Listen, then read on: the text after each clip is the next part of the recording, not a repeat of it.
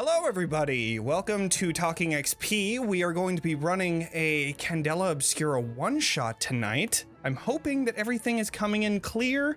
Let me know in the chat if anything is going wrong, but I am very excited for this one. It's... There we go, okay.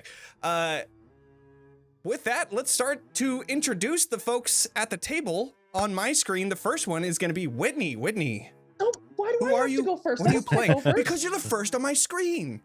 My name is Whitney, better known on the internet as Smoking Glue Guns. Are we doing a character introduction too, or just who the hell I am? Just who the hell you are. We'll get to cool. the characters in a minute. I make weird dice on the internet for money. Awesome. That's great. We're gonna go over to Adrian. Adrian, who are you? What do you do? Hi. My name's Adrian. Nice to be out of focus. Wonderful. Yeah, I interview people, TTRPG artists on the internet, and then the only thing I got TikTok like semi-viral was having a bunch of Discord kids who just calls me dad all the time. But yeah, nice. That's me. I play D&D. Right on. And now Candela. Ooh. Northwolf. Who the hell are you? As you said, I am Northwolf 911 or Northwolf 911 Gaming, depending on where you find me on all my socials. You can find me playing JRPGs, RPGs, and TTRPGs Monday through Thursday at 7 p.m. Eastern Standard Time. And that's what I do. I am a game designer / software engineer and also GM/DM. All right. And last but of course not least, Lyssa. Hey, I'm Geek Girl Lyssa. I am a professional DM. I am a TTRPG and like streaming content creator. And I play TTRPGs over on Beggar Street as the storyteller for a Mass New Generation game called Superhero High. And on Fridays, you can find me over on Dinner and a Game Show playing The Walking Dead, and here soon we're starting up on Cyberpunk Red. And when I'm not doing that, I'm on my own channel, being a human shitpost playing video games of all sorts. I'm gonna actually get back into playing Cyberpunk again here soon. Fantastic. And of course, the reason why we are all here is to help raise money for the Doctors Without Borders. Oh my God, it is insane how much we have raised. We have broken past not just 20,000, not just 21,000, but we have crossed over into the 22,000 region. And I'm trying to get an update on that right now because it's right up there. 22,180. Incredible. Which brings me to my next point. If you are hoping to help any of the players tonight by giving them a free dice or a free gilded die, make sure to check with doing a good old exclamation point reward. I think it's rewards with an S. Yes. That will show you every single thing that you can do. If you donate, I will be keeping my eye on it. And if not, I also have a channel point pop-up thing that is worth just one channel point, letting me know that you donated and then letting me know what you want to use for that donation. Honor system, please don't abuse it, but let me know because I have 8,000 things that I'm doing on my end. Only 8,000. Let's add an additional one. 8,000. Yeah, 8,001. Yeah. But outside of that, yes, please follow the link in the chat. And if you can, as well as the fact that there will be a, right below me, there will be a QR code that you can also use. And that'll be kind of just going through every so often. So with that being the case, and I think we're all ready to go, let's start this Candela one-shot, shall we? Oh, yeah. We begin... let's see. Yes. We begin at the center of the Briarwood Green. There's a 2-story townhouse that you can see is covered in this rain that is flowing down the concrete bricks. You see electricity crackle and sparkling from rail cars that go by, and you can see a candlelight flickering within an open window. Through that window, you see a living room that is covered from floor to ceiling with haphazard and overlapping geometric sigils, dripping black paint.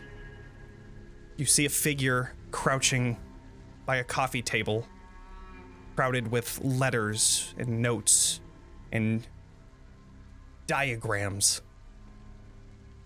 In fits and starts, the figure switches between furiously shuffling through papers and scribbling in a handheld journal, and they stop for a moment, reaching into their pocket to retrieve a small pocket watch that they open. As they flip inside of the case, you can see them stroking their thumb on some unseen picture within, until they finally close it. A deep breath until they put it back into their pocket. You see this person now looking past towards the window that you are currently looking through. They begin looking up, speaking in some sort of language that you don't know. And then they finally stand, nodding their head. And with a deep breath, they turn around, their gaze falling onto something just below the window. They walk towards it, grabbing onto this small 5x8 portrait. You can see a small tear beginning to press down their cheek as they look at this picture where we see a young woman who is dressed in a soldier's uniform, seeming to be Air Force type soldier. They are being hugged tightly by the same person that is standing here. They have the same eyes and the same huge smile. That smile now a grimace as their eyes sadden. They look at this picture for an extended period of time until finally, no more war, no more death. I promise. And with that, like a hurried storm, they set that down and go around this small kitchen bar until they go to their coat rack, where they begin collecting their coat and the things that they had left on the counter. They shove scattered papers into a thick black journal overfilled with other loose papers, photos, and articles. Their movement only slows when they finally reach the door, reaching the handle. Stops and looks back around at what may be their last look at their home. They look back at the portrait that they left on the counter, who exists only in photos and memories. Then they open the door, closing it behind them, and we finally begin to back away as we see this candle, still lit, forgotten, and alone, flickering, holding on for one fleeting moment before finally just a wisp of smoke. But now we are going to be moving into a different setting, a more upbeat and jovial setting, as we find ourselves in the back of a coffee shop known as the Quiet Roast. In the back, there is a secret casino type area where the wealthy and lucky few get to enter and gamble and drink their night away. as we're entering into this area of this, where your chapter house is also located, we're going to move over to Kaz. Northwolf, if you could introduce your character, what do they look like, and what are they doing this night in their casino? All right, so Kaz is about 5'11", 6 foot, depending on what shoes he's wearing, because he walks with a cane. As you see, he has a limp, and he's got definitely some facial hair, brown eyes, and at this particular time, since he's the one that runs this establishment, he'll be making some drinks, and he has his cane that he sets aside and just takes around and kind of just shakes the drinks around and just starts going around the bartend. He likes to bartend. He likes a little drink from from time to time. He's definitely got a heavy New York accent, if you know what I'm talking about. So we definitely say that Kaz is a gentleman that loves his drinks and entertainment, but also knows when to bring down the law. As he probably yells over to Jose, "Hey, Jose, let the next person in," because he sees a little red light underneath the bar, signifying that somebody else is coming in. So, all right. And with that, we're going to move over to Jose. Jose, what do we see when the camera finally moves over towards the entrance of this casino? You see an individual kind of has his head down all the time, kind of making sure everything's fine, always darting around, kind of like, things got to go smooth. If I don't want to hear an earful from Kaz or even Iris. So he's like, boss, I got it. Goes to the door. That somebody else was on this job. Whatever. It doesn't matter. And walks over to the door, opens up. Hi, welcome. You see this older gentleman that seems to be a little too old to be here. You're kind of surprised, but also this is one of the more not locals. What am I looking for? Like common customer that comes here, the usual type, the usual suspects, regulars. Thank you. God yeah, damn. He's a regular. It is one of the regular. As he just looks at you and says, Jose, my boy, it is good to see you. Yes, of course. Thank you. Appreciate it, Pops. Yes. Do you need any assistance to your regular table here? Oh, I appreciate it, but I'm okay.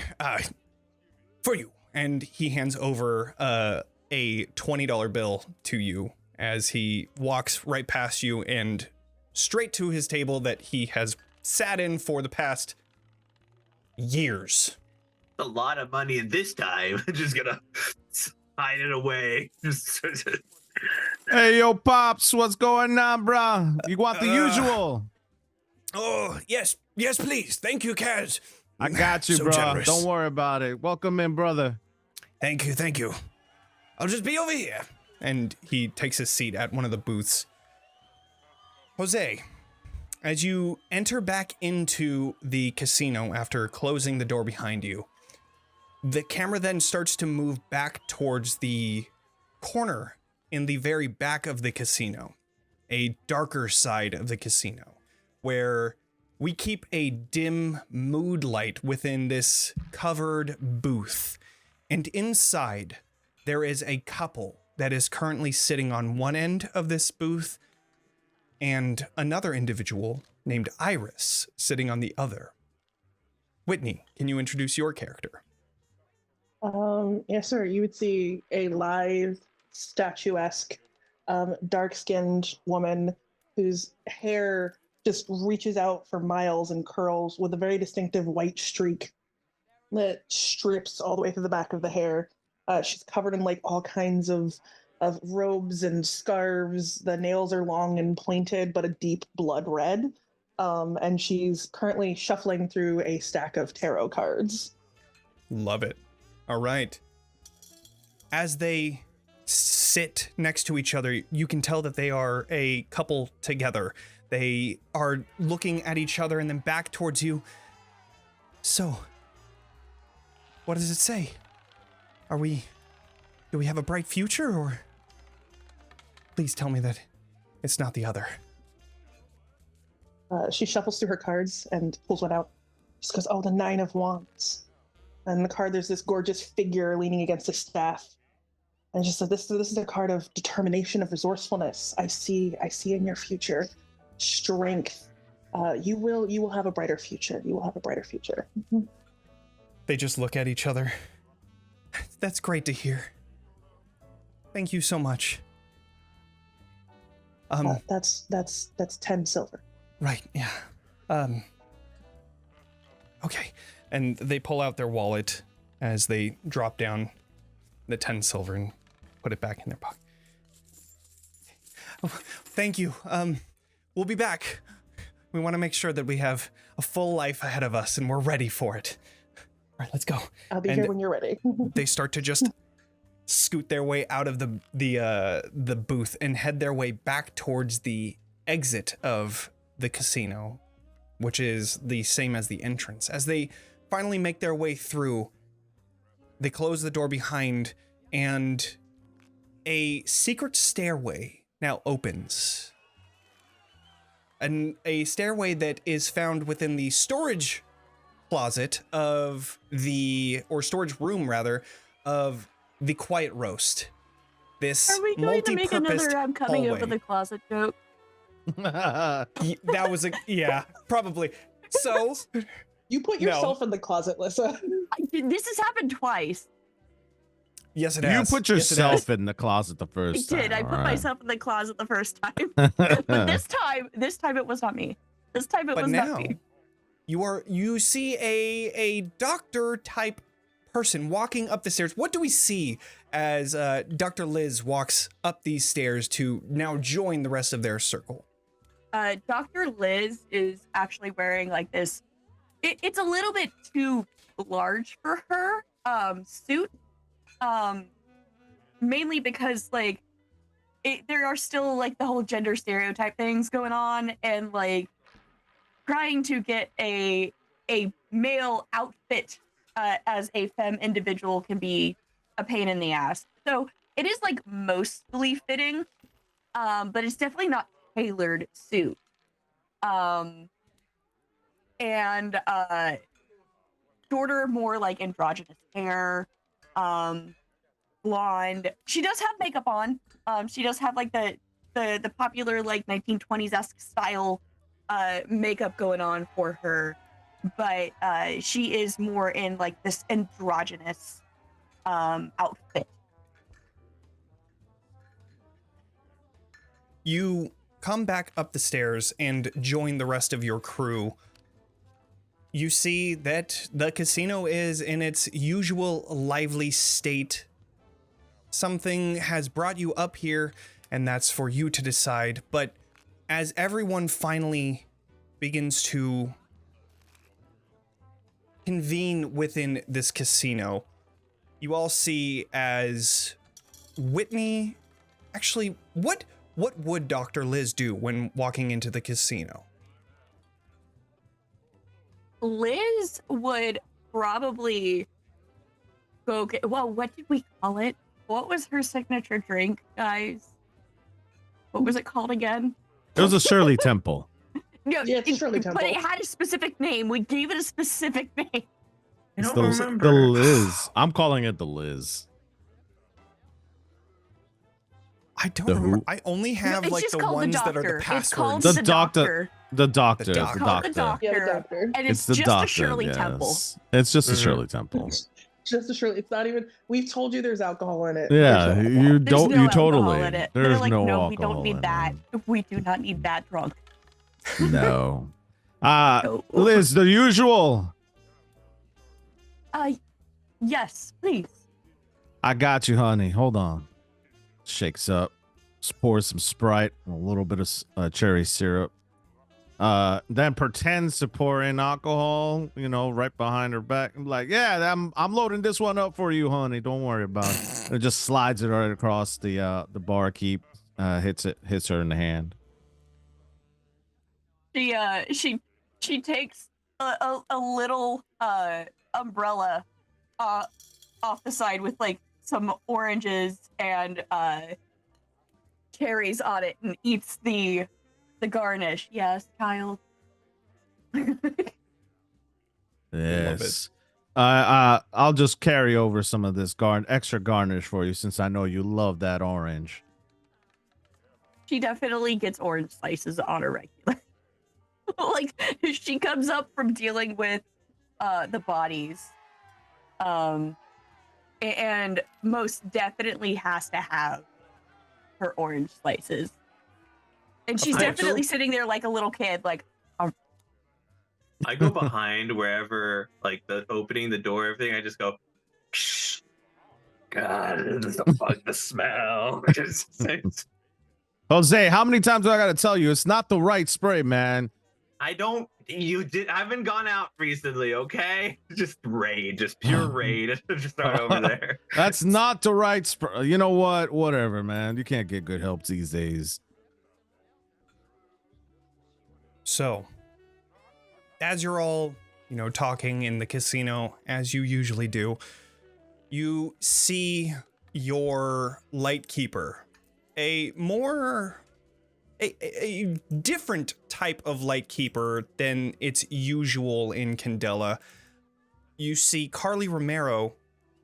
She's wearing this black vest that's unbuttoned. Her sleeves are opened up at the cuff and it's slightly rolled up on each side. She is a menacing 6 foot tall, 6'2" if you add the 2-inch heels that she always wears.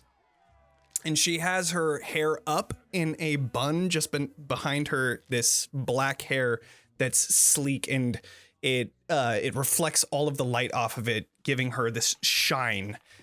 As she comes in, she just goes to the bar and says, "Right, Kaz? Be my usual." Ah, yes. Carly, I got you. Straight 151 coming your way on the rocks. You know you like that. Honey, you looking great tonight, like always. You know what I'm saying. Kaz, maybe more of the drink and less of the talk. Look, somebody's got to tell you. You're armed and dangerous. And goes ahead and pours her the drink. As he pours her the drink, he kind of lines up a couple of different shots for the rest of the people, because usually Carly means we're gonna get called, so he just lines up those shots and lights up the bar with a little bit of flame, so he just kind of make a little show on the bar. So, well, just for you, it's hot. You're right about the other shots. I heard that somebody's gonna be coming here pretty soon, so let's just be ready.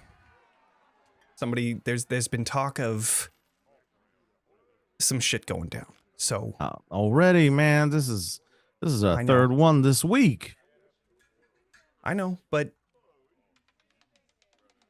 somebody's got to run this establishment. What are we going to do about this? That's where I come in. I'm your Lightkeeper, so I can stay here. Good thing I don't pay you. Just hobbles away over to Iris, grudging his grudging every step of the way, just greeting guests. Hey, yo, that's a good hand. And he just keeps on going. Hey, what's up? What's going on? Says hello to Jose. How many times do I gotta tell you, man? You gotta clean up this glass over here. It's been sitting here for about 10 minutes, man. You're at the bar, Kaz. I'm pointing out, and there's someone just belligerently drunk at a table. Why don't we have anybody else that I just run? All right, Iris. Iris, hon, we got things to do. She's here. I'm sorry. Am I supposed to just follow you after watching that happen? Watching what happen? I don't know what you're talking about. It's fine. She'll just walk past him. It's fine. I'll just ignore his existence and walk over to the bar. Well, love it. All right, fine. Just hobs over. Jose, I said this 10 minutes ago. It's now 11. What's going on here, man? You gotta get your, you know what? Whatever. I'll do it myself. And he's gonna grab it and then drop a glass because he's holding a cane in one hand. Mm-hmm. And then I'm just going to get frustrated and keep walking. I'm not even going to pick it up. Well, Well, get all right. Fine. Just hobs over. Jose, I said this 10 minutes ago. It's now 11. What's going on here, man? You gotta get your, you know what? Whatever. I'm just gonna I'll do it myself, and he's gonna grab it and then drop a glass because he's holding a cane in one hand. And then I'm just gonna get frustrated and keep walking. I'm not even gonna pick it up. just, business as usual, I guess. Mm-hmm. Carly, what you got for us, hon?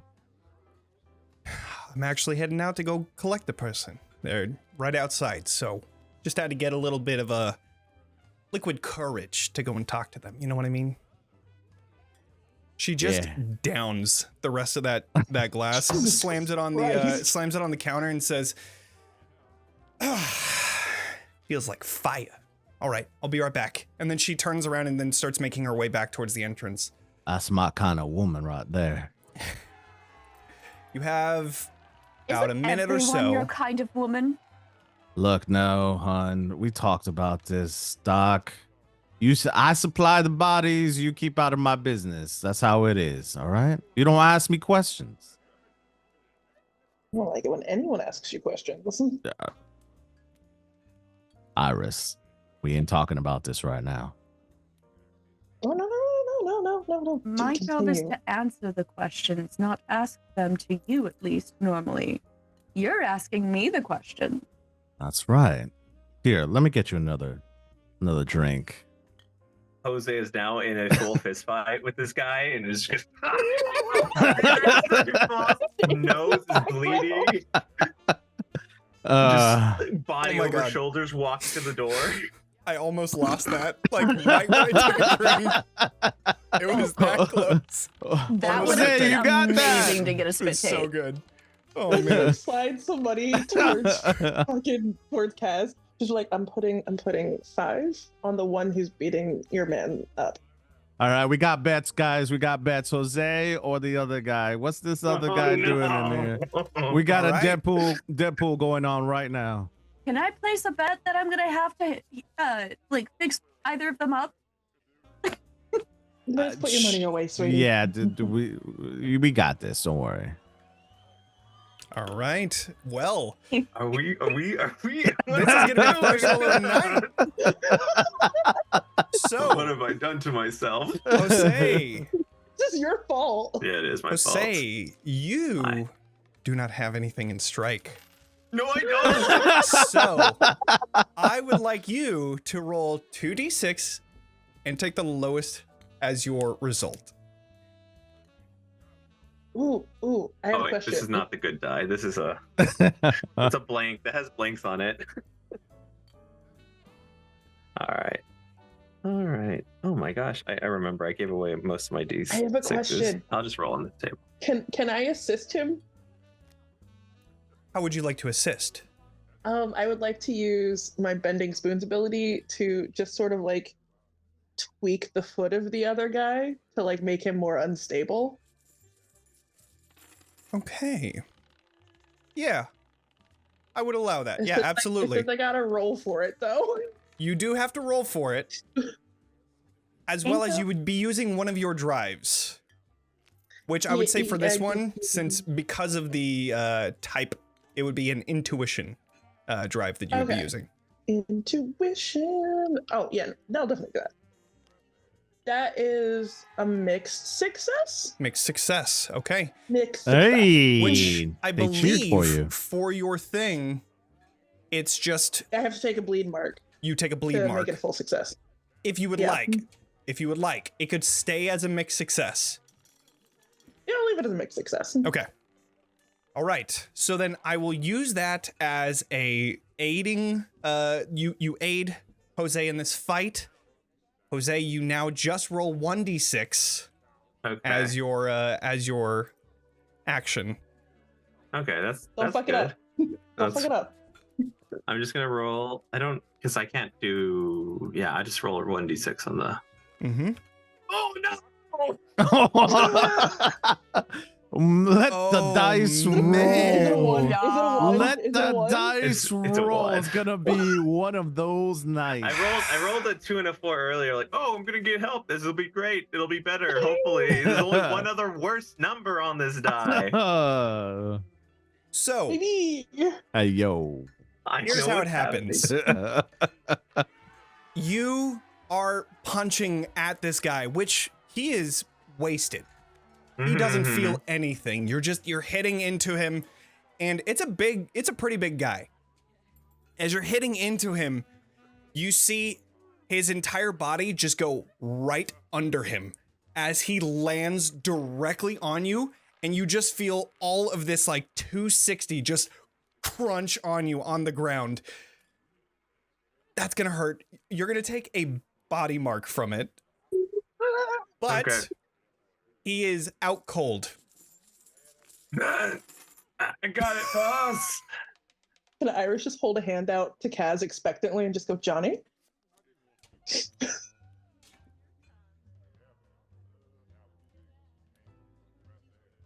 Money, Want me to please. go take care of that? I mean, he was asking for it. Money, please. Money, Just opens his please. coat, takes out the cash that he put away already because he was gonna take it. Puts it down on the counter. I'll go clean it up, I guess. Thank you, darling. Jose, you owe me $20. Get your ass over here. I don't have $20. Nah. Yes, you do. I gave you some. You see the No. old guy in the. I don't have $20 for him. For something else. Oh, right. Yes. He just goes back to his table. At around this time, you see the casino door opening once again, and Carly comes walking in. You see this young woman right next to her that is probably around like 5 feet right now. Pretty young, like 16, 17. Yeah. You see that she has black hair, and she's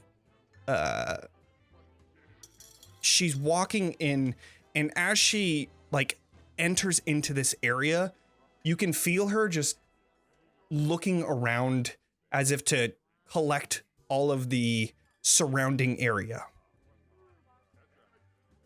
As Whitney walks in and sees this transpire in front of her, she's gonna walk up to the drunk guy, just lift him off of Jose, like one arm, like rip this guy off, and then just hold a hand out towards Jose.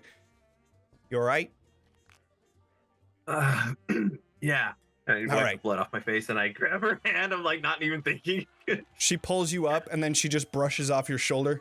All right, go join the others. Okay, cool.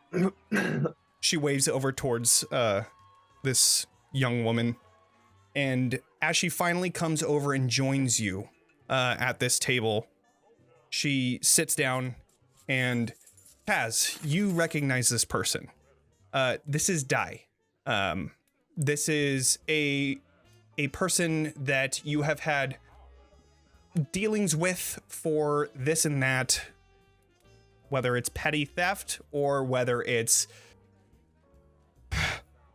a lot of stealing for the right reasons, of course, but or even breaking somebody out of jail.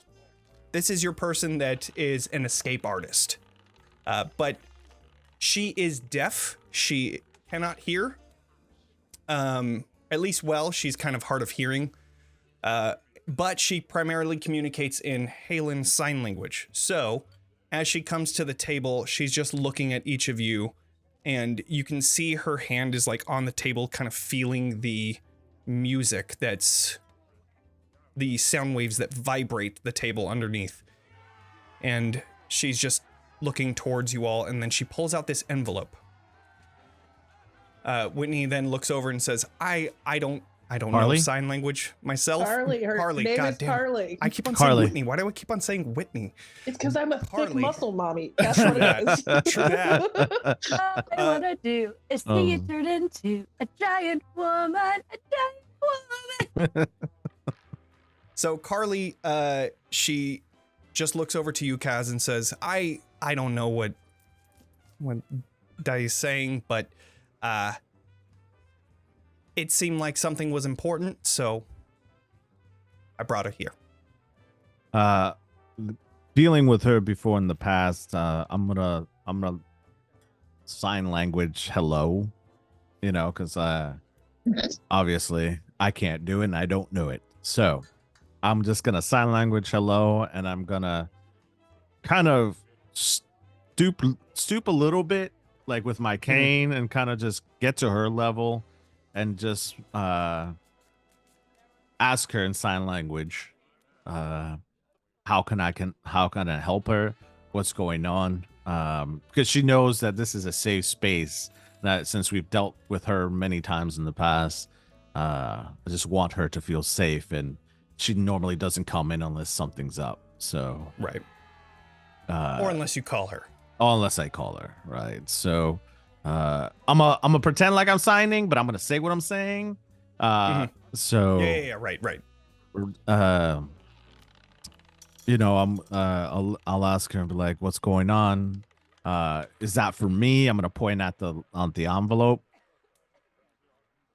She just looks over towards the envelope. You can tell that just by this first initial look that she is shaken for some reason. There's something that's bothering her quite a lot. And as she looks over to the envelope, you can see that it's already opened, and she grabs onto it and then hands it over to you. And as she hands it over, she says, Morgan's missing. I don't know where he is. Morgan, the one that was in my circle before we disbanded. He's missing. And this is the only thing that I found that seemed related. And as you open up this envelope and take a look at it, you see that it is a note that is encrypted in a old language that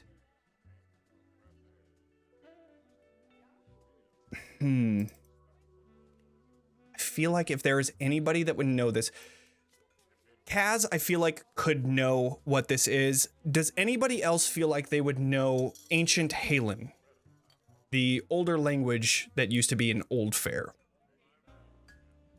Nay. I think Iris might have learned it.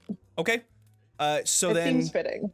I will say, can each of you do a focus roll? This is very low stakes. This is just to see if you remember it or not. So there's no like penalties or anything like that. It's cute. That's Focus fine. Roll? I Yes. rolled a mid success. I rolled Okay. a success. Cool. Look, my language ain't all that great. You know, I passed second grade. All right. How do I do this in the Demiplane app? I am not sure. I've If you built a click character in Demiplane, the but dot. If you I click the click? dot, click the dot where your circle thingy is. It'll come up with a little icon that you can click to roll, and it should roll on the screen. Okay. hey. I We click roll. have What's it doing? 2 donations already. One Nice. for Iris. Iris, you get your drive point back. Oh, I already took that back. I saw Cool. that in chat, and I was Awesome. like, nope, give it back. And then another one for a free gilded die for anybody to use. So Nice, just keep that in mind. nice. Ooh, we're all gonna fight over it. So It is what it is. Jose, do you think that Jose would have researched into Ancient Halen? I got a 5 and a 6. Okay. The 6 was on the Research is- gilded. He researches, yes, there is the question that brought him to these kind of parts is of why. So there is research in potentially learning these languages. Yes, Okay. there's reason. So then you are able to see that this is Ancient Halen. You know each of you, except I believe Iris, you rolled 2 or something, right? Yeah, I rolled. Okay. I rolled fail. Each of you are able to recognize that this is Ancient Halen, but each of you that remember, Kaz, not so much. You remember that this is Ancient Halen, but you can't read it. Jose and Dr. Liz, since you guys both got a full success, you know that your Ancient Halen is a little rusty, but this is not right. The symbols do not correspond to some sort of meaning, so you can tell Right. that this is encrypted. And as Dai holds or hands over this letter to Kaz, she says to you, this is something that Ezra would do. Our Lightkeeper. I wanted. There's a whole history between the two of us, and our entire circle, but I didn't think that it was safe. Morgan? I think Morgan is in trouble. I think Ezra is the one that's... I don't want to say it, but I think that Ezra might be involved in this somehow. They were trying to bring some sort of a being from the other side here. You guys know this better than I do. You don't mess with spiritual. I know. I didn't want to. I didn't want to. It's they were the ones that continued to push that. And they still don't talk about what happened. They went off and did something and they haven't told anybody. But I think that whatever did happen there, when it came back fierce. And now Morgan is missing because I know that he was spooked about something and I know Ezra was not. Honey. And I'll just place my hand lightly on her shoulder. Relax, I see you're frantic. We will do what we can to find out where Morgan is. But first, I need you to relax and tell me what the last known location of Morgan is. Usually, I see him at his place of work. He's a doctor. I usually walk by every day when I'm on my, my rounds doing stuff. And I'll stop by and just say, hey, and, check in. He knows a little bit of sign, so he's able to get a little bit out there, but mostly just making sure that everything's okay. And I went in today after yesterday not seeing him. And so that's when it started to become something that irked me. And so, as you know, I broke into his house and made sure that he was okay. And he wasn't? He wasn't there. And this was on the counter. And that's why I think that something bad has happened, because I know this type of stuff. It's Ezra. They are the one that writes in this type of code.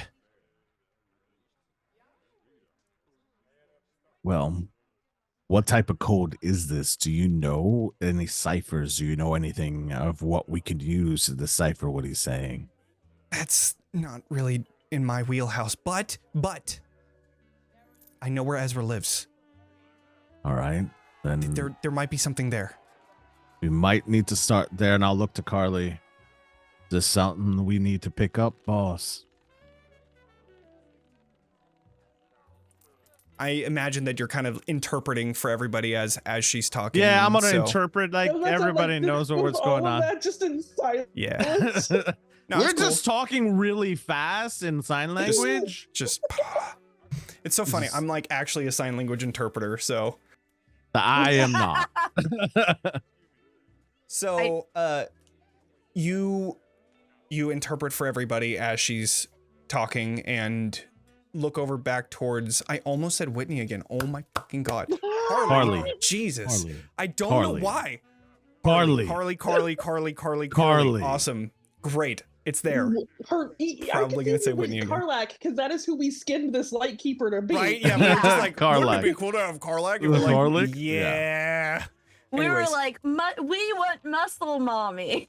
Yeah. Yeah. So you look over towards Carly and she's just, listen, if another member of Candela is in trouble, we need to go help them. All right. Well, what do you suggest? She says go to his house. He knows where she knows where he lives.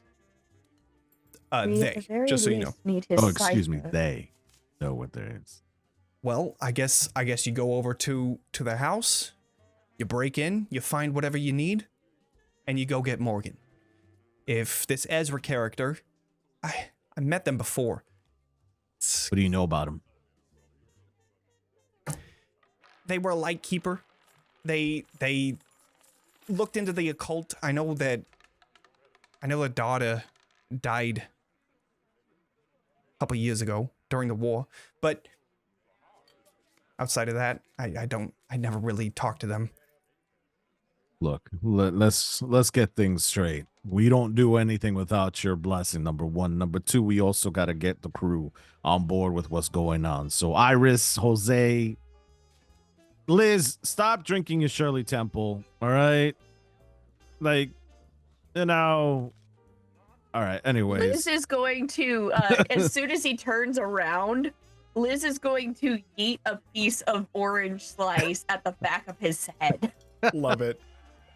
Oh. You see Di starts laughing. Hey, Di, that's not supposed to make you laugh.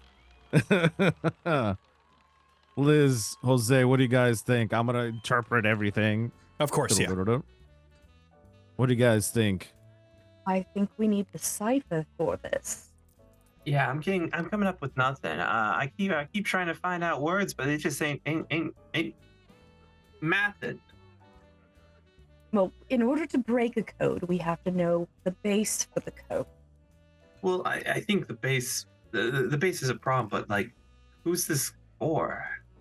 Can't anybody, like, Iris, can we look into the spirit world? Like, anybody gotta know anything? Like, I don't know how your tarot cards work. Like, you just tell me. Do you just assume that because I can read what's on the cards, that I can see into the magic? I would not expect a man to understand. All right. Look, I'm Iris, just asking. I'm trying to find Liz out offers answers. Iris all right? a slice of orange. She again. I would use bending spoons to yeet it at his head. Amazing. All right, go ahead and roll it. Let's see it. There's the 6. Hey, nice. Just Kaz, you're interpreting whatever everybody's saying, just like, and then another orange piece just slapped in the yeah. The disrespect around here. The disrespect. What's Die? Die. You need some laughter in your life. I'm gonna let that one slide. Whoever threw that, y'all ass is out of here, because I'm assuming I didn't see Iris throw that. Right. Yeah. You look around and you see like the casino doesn't go completely quiet, but as you raise your voice, like, hey, like very aggressively, everybody just kind of like, you could feel the tension as everybody looks back over towards your booth, and then once you turn back, everybody turns back to doing their things, and you can hear the casino going back to normal. Simmer down, everyone. The dogs all bark. Ma'am, we need to talk about your table manners later. As he slams his cane down, turns around. So what are we doing, guys? It doesn't look like we are we gonna take this case for our duo friend Die? Yeah, this looks interesting. Hey, If the message is meant for Ezra, does that mean we need to go to where Ezra was last seen? Well, we're gonna go to his house. She's got a location of that, so we got to go to his place and we got to break in. According to Carly, we could take this case and go find him, because I mean, a member of Candela, you know what that means. I mean, we're still brand new-ish. Good payouts. Jose, you still owe me $20, so let's start there. Number 2, just fish it out and I just slam it to you. Just one night burner. Well, thanks. And he puts it back in his coat. All right. Number 2, Liz, you know more about this Candela stuff, right? What are we doing here? So, generally speaking, we investigate things first, and then we find out what we need to do from there. Right. That I know that. Just Carly, do you see what I'm working with here, Carly? Listen, this is why I'm a Lightkeeper, and you guys are the ones that go out there, because I get to drink, and you guys get to do the investigative stuff. That's fine. We'll take Carly with us. You know. Excuse me? Carly, you don't want to come with us, Carly? We need some muscle. You know what I'm saying? Listen. All I'm saying is that I just have a lot of confidence that you're gonna be all right. That's all I'm fine. saying. Are Fine, you take saying care of that my I'm wrong? establishment. No, you're right. You're right. Look, I'm gonna. All look, right. Don't you look at me like that. I'm gonna go ahead. What? I can stab them. Exactly. We talked about this, Liz. You can't just go around stabbing everybody you see. Why not? I God. told you why not. The I'm gonna go suspicion clean up needs the to be in car. DL. I'm gonna go get the And car. She walks Jose, out. go get She does not wanna be part of the your- car. I'm gonna- Carly, we on the case. I'll take Stabby Stab over here. And Iris, can we do something about this? Like, geez Louise, as he just walks out. Doesn't even wait for the acknowledgement. He just walks out. Wait a second, and he turns around and he like hobbles over to die. We're gonna take care of this. You need to come with us because we have no idea where this guy lives. She just follows you out. So, you all leave this. I stab them though, Kaz. This conversation happens over a drive to where you find Ezra's townhome. Let me restart this. You all get into your car and begin driving over to the Briar Green, where Jose you... driving. That's a good question. Who would be driving? Driving. I would It's definitely not not Iris. be driving because you don't want a cripple driving. I feel like it would have to be Jose because there's no way in hell Iris is driving, and I don't think Iris would let Liz drive. Yeah. And Oh, Kaz No, yeah. would Kaz would drive. not It's let gotta Liz be- drive at all because she It's would gotta see be something and go directly for it. She'd be like, look, Right. a cadaver. No! Well, that means that the last one left is Jose. I knew It's I the put a only one that point into makes drive sense. for a reason. I knew this was going to There you happen. go. Right on. So, you all drive through this pouring rain, this dark, overcast day. You finally arrive in the Briar Green, where you find a 2-story townhouse that belongs to Ezra Ashford. You see the dark, unwelcoming interior can be seen through a window where you spot a single unlit candle.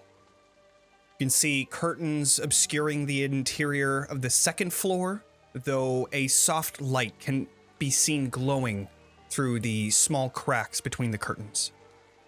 Ezra must have, in their haste, forgotten to turn off the second floor bedroom lamp. But you are now in front of Ezra's townhome. What would you all like to do? I like to inspect for booby traps. Fantastic. So I will say for that, we are going to do a, I believe that would be a survey? Focus? Yeah, to inspect the door and everywhere around. Yes, Liz. Liz is going to just knock on the door. Okay. Iris would have grabbed Liz before she goes to knock on the door. Okay. I rolled a failure. I was going to say, and I forgot to, Di would be helping you looking. So go ahead and roll another d6. Okay. And then that would be additional dice. You just roll like focus again.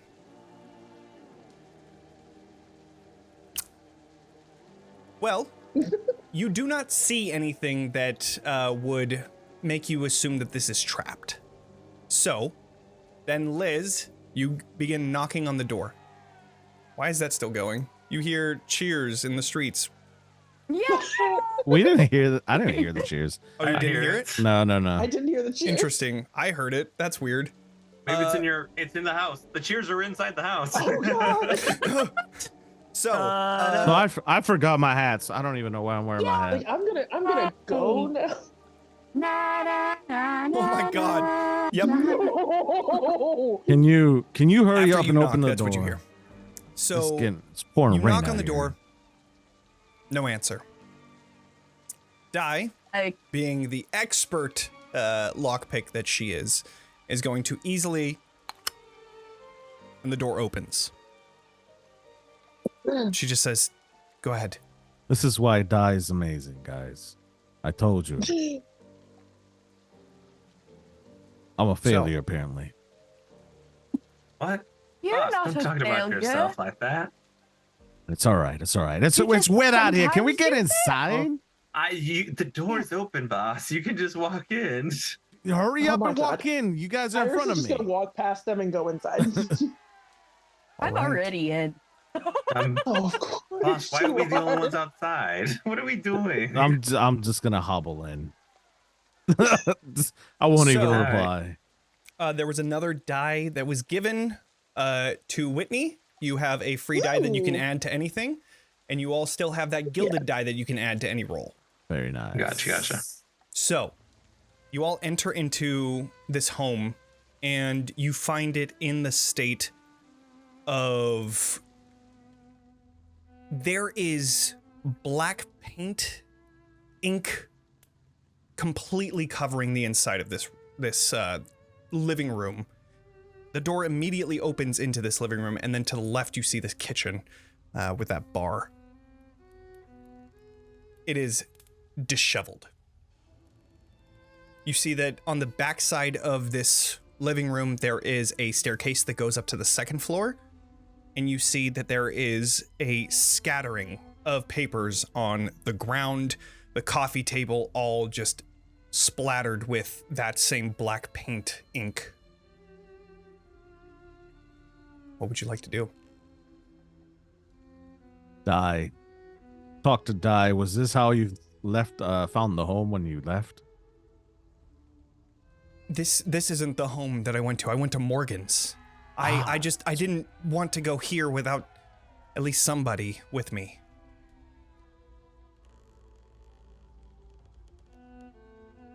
Think Kaz is gonna inspect the location, and he's gonna turn to Jose, Iris, and Liz, and you guys know what to do. As Do we? you do. We've been together He quite always enough. assumes that we know what to do, but if he's not giving us instructions, are we supposed to know? Like, I mean, I know what I'm supposed to do, but he makes these assumptions, doesn't he, Iris? Look, we've been together long enough. You guys know, right? Jose. Cass, you know what they say about making assumptions. Not gonna. No. Guy Liz. just says, ass Did I you break and Whitney? me. Liz, Not hard. Liz, go see if you can find any trails of blood. Jose, see what these markings are. Iris, If you say tap into the spirit world, no, I was gonna ask you to help me rummage through these papers. That's very I can do that. generalization. Not all of us magic people could see to the spirit world, boss. I didn't say that. Iris assumed again. You know what they say about that? No. Boss, we gotta talk about like generalizing the spirituality and magic thing, okay? It's very people have specialities and things like anyways. I'm gonna go find the thank markings. you, Jose. Thank you. Yes, Jose. of course. Incredible. I'll help him look into the papers. Okay. Let's start with we'll go on the overlay. We're gonna start with Iris and Kaz as you guys are looking into the papers just before you. There is a lot of ink covering these papers, so in order to find anything useful, I would like for one of you to do a focus roll, and the other could aid by giving one of their drive points. That's kind of how aiding works. How many points do you have in focus? I have one. I also have one. I'm gonna go ahead and give it to Iris. I'm gonna give Okay. up my Oh, drive God. point to give it to Iris. You brave boy. And you know what? I will burn that extra dice that I got given, so I'm rolling a die pool of 3. Okay. Ooh, that is 2 6s. I will also say that's a crit, so that's fucking awesome. I will also say those extra die, you can use them at any point. You can fail and then say that you want to use it Because that's the good thing about people that donate to Doctors Without Borders, so that we can get to our goal of $25,000. Check the link Do in the the thing, chat. chat. Do the thing. And do if the you thing, can't chat. donate, Do the tell them to come thing. here to Bring 'em watch in. us. Bring him in. Yes, please, please, That's please, free please. 99, and tell them that Kaz sent you. So Yeah, that's double sixes. that is a crit, and Donate to help me be stabby. yes, the stabs. Here you are able to find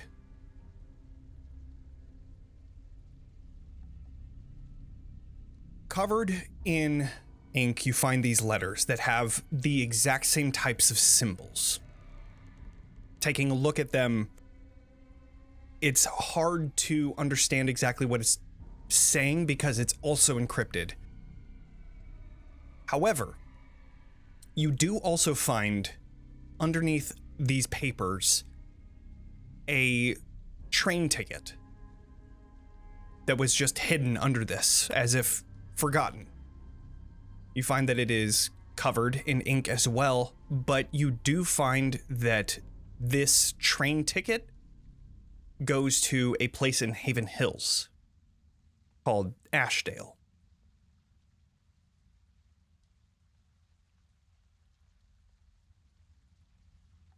I guess I would, because I don't think Iris signs, she would have passed this to Kaz to ask Di about. Asheville. Hey, Di, what do we know in Asheville?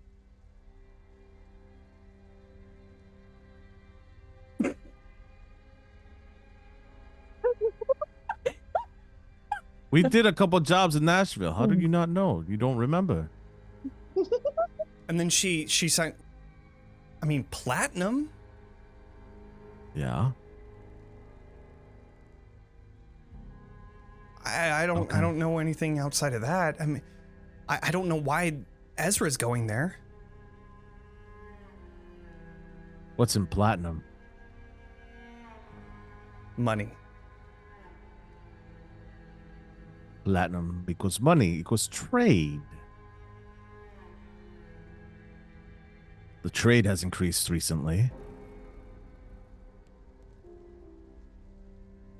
Would Ezra be involved in trading?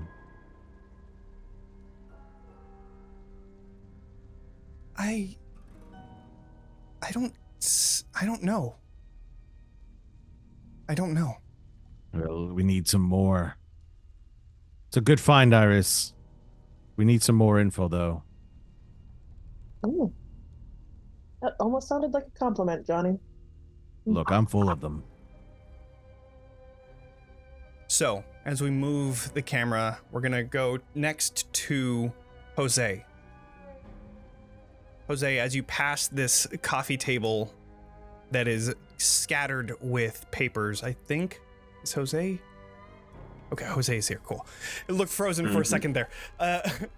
As you're passing this coffee table that is scattered papers, you are going where? Let's look at the symbols, the scratches, whatever. Kaz was telling me something. Sure. Yes. Yeah, there are symbols and scratches all over the walls that are also painted, and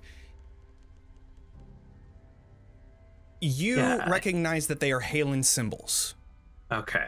But you also recognize, just looking at it, there are large circular sigils that are containing these, as if like this is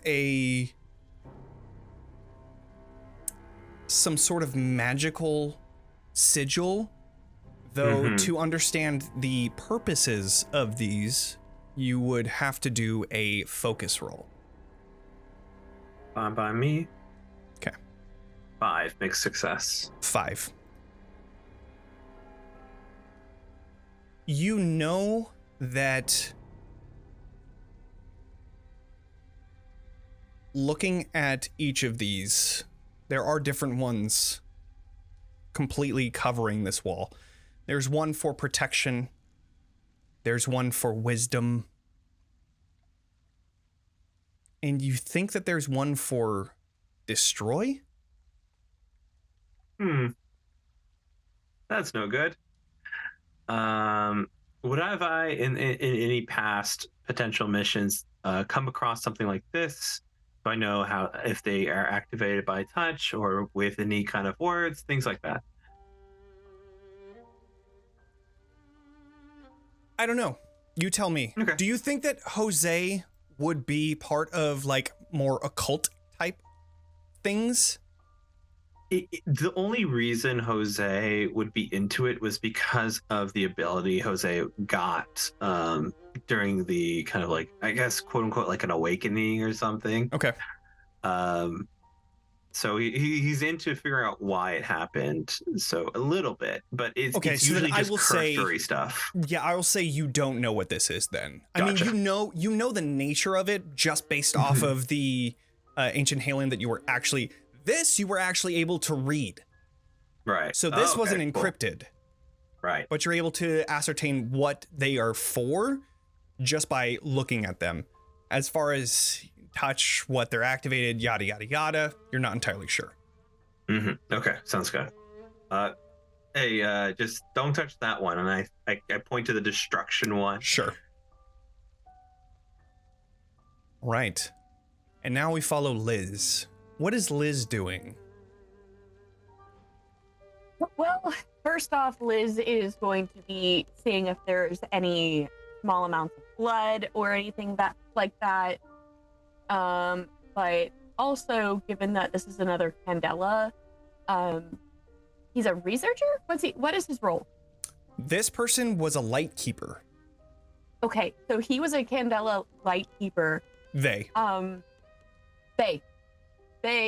were a Candela Lightkeeper, and so Liz is going to also look through his notes. Since I've got the occult researcher thing. Okay. So I'm going to use that. I'm going to take a brain mark for an important occult detail that we would recognize from study. Interesting. Okay. That's a body mark, not a brain mark. Is it? Yeah. Okay. So,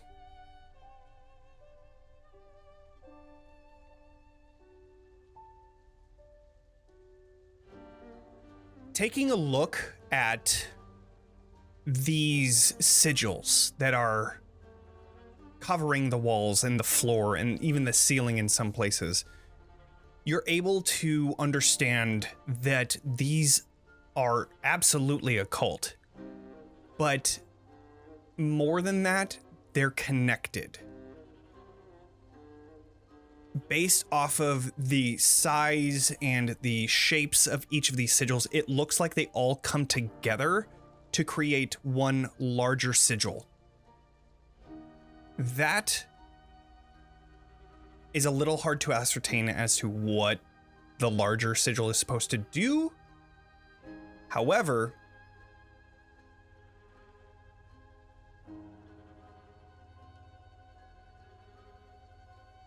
you also understand that there is one that says summon. You guys just hear Liz, hussing up a storm.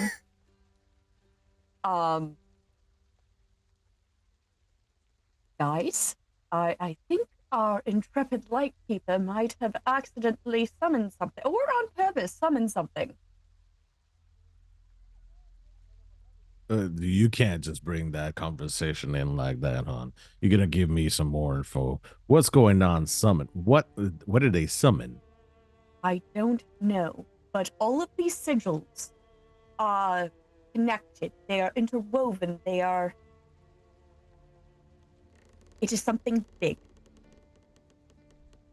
Whatever it is something very likely dangerous.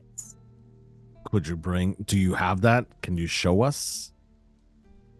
She points to the thing that literally just says summon. In ancient Halen, that is what you see. I don't understand Halen as much as you do, so. taking well, a look. That right there means to summon, and given that this is a rather intricate sigil, whatever it is going to be nasty.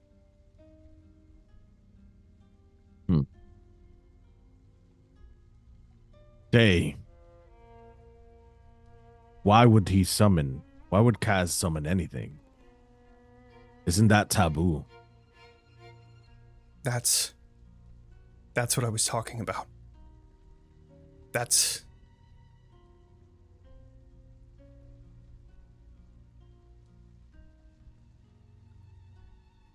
There was a point where we found this ancient Halen Steely,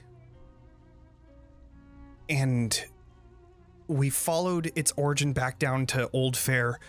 We found out that it was connected to this being called the Eternal One, and that thing spoke to us. And it told us that it could protect us. No more war. It could destroy Otherwhere. And so I think Ezra took a particular interest into this. They got quite obsessed, actually. That's what Morgan and Ezra were doing. Which is why I think that this is... Interpret that to the group. Of course, yeah.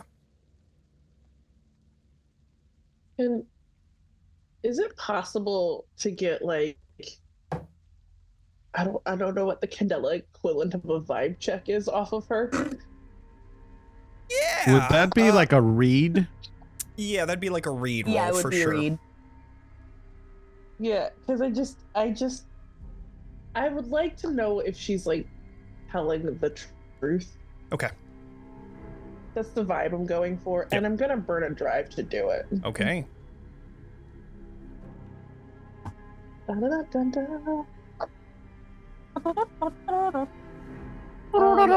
is a mixed success on the Gilded Okay. of 5.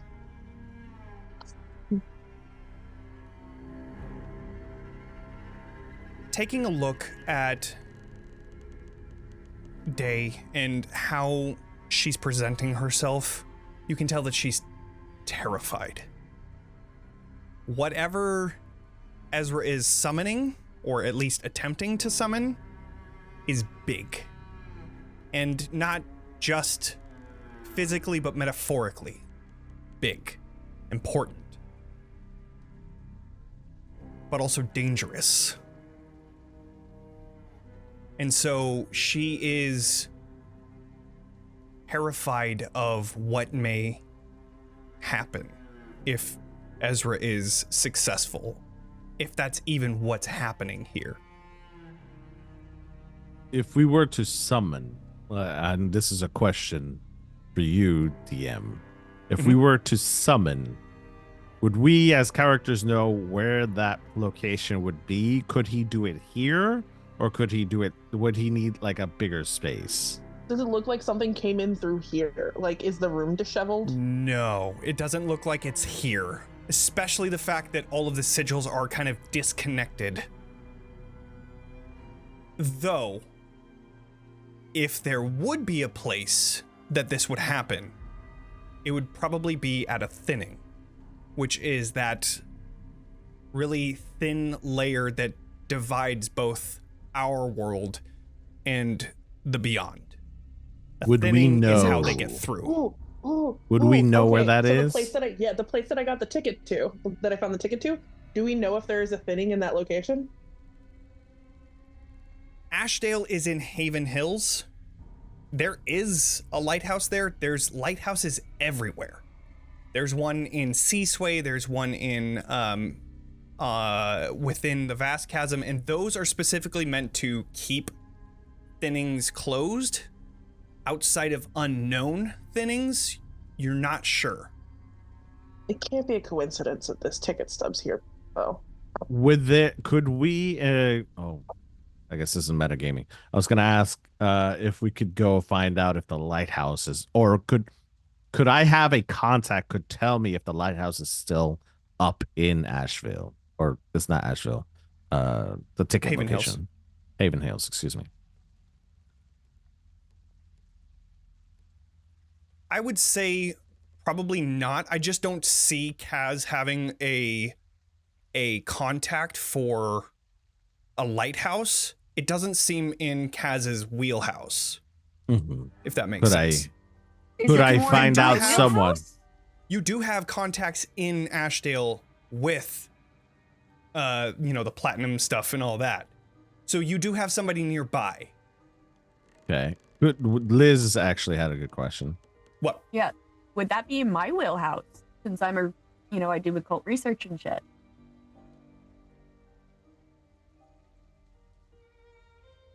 Sure. Let's see. What would you roll for that? Let's do. Good question, DM. What am I rolling? This is my I first believe time it's playing your this. decision. I guess, what are you attempting to do? I'm trying to see if maybe I can get a hold of another researcher in the area to see if they've detected any new thinning. Okay. This is pre-phone era. So in order to get into contact with somebody that knows anything about the lighthouse there, you would have to travel there. So if you would like, there is this train station in New Fair. You guys can leave, head over to Ashdale, which would be the closest stop to the lighthouse, and then go from there. I say we do that. Okay. Let's go. All right. Are we leaving Dai? I don't think we should take Dai. No. Dai would not go. No, Dai needs Yeah. to stay. Why don't you send Dai back to Carly at the casino? Dai, you know how to get in. Go back to our place. Carly will take care of you. We'll take care of the rest.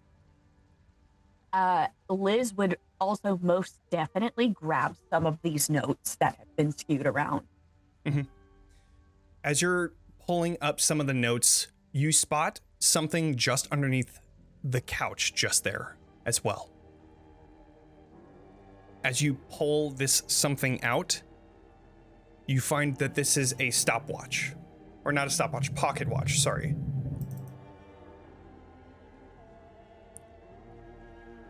I will share a thing with y'all. This pocket watch, you can tell, has Ancient Halen written over it all around the clock, and you find that there is also some sort of word in the center Is of there this supposed to pocket be a watch. thing that popped up on Roll20 for us? Because my Correct, yeah. Roll20 just blinked at me and nothing popped up. You probably have a pop-up blocker. I got you. I will send it in our group chat. That way you can see it. I was gonna say that would be great because I can't get Roll20 to launch. I have too many windows open. It is all I see good. it. Okay. Hotel Wi-Fi. We love that. Pretty pocket watch. And there is the... Why is it not sending? Just go. There you go. Cool. All right. That is That's a the pretty pocket pocket watch watch. that you see. However, feel free to work on that as we go, because you decide that Ashdale is the next destination. As you all begin to make your way to the Steam, which is the train station here in New Fair, you all purchase your ticket. You all begin to board the train and you take your seats, and you are now off towards Ashdale. And now we're going to take a break. So, during our break, though, we are going to be giving away a free copy of Candela Obscura for Roll20. Yeah! So, if you are interested in getting the free copy, go ahead and you have to first follow, which you get 1 ticket, and then if you subscribe, you get 2 tickets. If you'd like to try and get it, then we're going to start that now, and then all you have to do is put !eternal in the chat. Ooh. We're going to start the giveaway now. Incredible. Nice. We're going to start the giveaway now. We'll be back in 15 minutes, and we'll continue the story. All right. See you all soon.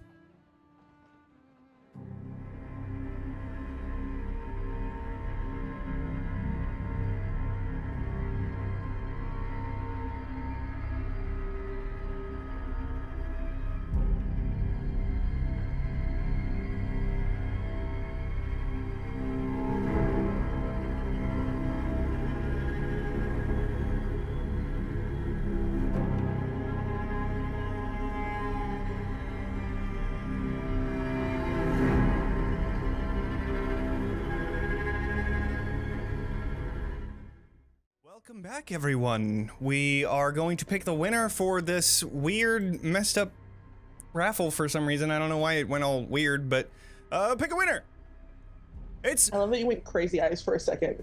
Mask Raccoon? Yeah. Yeah! That's my buddy Matthew. Mask Raccoon. I will be sending you what's it called on Twitch? Whisper or whatever it is.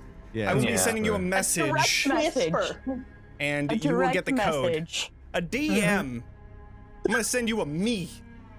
We're professionals. Yeah. Yes. All right. It's okay. So, while Adrian works very diligently on the cipher that I just gave, Oh, the look of Jose. focus. Jose. Jose, of course, yeah, Jose. What's going on?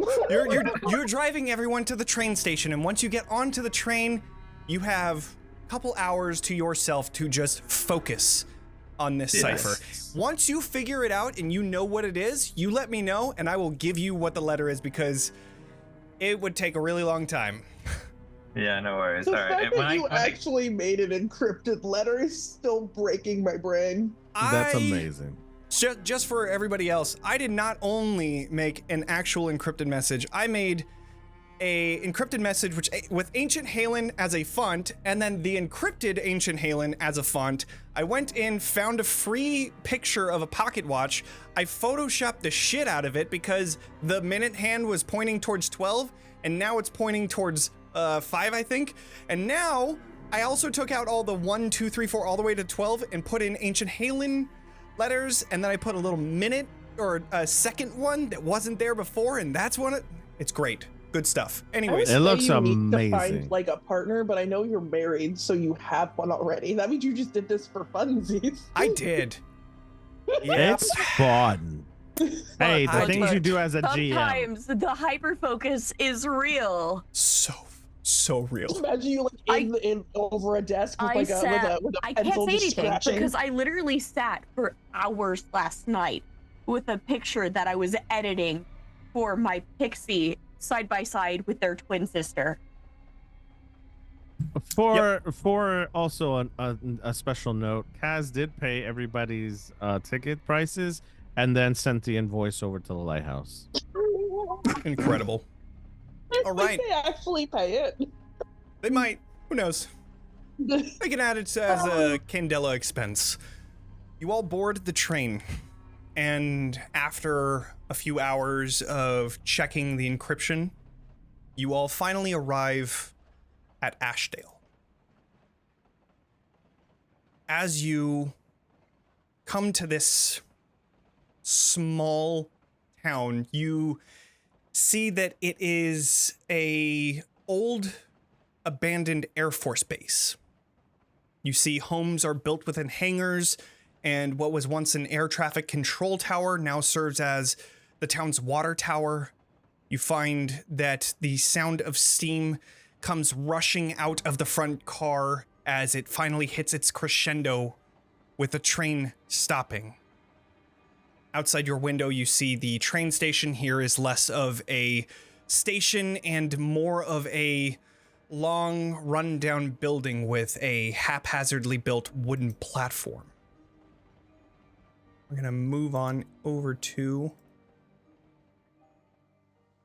As you exit, you feel the urge to cough as you notice light ash falling from the sky. It is no longer raining, so I'm going to turn that off. You see this The rain light sounds so good, ash though. falling and culminating into a small layer that covers the ground. At the end of the platform, you see a small ashen-covered sign that reads, "Welcome to Ashdale."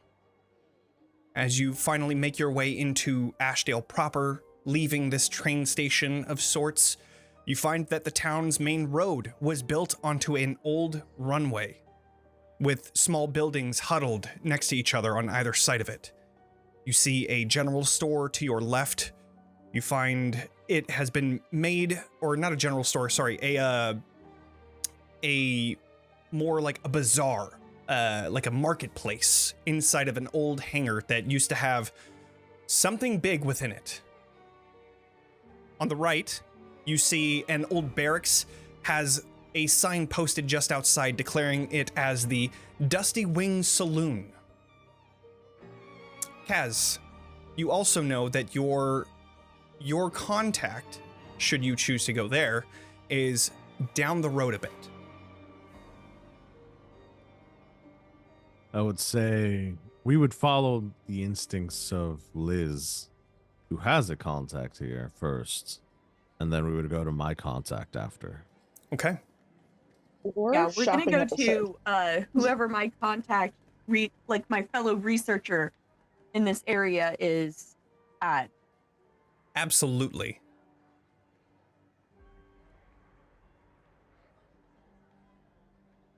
Okay. So your fellow researcher that you have here, they have a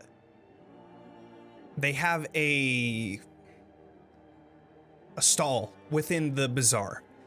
They aren't the more, they're slightly unorthodox in their presenting of themselves. However, you know that they have a stall there and they spend most of their day there just collecting the secrets that they hear all around the marketplace.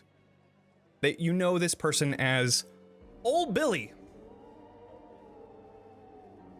Old Billy. No, Old no Billy. D. Old Billy. Old Billy. Old Billy. Oh, better. So, as you all make your way towards this marketplace, change over to here. You see that this is a very large hangar. You enter in and the ash that has been falling in the sky now stops because of the coverage that you have.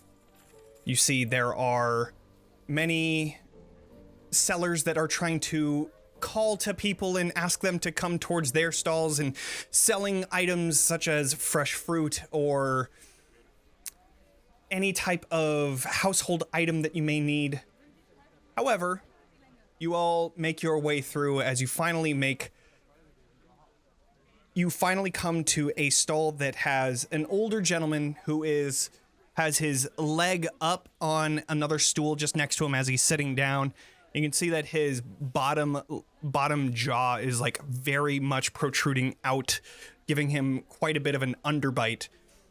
You see that he has a table that is filled with junk art, but you find it's Old like Billy here. the creatures made out of like screws and stuff, like Exactly. welded together. Yep. You find just on here there are little spider-looking things that are made from metal and a little screw that come out, and then you see that there is a skeleton that is currently wearing a gray jumpsuit, among dozens of other things just scattered across this table. As you finally approach, you pass by the street vendor on your right to finally come around the corner to see this table. And as you cross around that threshold, you just hear, Old Billy calling out and saying, Well, that's a person that needs a lightly used pair of undergarments. Oh, and then, oh, hi, Liz. What brings you over to Ashdale?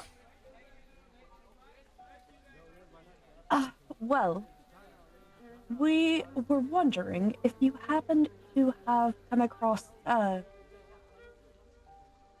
thinning Here? recently. In Ashdale? No. I haven't seen any thinnings here. Why?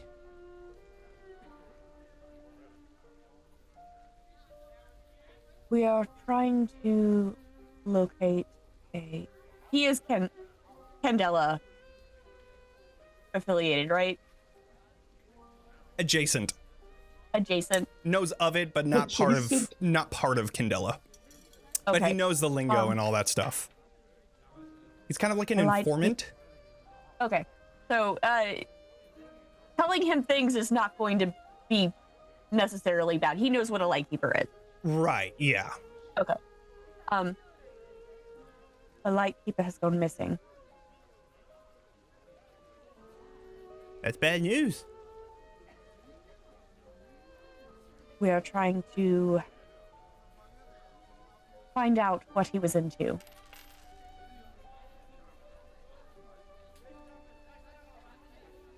All right, well, it seems that you're here for a specific reason, so I have just a thing. You do know about the platinum mines that's just outside of Ashdale, right? Yes.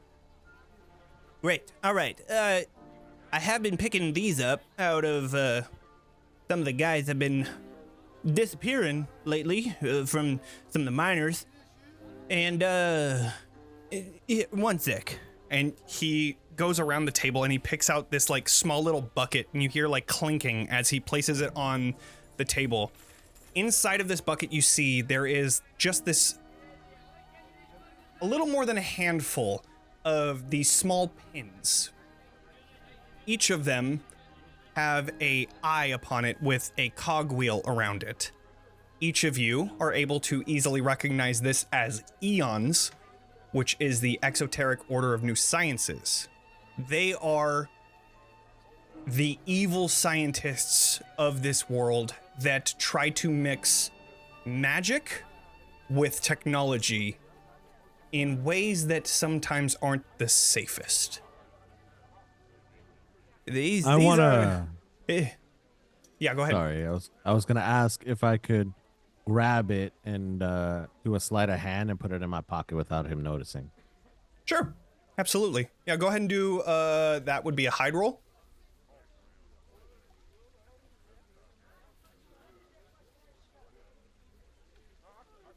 Oh, Ooh, that is 6 on the success. gilded. Nice. All right, you gain a drive point back through I believe that is nerve. If you used a nerve die drive, Jesus. If you use a nerve drive, you gain 1 back. Cool. You easily like take a look into it, and as he's turning around to place something back, you real quick take that pin. Well, yeah, this is a bucket of pins that I found. Like I said, I have a whole bunch of jumpsuits as well. These ones, and he points over, and you can see embroidered on the side here is Haven Hills Mining Co. Like I said, some of the miners have been just disappearing lately. I don't know where they've been going, but every single one of them, when I would find their trash, they would have these in there, and it would also have these pins on them. I kept these so I could sell them back to them boys, so that if they need if they need another pair of jumpsuit, I could sell it to them for a good price. But these obviously aren't for sale. But if you want them, if that'll help you on your investigation, feel free to take some. Yes, thank you. Of course. And she will pocket them, and later we'll divvy them up. Cool. Well, I don't know what's going on, but I know that a few of the folks have been saying that they've been seeing those sciencey types over at the mine. So if your Lightkeeper is missing, just like these miners, I would say that might be the place.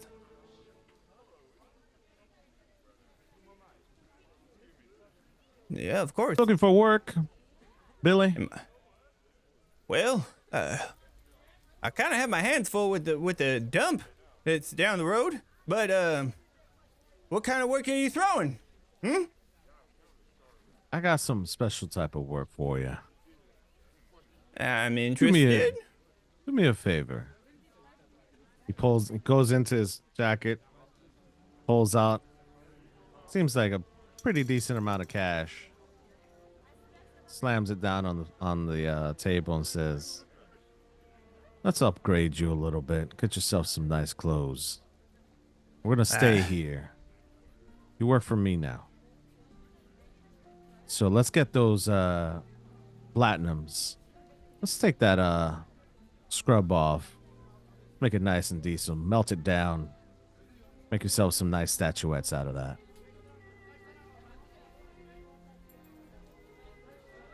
I'm intrigued. Everything you sell will be a 70-30 split. You keep 70%, 30% mine. And you're saying Call this platinum? yeah. Call this a little bit of an investment.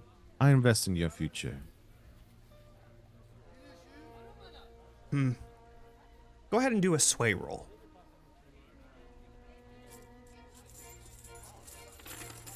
All right. How's your sway? Can I push that? You can burn a resistance in order to re-roll it. All right, I'm burning a resistance then. Okay. All right. And then you can't add. Oh, nice. All right, that's a 6. You just he thinks it over for a little and yeah. 70-30. That sounds good. 70-30, I think that's fair. Are you gonna be sending me this platinum, or am I supposed to get it from someone else? Let's just say that these scientist friends of yours won't be in business for much longer. I see. Cornering the market. Very smart. I get Very it. smart. So Liz Right. just turns to Iris. Do I get to stabby now? No, you do not get to stabby. Sweet. No stabbies. She's like knows that the shiv is probably already in your hand and just slowly pushing it back down again. I take care of my people. Take care of me. You take care of me, I take care of you. Won't have to worry about eating. I'll make sure you have food on your table and you get 30% of the profit. That sounds I like a got good deal to 70%. me. It's a win-win situation.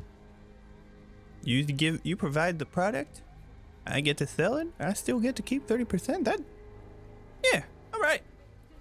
You're a You got good yourself a salesman. deal. Yeah. I saw the way that you were selling to Liz. I like a man with hustle. I've been doing this my whole life. Yeah, I've learned a trick or two. that's right. I love this character. It I brings me can't so look. much joy for some reason. I cannot look at Johnny's section of the screen when that voice is happening. What do you Can't mean? do it. Is something wrong? This is perfect. Oh, All God. right. Just remember, Billy, 70-30 split.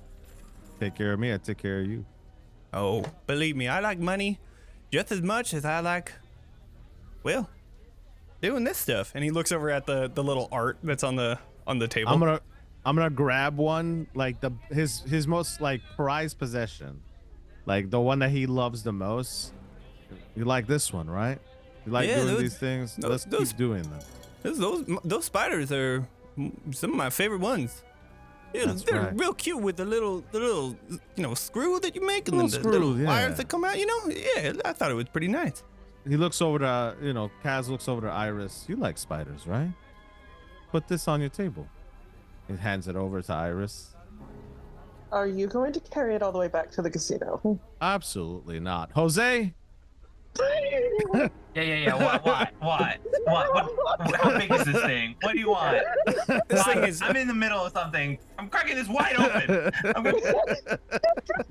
It's He not just very hands over big. the spider. Like hand Put size. this yeah. in your pocket and don't crush this. This is Iris's, all right? I look at Iris. It's acceptable. Put it away. Look, it's fine. Billy, thank you so much for your info. He kind Man. of just knocks on the wood. Remember, walks away.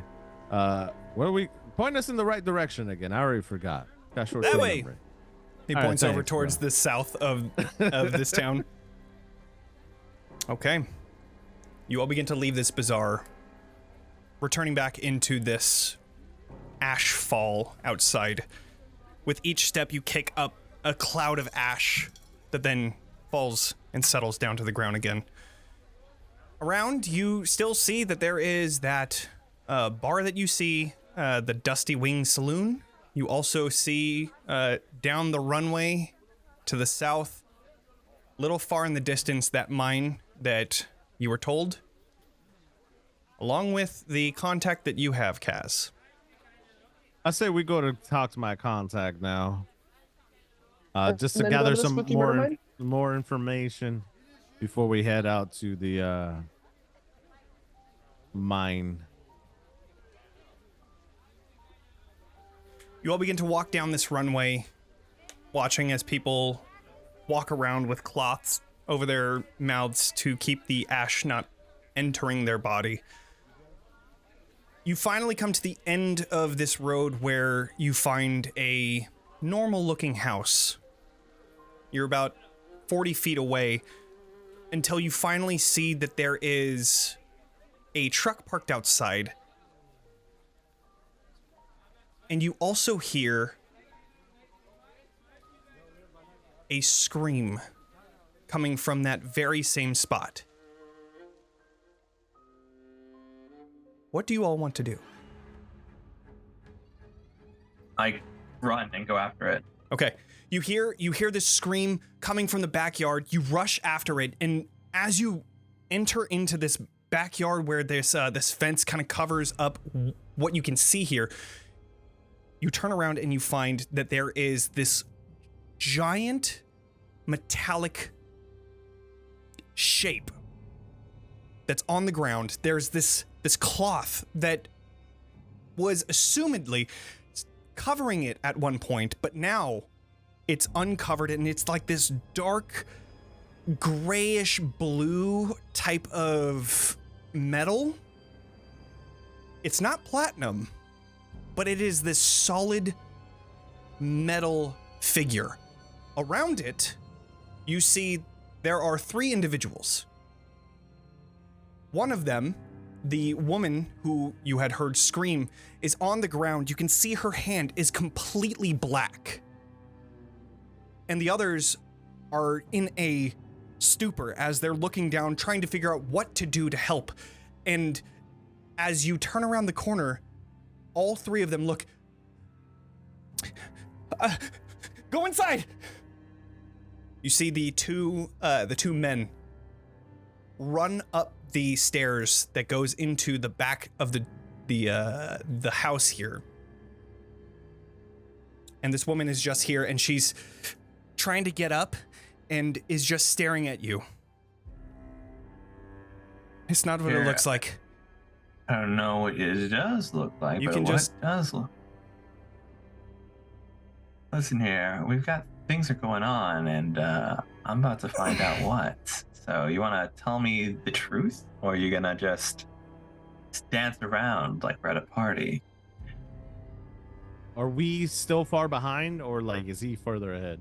It is up to you. I mean, you guys were all kind of leaving the bazaar at the same time. Jose had run forward, so it's up to you whether or not you appear right about now. It's kind of like cinematic. So if you would like to appear now, that's fine. I would say like we approach. We can't really hear him yet. Sure.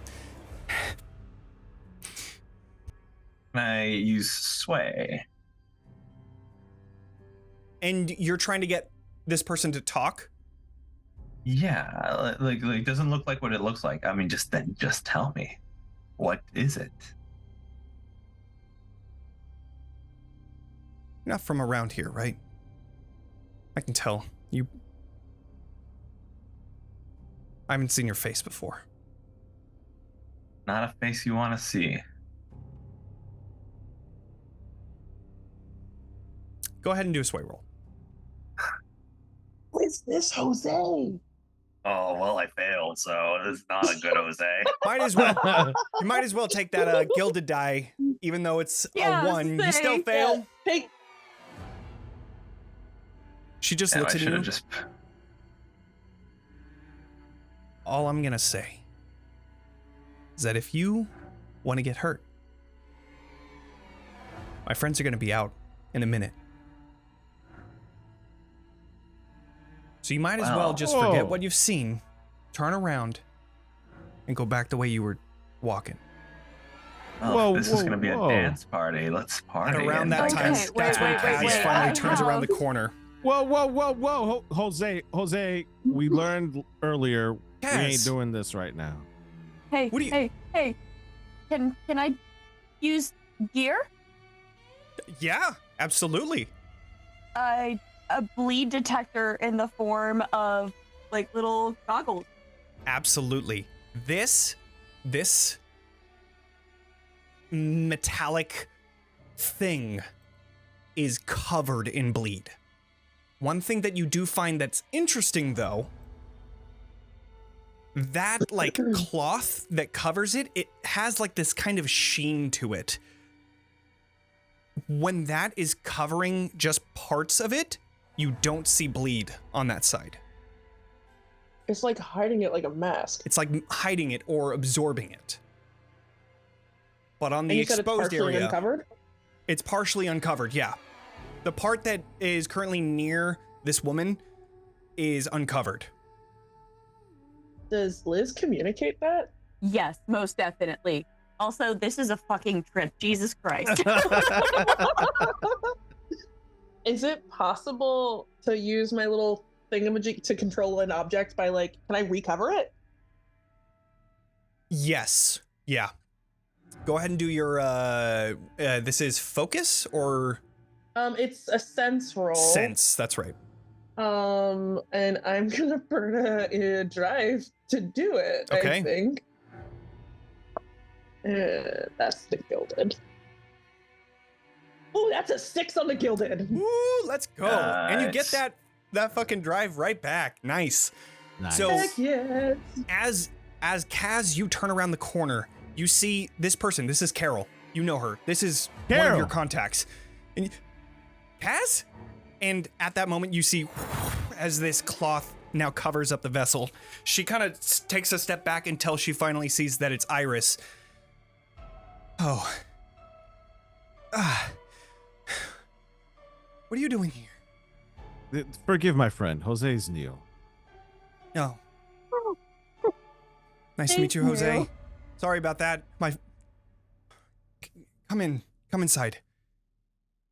Carol, what's going on? What happened to your hand? It's kind of a long story.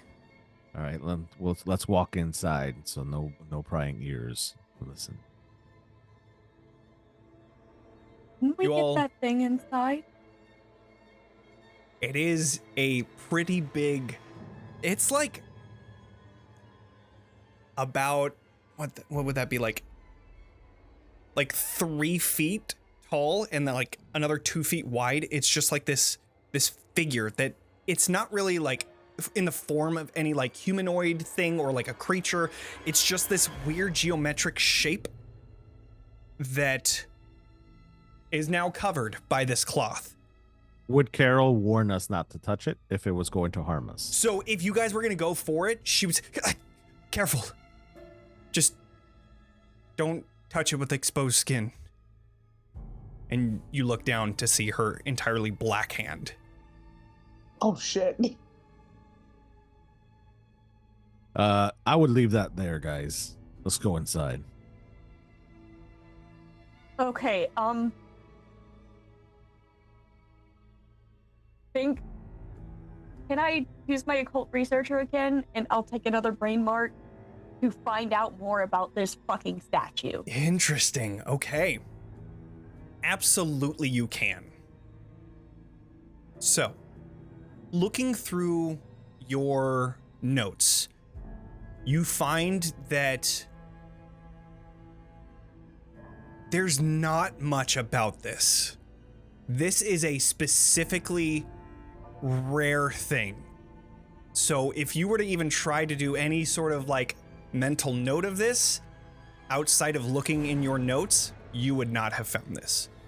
However, you have heard of something that is able to absorb bleed, a metal that is better than most, called rhodium. Rhodium is known to be found in platinum mines. This specific thing seems to be absorbing some sort of bleed within it that is now sending that bleed out. And the only thing covering it is that cloth, which you also find is rhodium lined.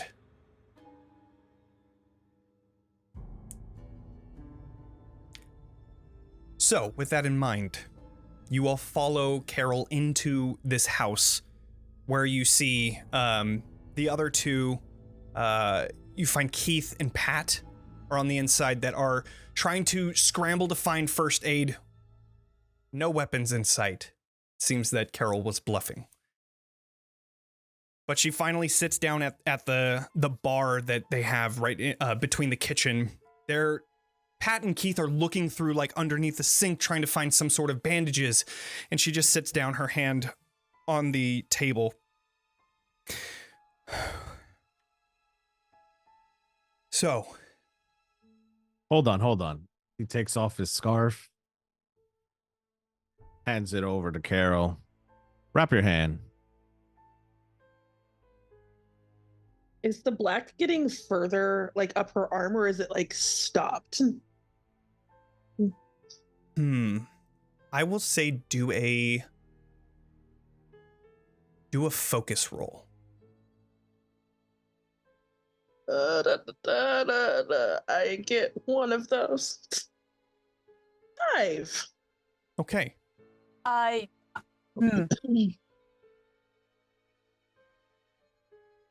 does my in this together? When you spend drive to help an ally on a roll on a result of 3 or less, you both earn back. Can I spend drive to help with that so it's a full success? So it has to be before the roll to help, but it's also a 5, which means that that's a success. It wouldn't have even anyway. applied to this anyways. So it's a mixed success. So that means that you succeed at doing what you're doing, and you see that this bleed is indeed starting to slowly, very slowly crawl up the wrist and the forearm. Very slowly. You're only seeing like these little tendrils coming out of it. Not actual tendrils, but like that's what the black is creeping up as. These little thin lines. But as you get a closer look at this, you feel this radiation from it. As this bleed, you almost like can smell it in the air, this like electric tinge. You're gonna take a bleed mark. As you do, how does this bleed affect Iris?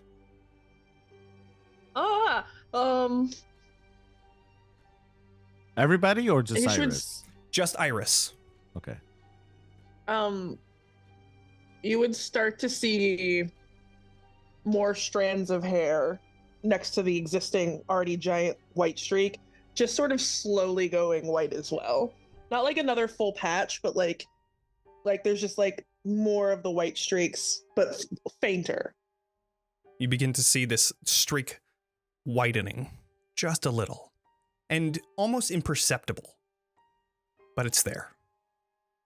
As you reach back away, you take that bleed mark, and she just looks back at you and, What? What's going on? It's growing. Fuck it. In the back, there's an axe. Go get it. I got it. Like, I was gonna say it. All right, I guess my next piece of gear is going to be fucking medical equipment. Oh, yeah, it is. All She right, I'm begins to going to roll up her select sleeve. that. Because we're gonna sh- need that in a second. Iris is gonna brace her body just to sort of keep her held in place, and Okay. then just look at Jose to just sort of What steady her. is and keep her going from moving. on? It's gotta come off. Yeah. What do you mean? It's gotta come off. See what I said? You don't want to see me, and I just go. Wah! She's just looking at Kaz, looks back around to see this axe coming down on that wrist. All right, I need Jose to please roll a strike. Now I'm gonna burn a nerve to give you a drive. Okay. All right. And can I additionally also put something towards my drive? Absolutely, right, you as can. well? This, if you Awesome. do end up failing, will then now be Whoa. in this together. You would both get your drive back if you fail, but that's only if you fail. Don't miss. And this was a strike, right? Correct. All right. And adding this would be. So you would have 4 dice altogether because you have 1 from Iris and then Mhm. your drive. Gotcha. All right. Ooh, nice. That is a 6. Yeah. This is nice. As that happens, you just see she looks away and she just turns right as that axe whoosh, goes directly into the table that she's sitting at. She tries to hold something in, but she involuntarily screams out in pain as blood begins to cover this table. And both Keith and Phil, I think, whatever, they turn around and they're like, what the fuck is going on? And That's what I'm saying. they immediately grab onto I'm these not towels. Fucking tourniquet. Brings this it all shit. over. Okay, awesome. Yeah, you The doctor. Let the doctor do the doctor, doctor. yeah. Yeah, I'm tourniqueting Stop this the arm. bleeding. incredible. And then can I use? Is the wrist is it successfully amputated? Like, or do It we is. need to fucking keep going? It is successfully amputated. Okay. The axe is stuck in the table, and on the other side, you just see a black hand. Can I possibly use bending spoons to get it as far away from us as possible? Absolutely. So yeah. I have this other thing called a bleed containment vial. Also, that was a fail, so I'm gonna take another bleed to make it a full success. Okay. You That's- throw the hand out of the way as this bleed seems to be emanating from it. So you throw it out away. It is nowhere near anybody. Liz. So I'm definitely taking care of this bitch. Mm-hmm. We just chaos gremlin amputated her for fucking hand off. That you did. We could have just talked about it first to see if we could cure this thing. It was growing. Did she Kaz. need to lose her arm? It was growing. It would have been more Kaz. than that, boss. I promise you that. It would have been more than that. I would have waited if you wanted me to, but it looks You like a thing that didn't needed to be even done give now. me a chance to say, wait! That Yeah. axe came down so fast. It was Why kind of can't you be personal. like that back at... You know what? Never mind. As this screaming is happening, Liz, you are trying to attend to your now patient here. Yeah. I would like you to do a control roll as you are trying to, 1, tourniquet this, and 2, also close that wound and prevent any more blood coming out of it. Okay. So how do I spend drives again? So drive points will be on, it'll be on your, like, the top of it. You just basically use a single drive point for an additional D6. Okay. So Oh, how yeah, many do you I'm have in on the- control? I have 1 in control. Okay, so then if you were to spend a drive point, that would be 2. Okay.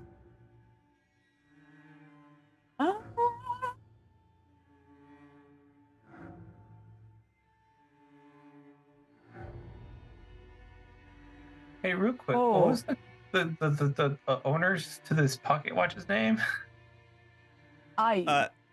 Ezra. Yeah, we found it at Ezra's house. I rolled a 1 Okay. and a 3. Oh gosh. Okay. What can we That's do to our like? doctors, ladies So- and gentlemen. There is. You can I'm spend. used to dead patients, not living ones, guys. Good point.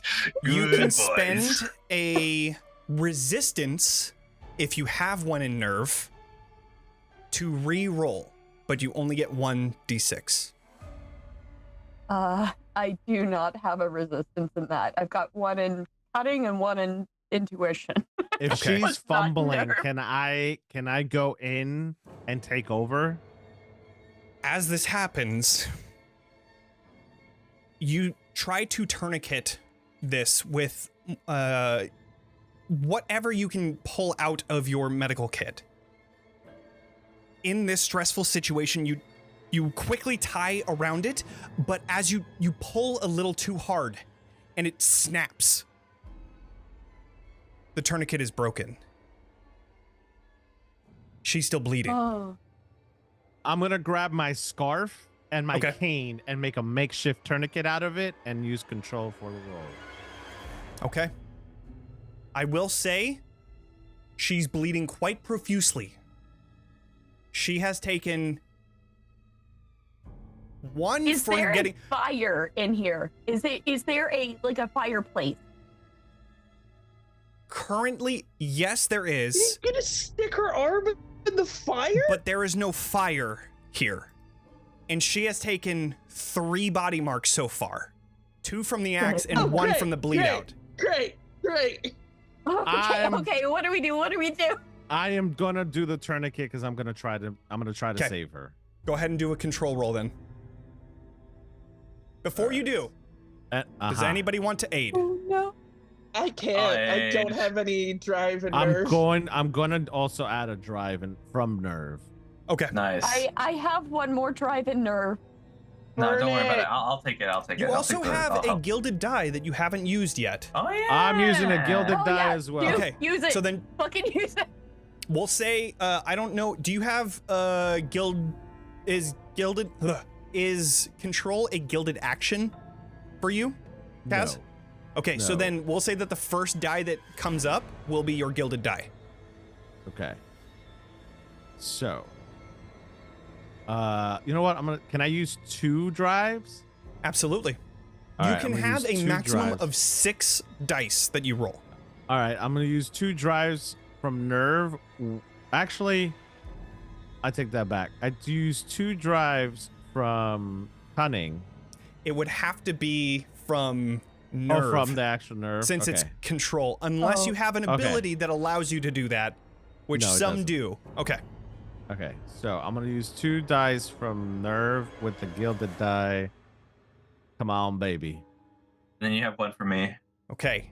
So you have a 4, a 5, and a 4. 5 and a 4. Yes. The four in the very beginning is the exact same as a 5. They're both mixed successes. That being said, you now get one of your drive backs, since there would be no Sweet. reason for you to take the 5 rather than the 4. Okay. So you get that drive back. Okay. You succeed in a mixed success. You are successful in tourniqueting. You can see this small trickle of blood still coming out because it's not a legitimate tourniquet. This is a makeshift tourniquet. Right. And you So, see like- her still just go incapacitated. She knocks out. She is alive.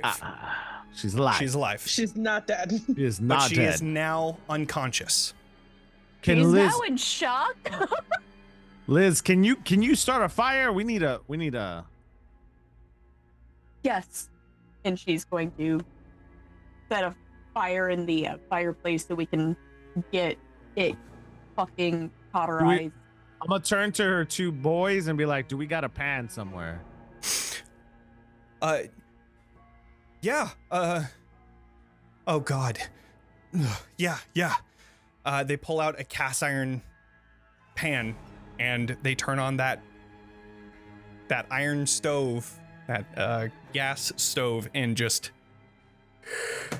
they begin heating up this cast iron. Liz, you know how to do this, right? Yes. Okay. I'm glad she's passed out though.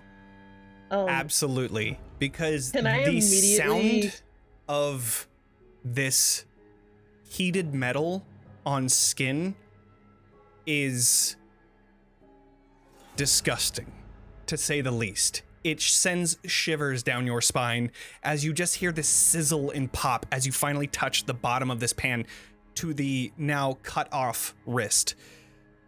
As it finally hits, you're able to pull the pan off. You see this layer of skin is taken off as well, but it is cauterized, and there was no reaction from the unconscious patient. Oh, not yet. It smells like Just burnt see- tires in here. Yes, you just see Keith and Pat. Bacon. What the fuck? Kaz, what are you doing here? What is going on? Look, first and foremost, I tried to tell Jose not to do it. He did it, but that's besides the point.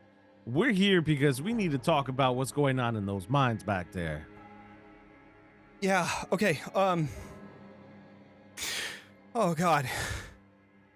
It's You all can right. see- It's all right. Breathe. Yeah, I need to sit down. You see Pat You never like, shot goes somebody around. before. God, no! I was a minor. That's it. You'll get used to it. You see Keith is a little bit more composed, and he helps Pat over to the other side of the bar, who then sits down on one of the stools. Keith sets him down and then just looks at you and says, "This was taken from the mine.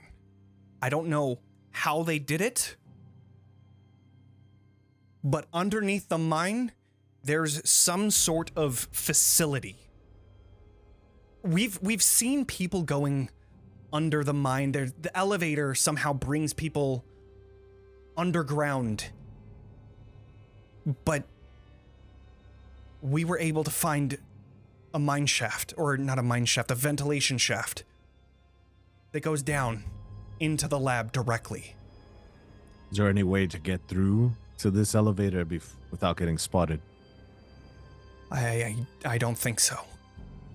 It's right Also- next to where all the miners and the construction managers, the mine managers, where they have their headquarters.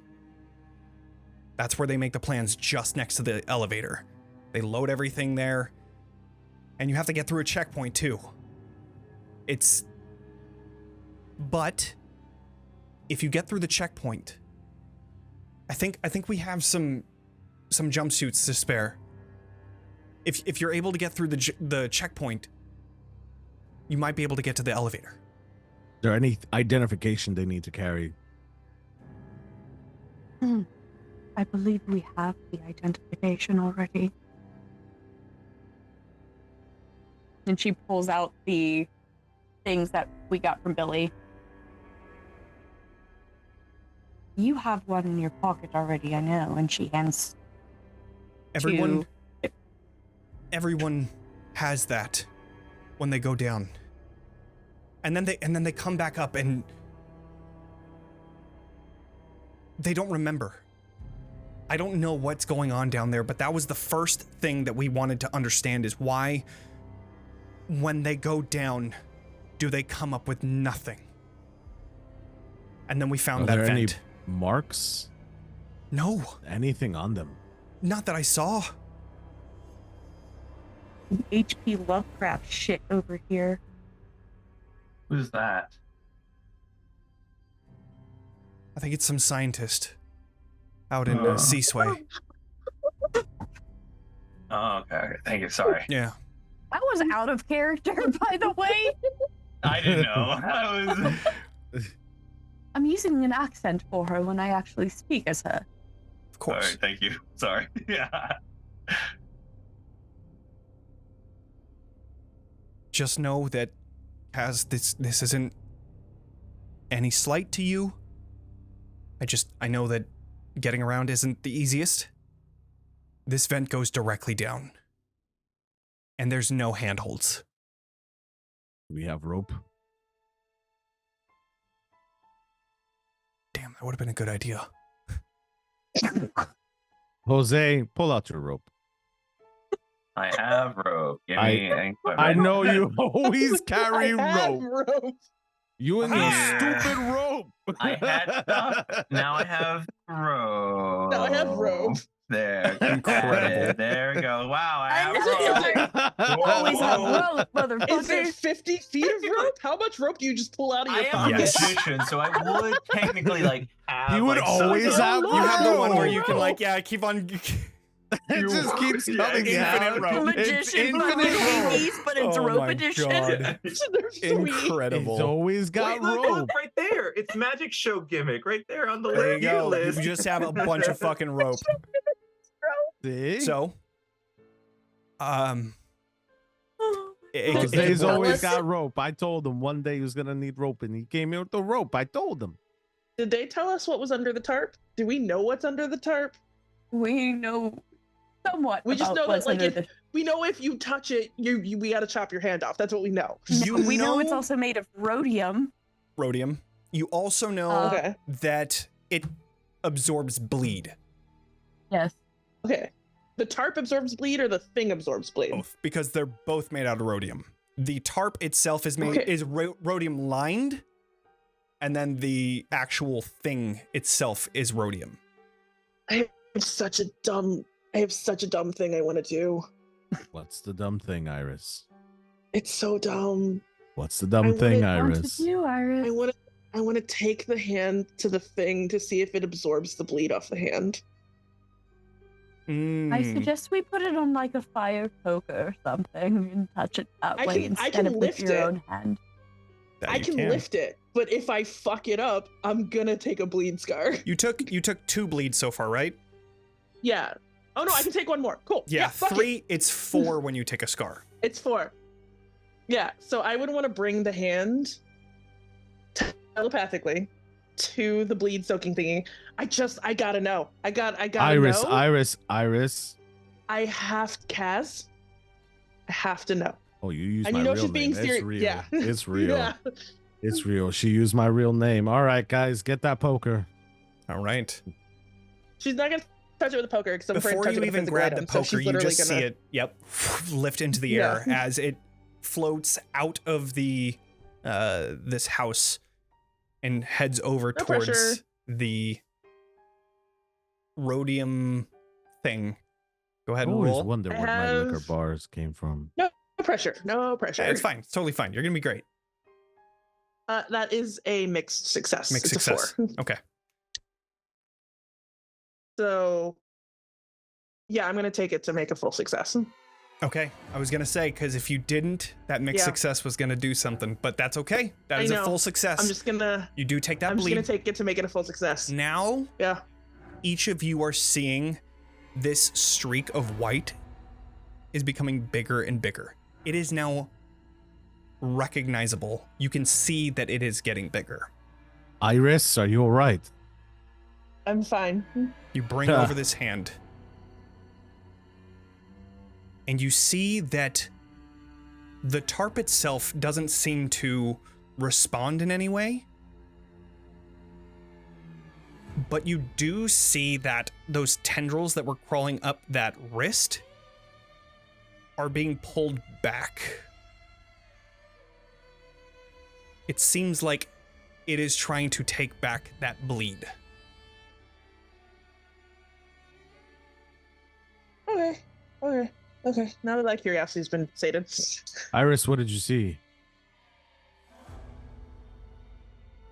We probably There might have been another solution rather than just chopping off the hand. I'm just gonna look at Jose and not say a damn word. I mean, what if it just took her all the way? Listen, that was a dead hand. That experiment means something else than what if a live person. There's two different variables. I'm a walk out. I'm a walk out. So you have Keith and Pat here. That Pat is having an anxiety attack. Keith is here. I'm going to try to talk this guy down from the anxiety attack. Okay. Can you talk someone down from an anxiety attack? All right. Yes. Look, Hit and miss. What if my gilded dice is in reed and I've got one mark on it? Okay. How would you like to do this? She is going to sit down in front of this guy, and go,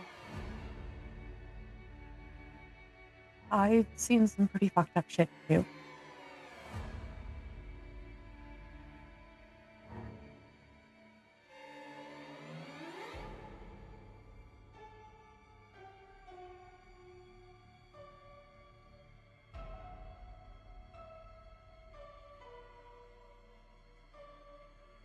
I've never seen something like that before. I can't get it out of my head. God. I got something for that. He goes behind the bar. Hell yeah. Incredible. If there's anything that fixes anxiety, it's fucking alcohol. I'm just gonna make a mixed drink, an old fashioned. Mm-hmm. And then I'm gonna be like, you like things chilled? Oh, it's shitty booze, isn't it? Yeah. Oh, definitely. 100%. Out here? 100%. Like, I'm gonna do my best. This is not Grey Goose. This is Smirnoff. This is definitely the crappiest old fashioned I've ever made. Mm-hmm. But I'm gonna make it so good. And I'm gonna. Do you like things cold? You want it warm? Yeah. Do you guys even Cold. have ice? I don't think we have ice. Looks No. around, no ice. It's a warm old fashioned. Oh. There you go. Oh. Fuck it. He starts drinking out of it. God. You might want to. Oh, yeah, that's gonna burn.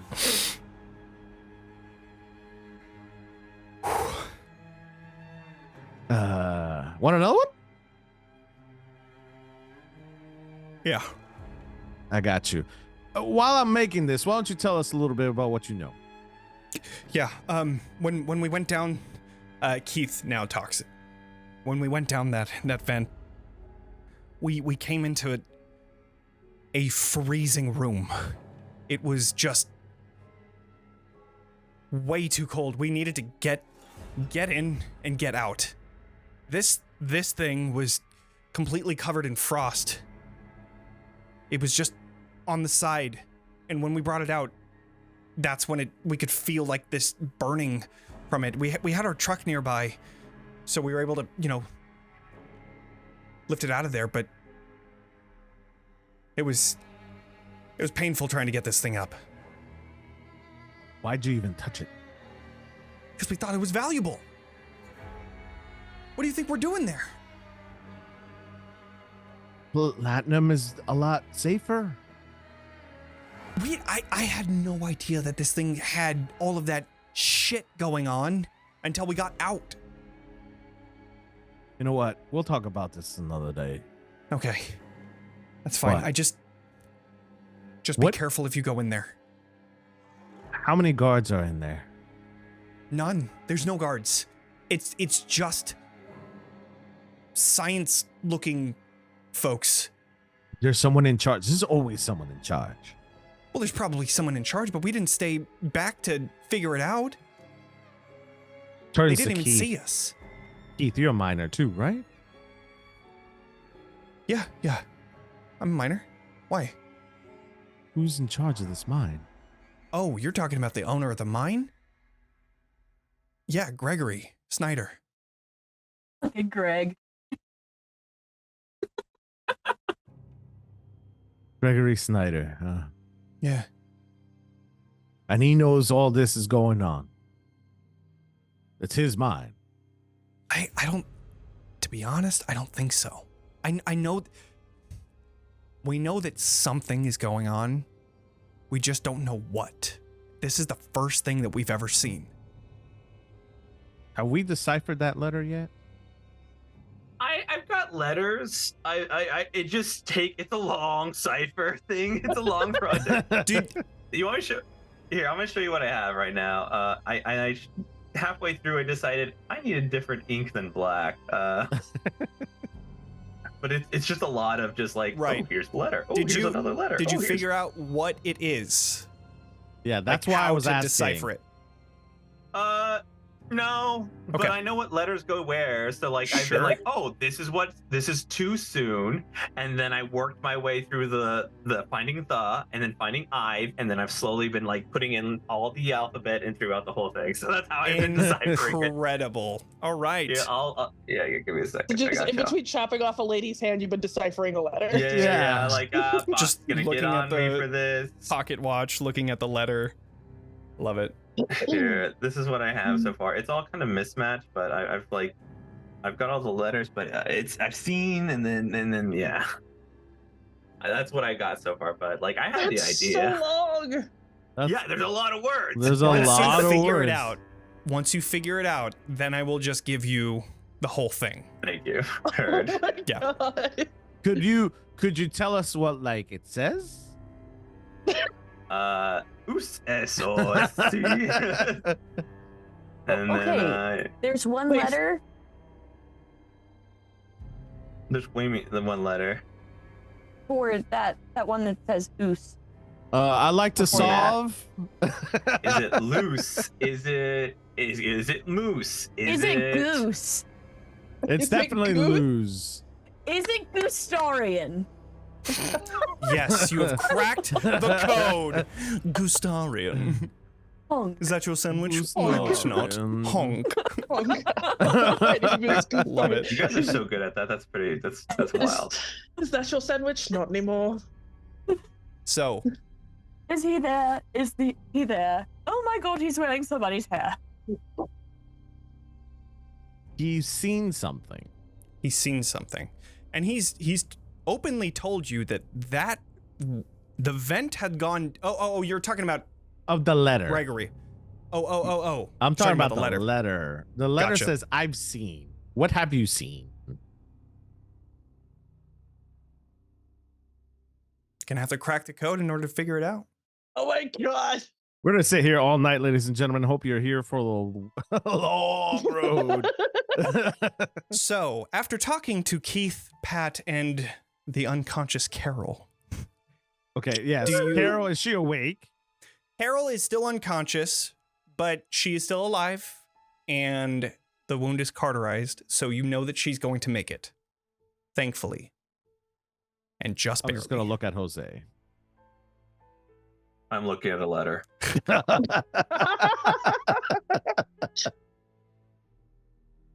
Can Iris pull Kaz aside? Because she can see him looking at Jose. And she's just going to very softly say, we made the right decision with the information we had. You can't judge him based on what we found out afterwards. Oh, yes, I can. And she's going to like touch her hand gently to your face and just say, no, you can't. Let it go. I don't And then let she'll let things go. go. You know this. Listen, I don't want to be like getting into whatever this is, but I can take you to the vent Please. if you need it. Yes. All right.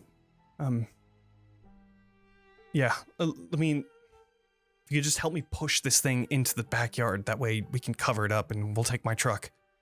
Sounds like a plan. I'm going to go ahead and hand some money over to Carol. Mm-hmm. The unconscious Or you're just gonna shove it in her pocket? I'm gonna put it in her like coat jacket. I'm assuming she's wearing one. Yeah. And Sure. and I'm gonna be like, look, I can't replace your hand, but I hope this could cover at least a mannequin's arm. You leaving a note with that? No, I'm putting it in. I'm No. whispering it in her ear. She's knocked out. Look, she'll remember. So Chopped off your hand and get a mannequin's arm. who is going to be helping push this metallic That's definitely rhodium? Jose. Jose? Yeah, I got it. All right. Yeah. I am not I will doing say it. this is going to be a strike is probably the best fitting for this as you're just pushing it forward. Gotcha. I'm walking in the back behind Jose, giving him moral Mhm. support with my cane. Woo! I don't. Good. Good. You'll have an extra die because Keith is going to be helping you. Yay, Keith! Yeah, Woo! Kate. Woo! Okay, okay. Go Kate. Fuck Greg. Yeah. All right. We're doing strike. I'm getting an additional die from that, right? Mhm. Okay. I'm gonna. Yeah. And that's it. So just 3 die. Correct. Yeah. Roll. Nice. 5. Okay.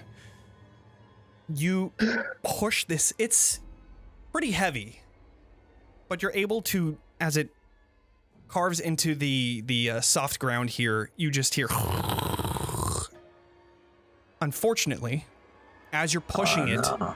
that cloth gets caught underneath it, and as it exposes the rhodium, you finally push it off, and you're gonna take a bleed as you just see this small bit of black in the palm of your hand.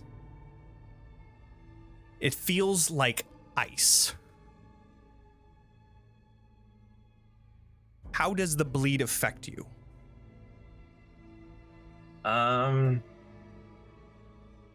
As I kind of peer into this darkness that I'm all too familiar with, that I've seen from the hand, that I saw from the skull of my brother, it starts to kind of like hollow out the middle.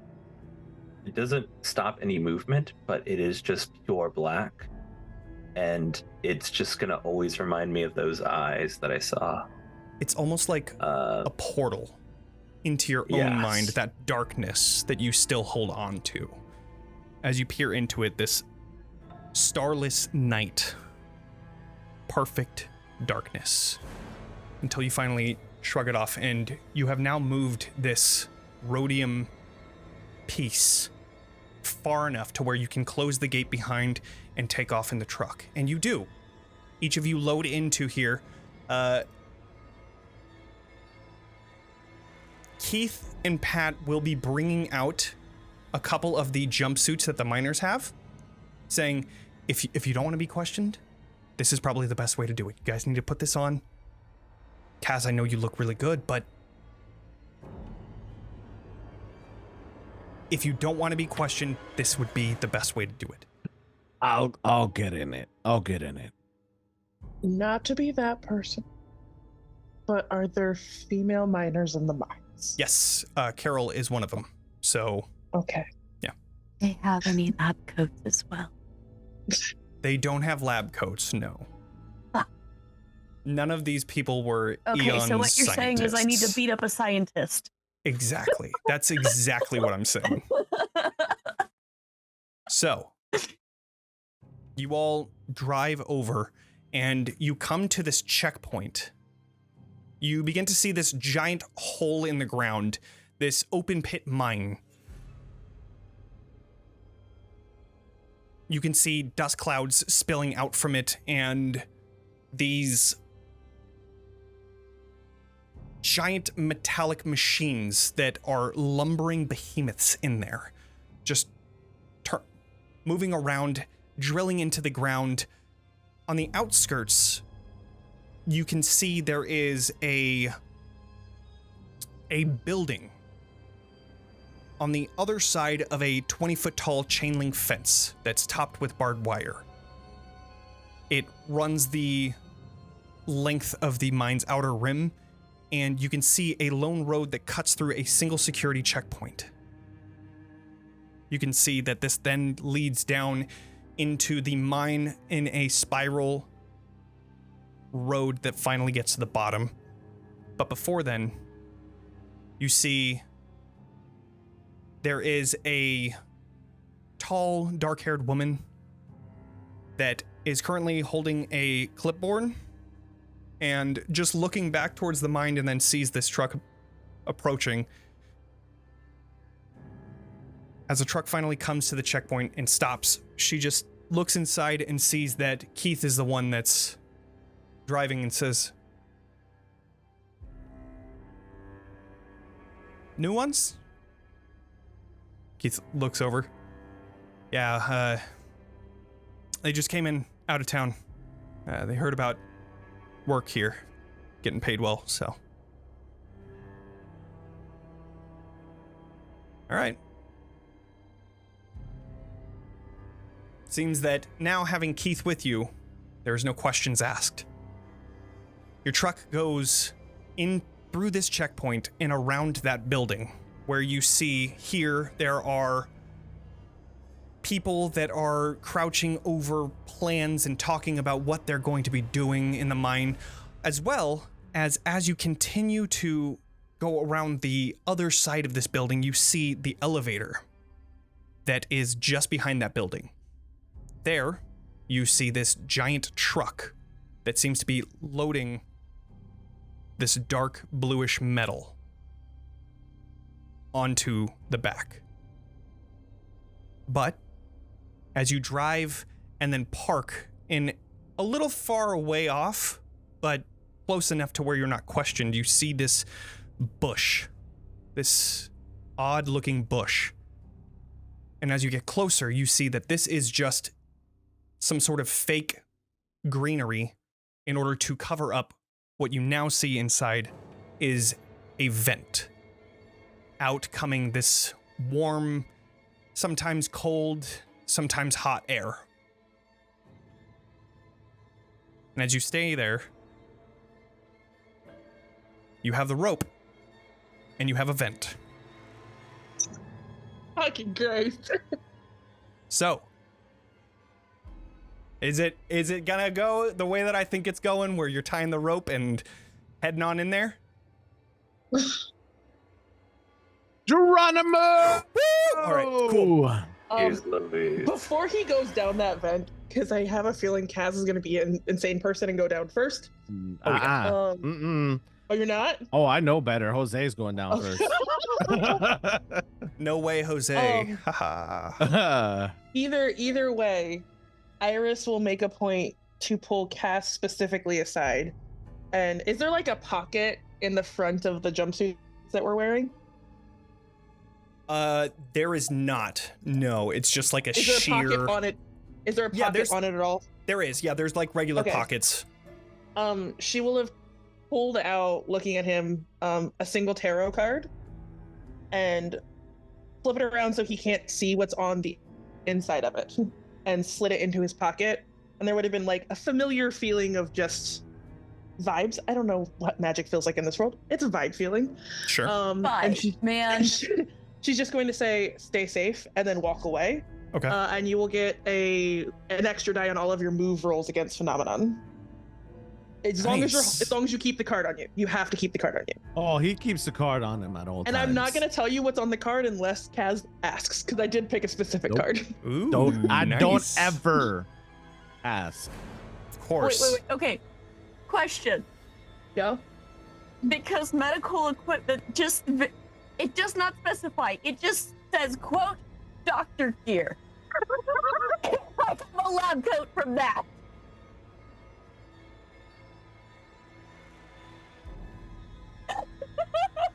Oh, the contemplation. The DM contemplation face. Go ahead and roll for it. Let's see if the dice gods are going to be in your favor. Roll a d6. Roll a Okay. d6. I think Okay. I'm going to do this with real actual dice in front of me. Yes. Because I don't trust the digital. Ooh, okay. All right. You know what? I'm gonna do it with the one that my kitten decided to steal the other day. She came back into the room and dropped it on the floor. This bitch rolled a d6 and got a 6. Hey, let's go. And It's it's a the lucky fireball die. dice. Nice. She is Nice. named after Chandra Nalar. Let's go. Oh. All right. Let's see. Come on, baby. That is a 5. Okay, then yes, I will say that you do have a lab coat that you can pull out. Mm-hmm. Okay. All right, cool. Where did you I- get that thing? Don't worry about it. You, Pulls it out of her You pocket. know about just You now begin to descend through this mine shaft, or not mine shaft, this ventilation shaft. Who is going first? so it's 100% Jose. It's Jose. Jose. Jose is Most going first. Definitely. Yep, sure. All right. Jose, I would like you to do a move roll for me. However, due to the fact that you Someone else have do a this. rope, you will Okay. gain an additional die. All right, I'll take one from Nerve to add another again. So Did I we have. tie the rope off to something, or is Keith just holding the rope at the top? It's I'm imagining- magical. I'm imagining that you're tying it to the truck. Okay. Yeah. That's a fail. Oh, That's a real fail. my Fail, God. fail. Do you have a resistance? Do you have a resistance? I do have a resistance. Burn that shit. Okay. All right, I burnt it. So one more. I just get one roll, right? You just get one die. Unless somebody wants to do a donation. I ain't got shit. If anyone wants a donation for a good cause, and Jose And Jose. would not frown at that at all. All right. In just a second, I'm filling out some more letters, and then I will roll. That's gotta be a We D. love the tension. Sorry. All right, I think that's a D. I think I'm good to put D's on those. Wherever the fuck they are. Okay, I'm rolling. Rolling 1d6. No pressure. Yeah, I'm just gonna hit the move again, and then I'm just gonna add one die, just so it's a flat Well, draw. no, I guess you would have an additional roll because the original roll that you have with this resistance, Uh-huh. you're still getting aid from the rope no matter what. So go ahead and roll another d6. Okay. Yeah. Well, good. Okay. Cool.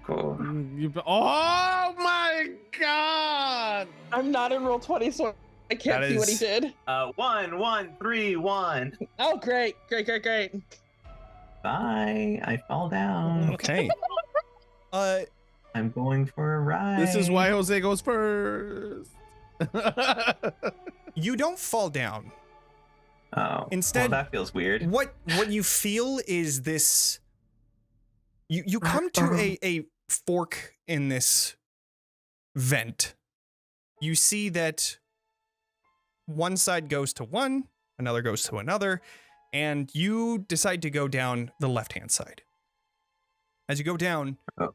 instead of this warm, or instead of this cold air, it becomes warmer and warmer. You begin to hear this Oh. pinging sound. Ting, ting, ting. Uh-oh, I don't like You this. also hear this I hope. No. as fire is seeming to be bringing heat up into this vent. You come to the very base of this vent, and you find that there is this giant hole gaping with fire at the base of it. You are going to take a body mark as the metal Yes. around you is starting to burn you. However, you do see there is also a latch just next to you, like an opening. What do you do? Let's get a little bit damn. more exciting music. The latch. Okay, well, I'm just gonna hit that latch. Okay. I will need you to do a strike mark or a strike roll. All right. Will do. That's a little bit better. You know what? I'm gonna waste my last nerve just because I'm in a bad spot, anyways. Yeah, 5. Okay. The 5, you're able to do that. You're able to kick open this latch that you now see. There is a catwalk on the other side of this. From just pushing onto that, you're going to take another body mark, but you're able to rush out of this, whatever this thing is. And as you come outside of it, you finally turn around and you see this is a giant furnace. You look around and you see that you are completely surrounded by miners. Each of them are currently holding, they're holding large sledgehammers that they are pounding into anvils. You can see there's like this conveyor belt type system set up as ore goes in and refined rhodium comes out as they are forming them into, on the other side, what you see are these shapes, these different types of shapes with no purpose. And then, on another side, you find there are steel doors that are currently closed. You also see a person with a lab coat that is currently walking around, checking on everything with her hands behind her back, just making sure that everything is copacetic. But this is what you see. Everyone on the ground level, what are you all doing? Do we Can we know hear that that he he was- went in the wrong hole? Good question. Good question. Jose! Do I hear that? Oh my You God. hear it like echoing as it comes down to you. Yeah. Are you gonna try and yell back? No. What the fuck is shit going on? Do I go back? Do I just go back? Yeah, I'm gonna go back and tell the doc that I found the lab code for her. Okay. I need you to do another move We're roll gonna then. climb back up the hole. Hey, I have a question real quick. If I have 3 marks, the next mark I take a scar, or do I get a scar now? That is gonna be a scar if you hit 4. Yeah. Okay. You're also gonna be unconscious until the end of the scene. And if you are unconscious, In there a is Mhm. nothing stopping you from falling back down. True. All right. Fuck. I know my abilities, so I'm gonna walk out. And I was like, I'm in a more like a 2-way, like, hey boss, help me out. Someone threw me in a furnace. So I'm trying to talk to the lab tech, and then also Okay. Okay. a message. Can we hear that or no? Absolutely. With only one, or rather 2 places to go, those sound waves carry up, and you hear like this discordant, like yelling that's coming from way below. Jose, as you yell out, you see the scientist that's just looking up, and then like just shakes her head and just begins continuing to walk around. It doesn't seem like she's really focusing on you at all. That's good and bad. Jose, can you teleport us? Not I'm. No, I can only teleport myself. And if someone's near me, I think. I need you to do a sway roll. Okay. Yeah, just roll. Yeah. Nice. Heck yeah. All right. That is a full success and the gilded die. You just see That's only for cunning, right? It only replaces a drive in that cunning, same vein. correct? Yeah. So All right, cool. that same scientist stops, hearing you say teleport, turns back around, and just like continues walking. So we are in a bit of a pickle here. Are Yeah. we going down the hole? Are we going down the hole? What do you want to do? Oh, I'm going down the hole. Okay, fuck it, it's a one shot. I'm racing you for it. let's go. All right. I would like I'm go- everyone to do a move roll. Gonna be bad at Me? this. No, not What? you, Jose. Not you. Good. Okay, please. Not my best, and I'm so I'm fucked up. I got a 5 and a 4. I will take that mixed success. Okay. 'cause So as you come down, you have a choice. Look at that. Right on. As you come down, you have a choice between going down the left or the right. From the right, you're feeling this cold air coming, and from the left, you're feeling that furnace's hot air. Oh, I would go towards the cold. Okay, you begin sliding down. Because we The don't know other which way he side. went. He did say that he went down a furnace. You did hear that. Yeah. But you also were told that whatever they had gotten, wherever this lab was, it was cold. Yeah, I would have gone to cold. Okay. Kaz, following Iris, you also have this choice whether or not you want to go cold side or furnace side.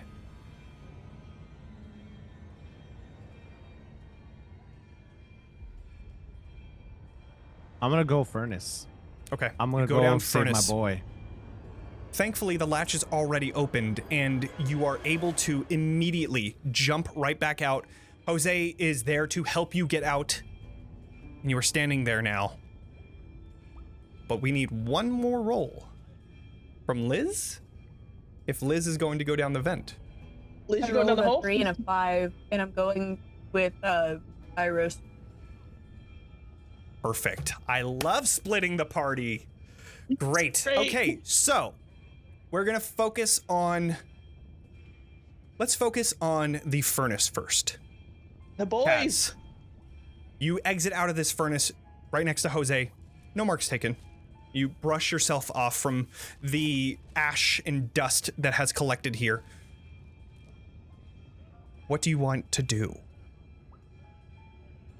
First, I'm gonna put my hand on Jose, and since the girls aren't here, I'm gonna talk to him and be like, "Are you all right?" I turn and you see just like burn marks and just sweat and just seared flesh, just like, yeah, boss, I'm fucking great. Don't you make me worry like that again, boy. Aw. Hey man, like I tried to help out, but I'm hanging in there, but I know. And I kind of like put my arm on him too.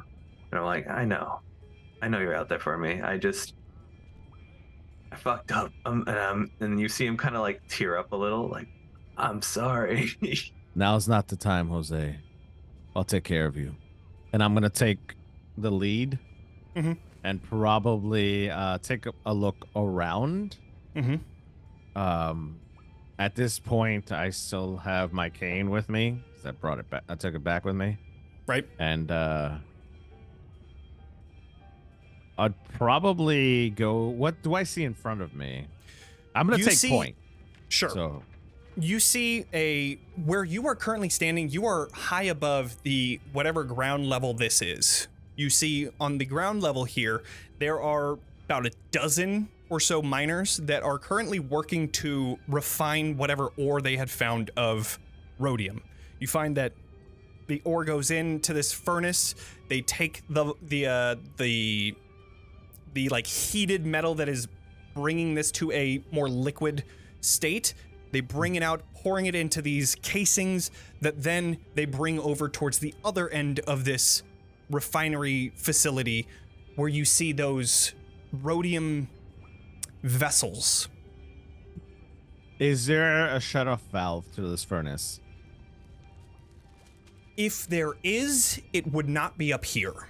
But as you were kind of jumping over it, you can see that this furnace is being operated through coal. Mm-hmm. So if there is a turn-off switch, it's not going to be an immediate one. Is there a valve that I can shut? Like old furnaces used to have a vent for the air to come in. Yep. To shut it off, you would have to shut off the valve. Mm-hmm. Is there a valve that I can see to shut it There off, is. to cut off the air? There is. This is an exhaust that you're currently in. There is definitely, you can see that there is another like giant hose type valve that goes directly into the base of this furnace. I'm gonna turn to Jose and let him know, hey, we gotta get down there. We gotta shut this thing off. This thing is making those things that we brought with us. I know you're not in the best of shape. I'll take point. But we need to find a way to shut that thing off. Sounds good, boss. I'm not your boss, Jose. You know that. Sounds good, Cass. All right. Let's go. Begin making your way down to the furnace.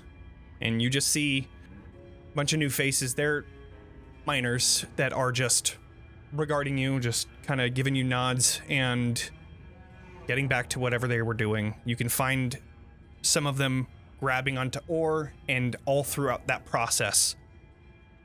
But you make your way towards the base of the furnace. You find the shutdown valve. And you're pulling it? I am going to grab my cane and I am going to shut down the furnace. I'm not going to touch it because I know better. It's too hot. Gotcha. You are closing the air vent that supplies this oxygen for the furnace to then burn.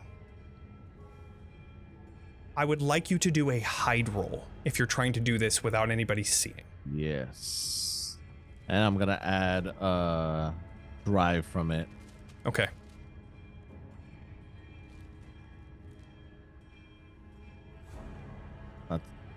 A mixed success. Okay. As you're pushing onto it with the cane, you look away to make sure that nobody is watching. And as you do, it slips. Yes, it is very hot. As you touch onto the valve, it burns you instantly, but you're able to take your hand away. You take a body mark. Okay. But it is closed. And it doesn't seem that anybody is any the wiser. All right. We shut this thing off. I think we need to go find the girls. Is there a doorway anywhere that we can find our way out? Okay. On the other side of this facility, so if we're looking at this facility as the furnace is on the eastern side, the northern side is where that large metal door is. The western side is where all those vessels are, and just lining the middle is where you see a bunch of miners working down an assembly line type thing. There is also a open doorway that leads to the south as well, but that seemed to lead towards the elevator, and the other doors seem to lead further into whatever this is. Do the Just miners based off look geography. possessed? Like, could I tell like they look possessed? Because no one's really looking at us besides the fact that Right. we're wearing coats. Go ahead and do a read roll. All right. A 5. Okay.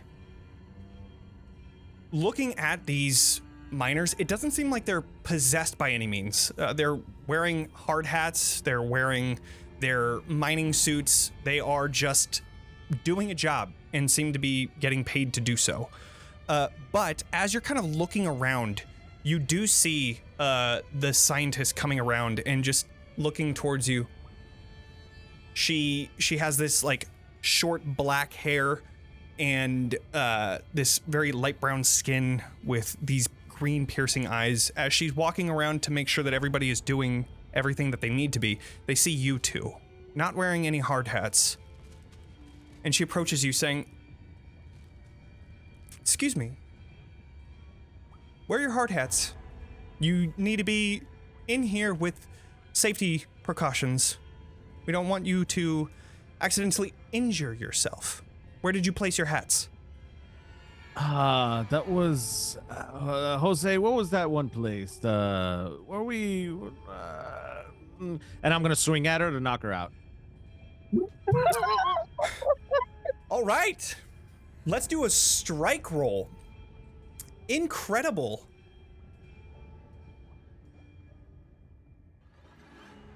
That's a 5. All right.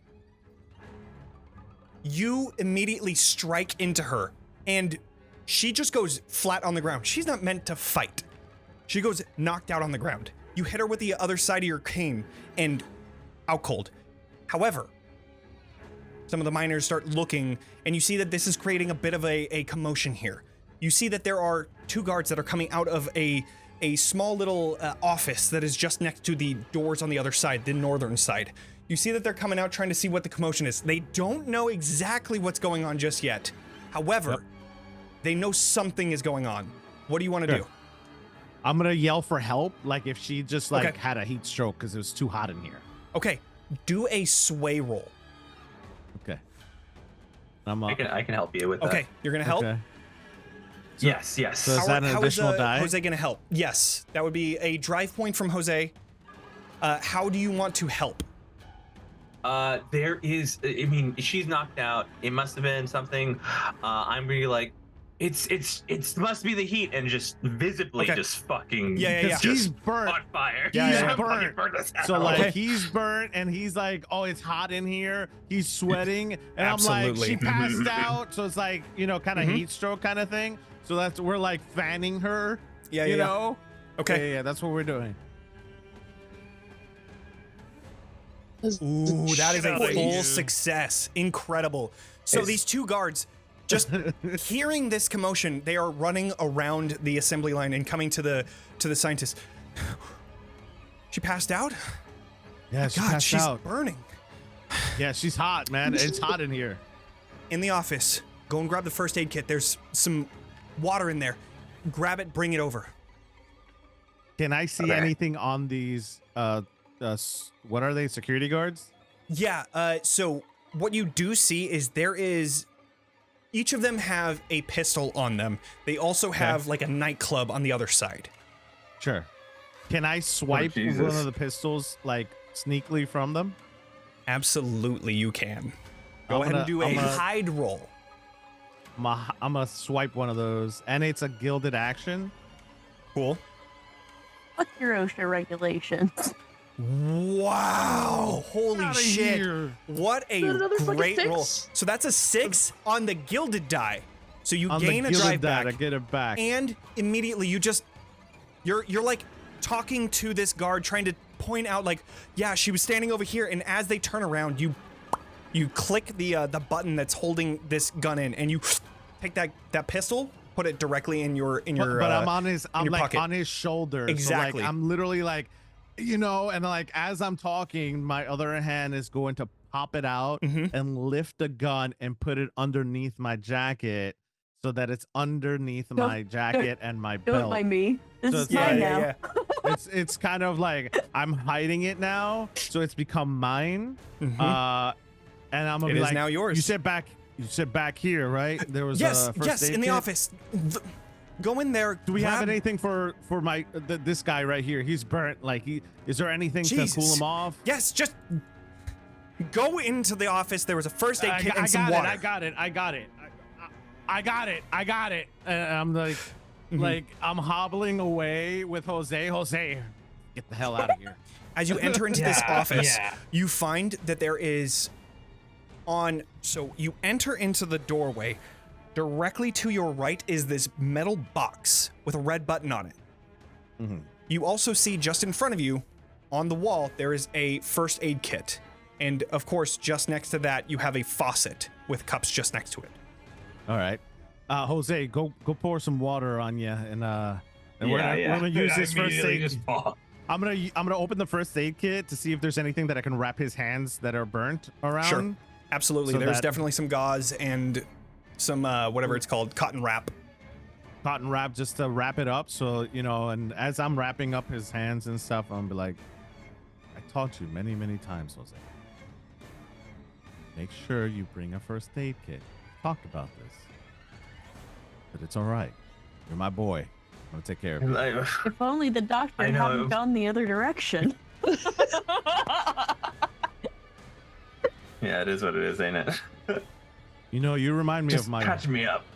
As I'm talking to Jose, I'm also kind of like spacing out a little bit, and I'm gonna talk about my brother, and how he reminds me of my brother, and my brother's no longer with me, so like I see Jose as like my older brother or my younger sibling who passed away, and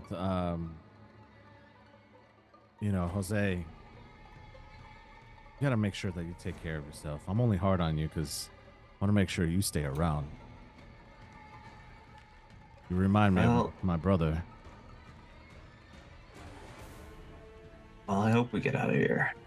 It's just gonna be tough. I'm gonna make sure we get out of here. Where the fuck is the water? You hear as the guard from the other side is calling for you. My bad. We gotta get out of here. You turn around and you see that metal box that you had seen with the red button, now that you're like looking directly on it, you see open on the top here. It seems that this might be connected to whatever door is on the other side of this office. Jose, press that button. All right. Like you just hear as this like unlock sound goes off, but you see that the door clicks. And then you hear from the other side, the door that goes further into this lab clicks and it opens. Okay. And then you hear, wait, as the guards now are standing up and rushing towards you. Oh, we're closing that door so they can't lock in. Is there a chair Fantastic. that we can...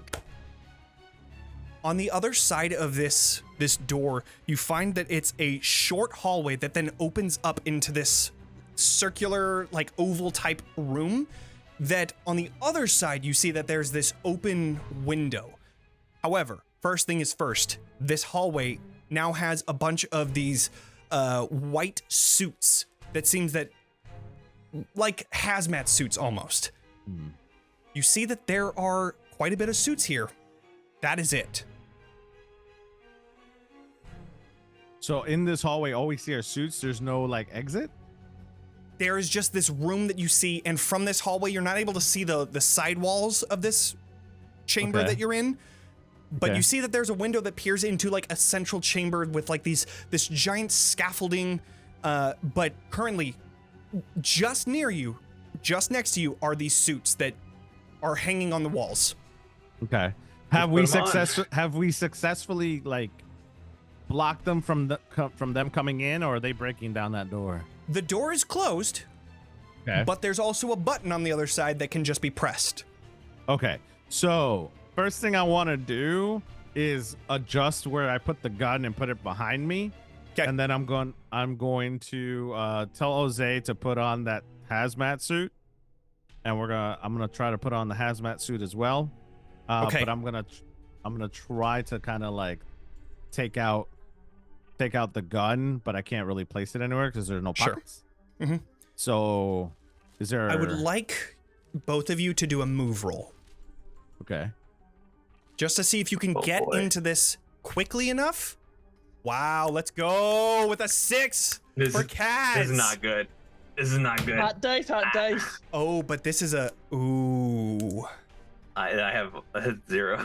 That is a fail. So, Kaz, you throw this on. You are able to get around that corner, and in this like chamber, you see that there are a few folks that are currently like halfway dressed in these. They have clothes underneath, but they're halfway dressed in these hazmat suits, and they're just kind of talking.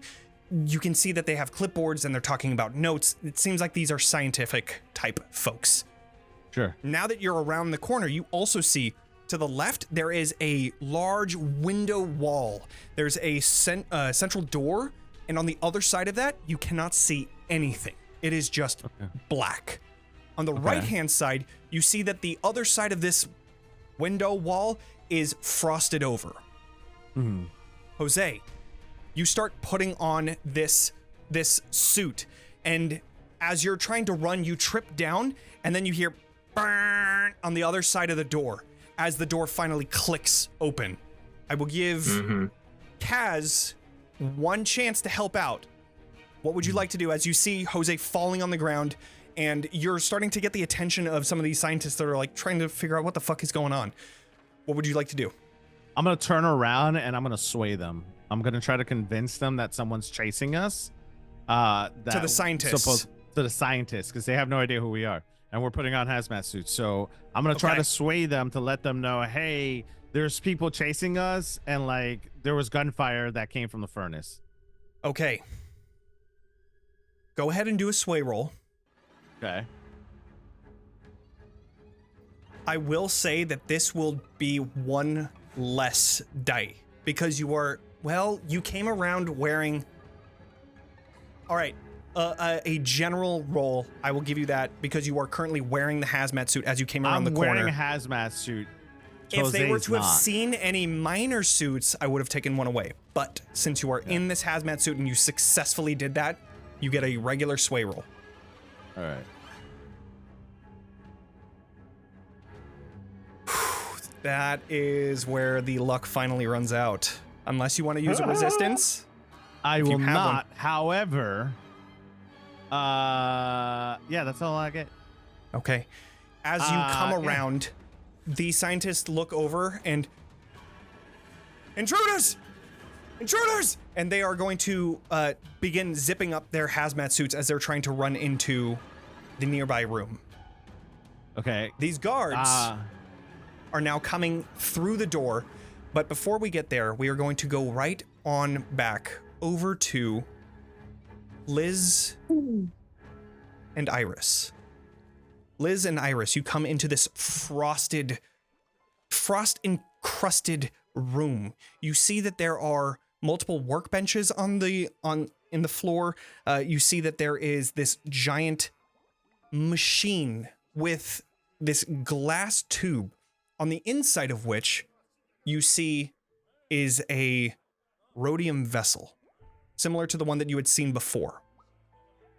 You see another rhodium vessel in another tube, and another, and another. This seems like a lab. It is below freezing in here. What do you two want to do? Are the vessels are holding the rhodium? Currently, yes. It's like this giant, think mad science lab that has things floating in vats. That's what this is. It's just these glass tubes that are holding these vessels in there. And you can even see... How big are the tubes? The tubes are, I'd say about like 10 feet wide. Jesus Christ. Okay, so this is like So they're not Zordon's. tiny. This is like in Power Rangers, fucking Zordon's little thing in the middle. Yes, exactly. That fucking big. Mm-hmm. How many tubes are there? There's about 5 in here. There's 5 giant tubes with more of the shit that we saw. And you can see that some of these scientists are just, walking up to them, taking notes, going back to work tables and stuff. It doesn't seem like they pay you any mind. You also see a frost-encrusted window wall, and you also see on the other side another one. However, on this side, it seems like on the other side of this, it's a little bit brighter. Is it at the same level of frost on the other side? Yes, it seems like this room is just creating frost on the windows. Oh, okay. Yeah. I have no idea what to do. Oh God. You got anything, Lyssa? I'm thinking. Okay. So one, I'm blending in because I have put the lab coat on. Mm-hmm. But you also don't have a hazmat suit. Are they in hazmat suits in this room? Yeah, They are in hazmat hazmat? suits, yes. Are there any empty hazmat suits? Do a survey roll. Okay. to try and Yeah, find we're one. gonna burn a drive for an extra die. Yeah, no, that's a hard no. You begin It was walking around. double snake eyes. Ooh. Ooh. You begin Yeah. walking around trying to look for some sort of a hazmat suit.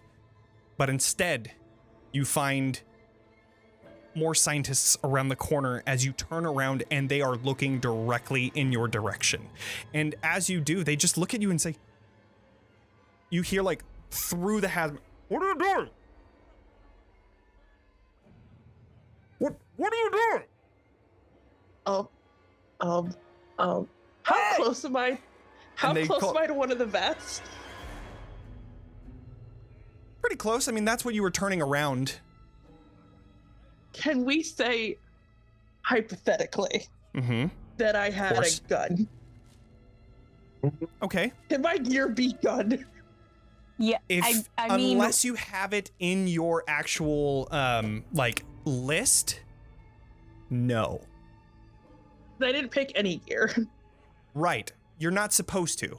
But the thing it says is as a that hand weapon that I could take a handgun. okay, a hand weapon could Yeah, that could be a pistol. Yeah, absolutely.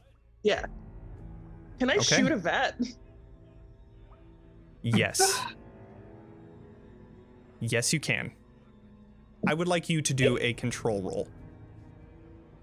okay, so the question is, are these people terrorists? Or are we technically the terrorists here? Are we the bad guys?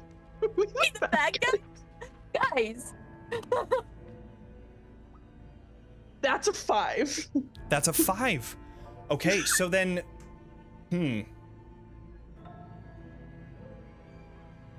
5. Okay. Yep. All right. You shoot into one of the nearby machines that are holding one of these vessels, and as it pierces into that glass, you see these spidering cracks that then you see the scientist immediately turn their gaze towards the machine rather than you. Everyone, into the other room! And you see as all of these scientists are immediately abandoning what they're doing. You have but moments to respond to this. You have successfully brought them away from you, but you are now in danger of freezing. What would you like to do? I would like to get the fuck out of this room, please. Great. Okay, are you following them? Yeah. Reload fire again. Incredible. Liz, you are rushing with the scientists. As you rush into the other room, you're able to muscle your way through, and you now see these scientists are now rushing into this room where there is 2 guards that are rushing towards both Kaz and Jose. Iris, you are shooting this. Please do another control roll.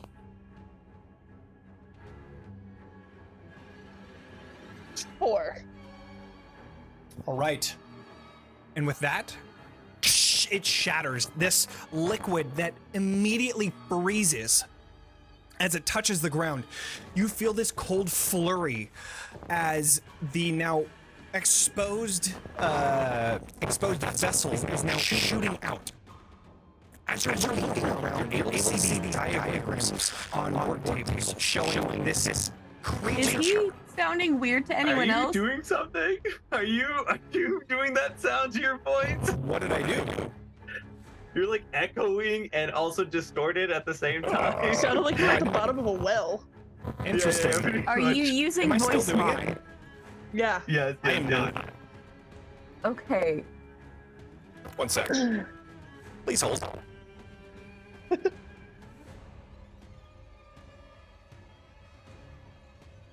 The B. I think that's a B. How about now? Speak again? Hello? Are we good? Oh, Oh, you're no, still Still. You're Voltroning. dun dun dun.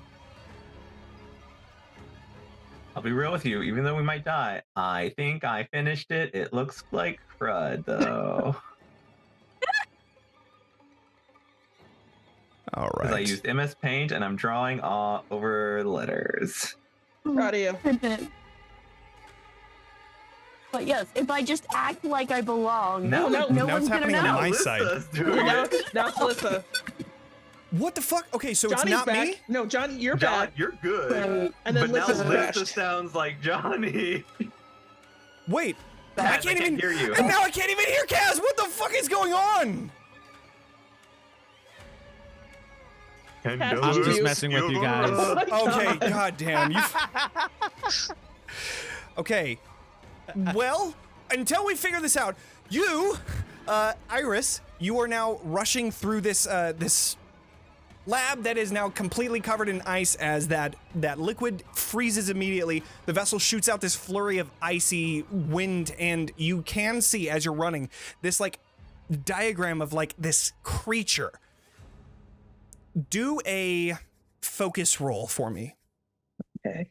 Ooh. This is a low stakes. This is just as you're rushing by. 5. Cool. As you're rushing by, you're able to see like and connect the dots. This creature is somehow being stored inside of this vessel. Oh shit! That I one just too? let it out. All good. So now you rush behind the scientists. All of you are now in the same room. You see these guards are rushing towards you, the open door behind you, and you have a dark room on the other side that's just completely black. What are you all going to do?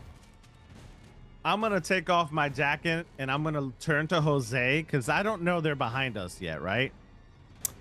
You know that they're rushing after you. You heard the beep and you heard the click of the door. They're coming in there. Or are you talking about Iris, yeah, you don't know. and Liz, the No, girls? you're looking towards All right. the I'm looking towards the guards. I'm gonna turn towards Jose and be like, remember that magic trick with the gun that you made it appear out of nowhere? We're gonna do that today. So like, I'm gonna go ahead and kind of like toss him the gun.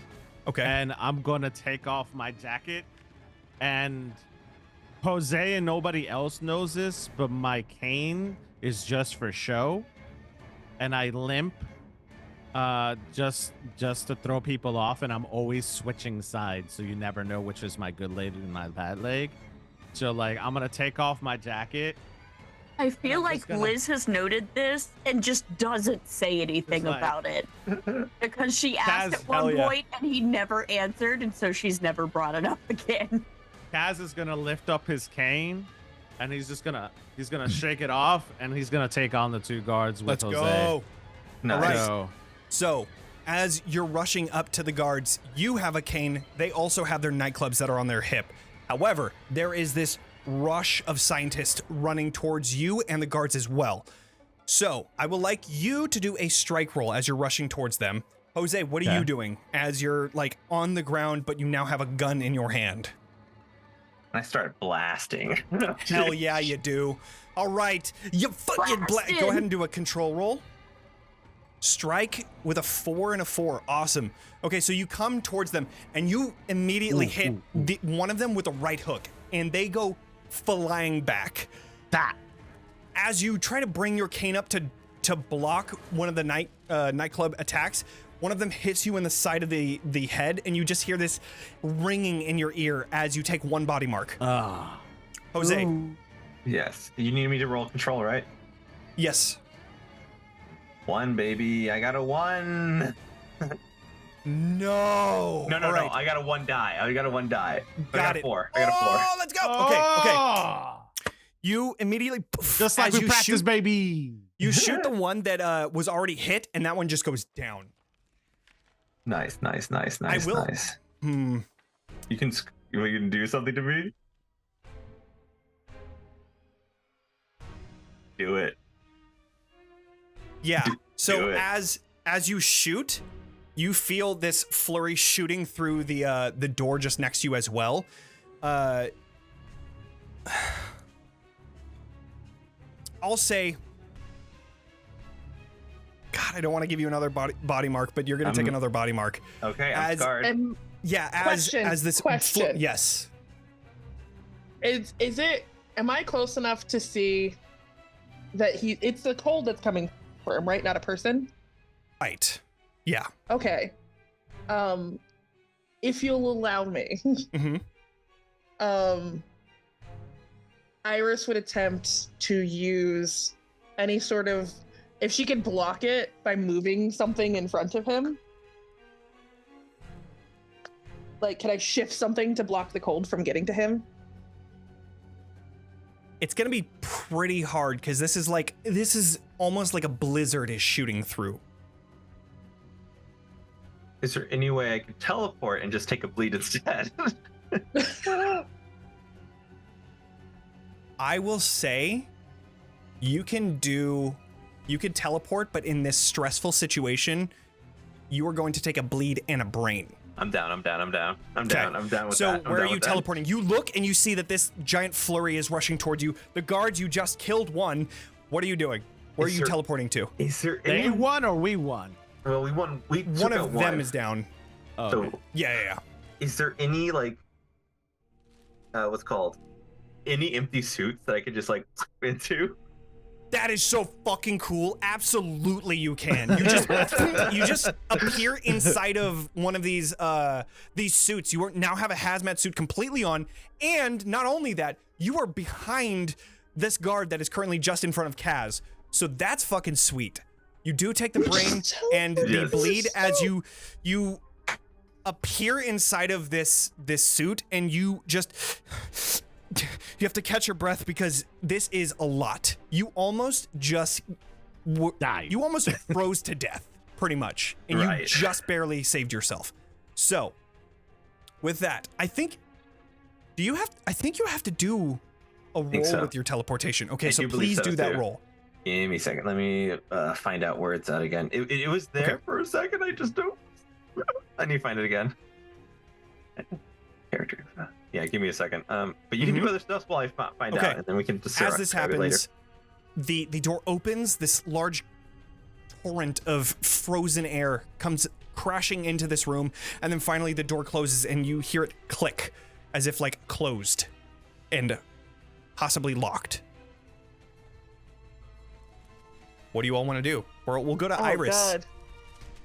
Is the ice monster situation still coming after us? Like, was that still a thing?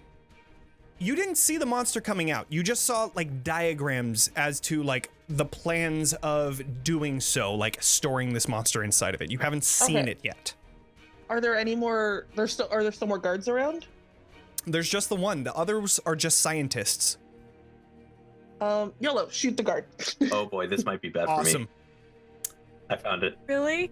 Oh, actually, I'm just gonna dump all my drive into it though. I'm just okay. Control world, Iris. 5.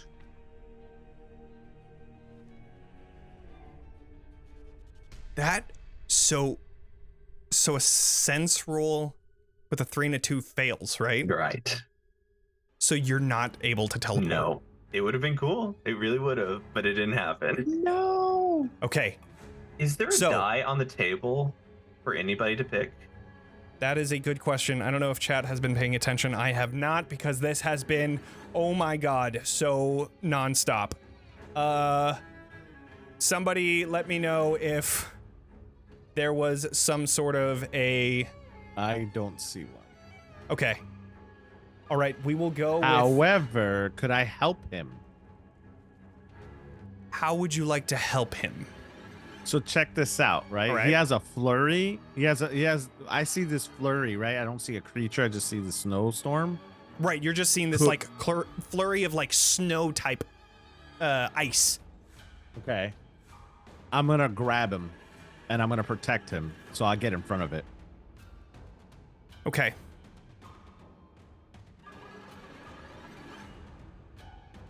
I'll need you to do a move roll. Okay. Would this count as phenomena? Then he gets an extra die from the card that I gave him. Okay. Okay. You need to do a move roll. Okay. And I will say that as this is all happening, this is very quick. So you have to have lightning speed reflexes. I'm going to be taking one die away. because this Okay. is so difficult. You had that Okay. one added, now you have just that one taken away. You are at your regular roll. Okay, that's fine. That's dope. Because I God, freaking how the succeed! Get out of here! Fuck do you? Ah! Okay, all right. You Get immediately out! you disengage from this guard that is now like backing up. Like, what the fuck? You have a gun? And they seem to be just running the other way now. You turn around and you take the entire flurry of cold as it just seeps into your back. You're gonna take a body mark That's fine. and a bleed mark, Okay, that's fine. but you are able to save Jose. That's all that matters. Now, Jose stays up. As that And door as I do closes- that, my boy! my boy! Oh, As that door closes, the flurry ends. You see the rushing of scientists and the guard that says, fuck this, I'm not gonna die for it, and runs out. They are out. But you are in this lab and you have a goal. What was our goal again? I've forgotten. We need to find out what is happening with this bleed thing Hey. and find this guy, Jose. Oh, Ezra. We were looking for Ezra. Ezra. Hey, I put the letter. What I have is, I mean, I think I Let's missed see. a couple letters, but it's they're in other spots. I just couldn't see where I missed things. So I mean, I got the letters essentially. Yeah. Can I read it or no? Yeah, go Actually, for it. Jose, you read it. 'cause you Amelia, deciphered it. my silly goose, best of daughters, I wish I could hear your sweet laugh once more, see your beautiful happy smile once more, kiss your forehead, sorry, once more, my baby girl. You were, watch my writing. Taken. You were. Taken. So thank you. Taken too soon. From this world. Man, and for. Oh my gosh, I missed that whole word. It's this SUC. Unnecessary? Unnecessary. No, it's above it. Unnecessary. How about this? Thank you. You got it. Unnecessary, and now. All right, I'm showing it to everyone on Roll stream? 20. It On Roll is 20, okay. yeah, it is now available for you guys to look at. It's just scroll down. Scroll down. Oh, there it Oh, is. thank God. What? Why am I missing something? In the Yeah, you just scroll down from the handout. letter. Oh, from the encrypted note? Okay, there we Yeah, go. that one. Oh, there we go. Mhm. Taken too soon from this world, and for such unnecessary and now avoidable reasons. I've been to Ashdale. I've seen their scientists work. They have the resources and the minds to help me. Even though a year ago I'd have thought myself mad to even think to work with them, but with open eyes, I see now that Candela Obscura are the ones who are mad. They stand in the way of the ocean, eons. Hope to channel it. Where I failed, I will succeed. Power.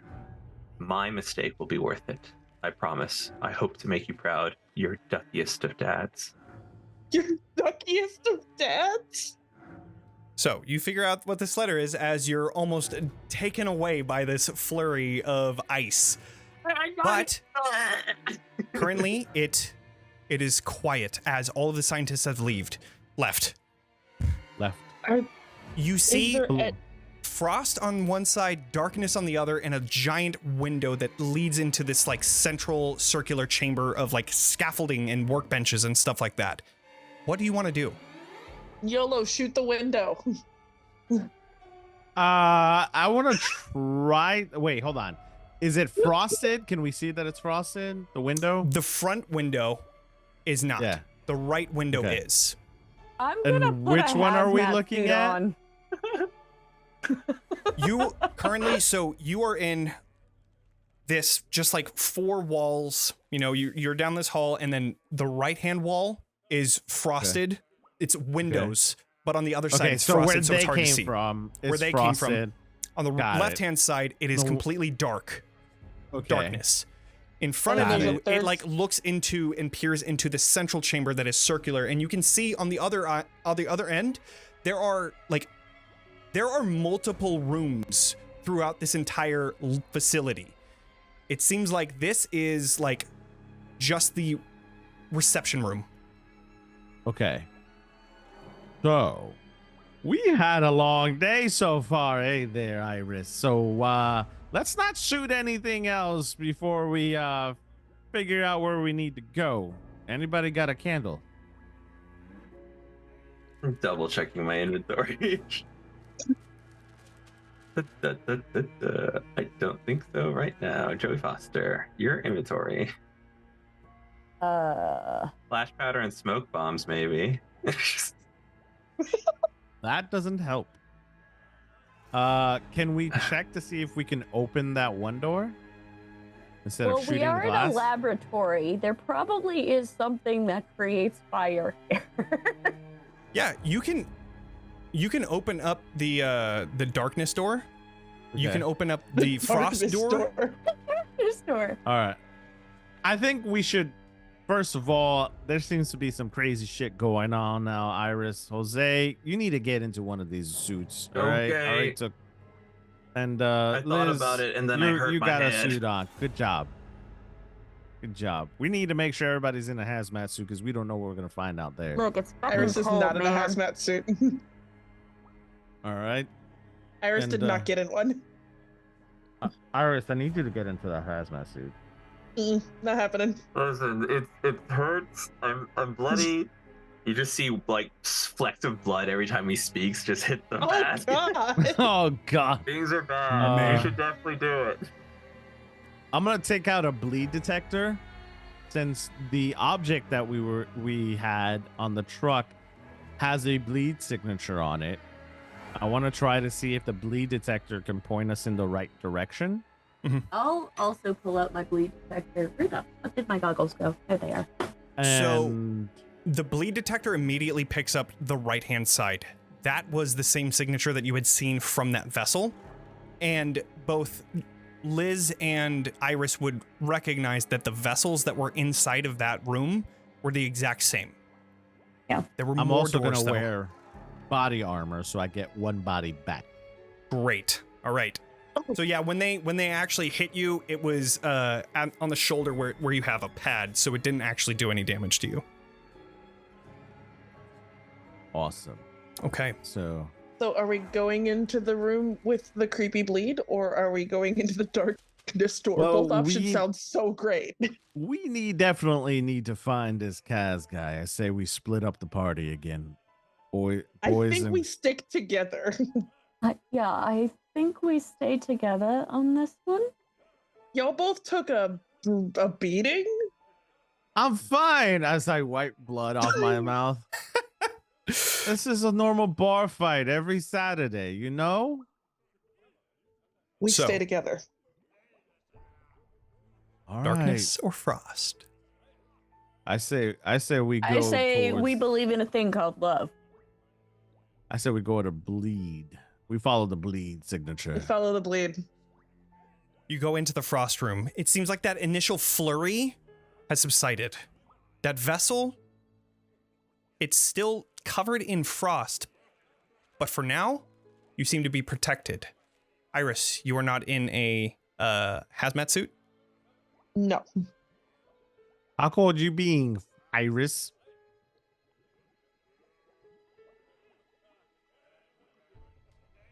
It doesn't seem to affect you just yet. Okay. It is very cold in here, but you do see another door on the other end of this room, as well as another door, another window that goes towards that central room. But continuing forward, are you going through that other doorway? Are we still detecting bleed as we go? You're detecting bleed from specifically that vessel, but everywhere. It is in this room. Okay. These vessels are putting off bleed. Though not like a lethal amount, they're definitely putting out bleed.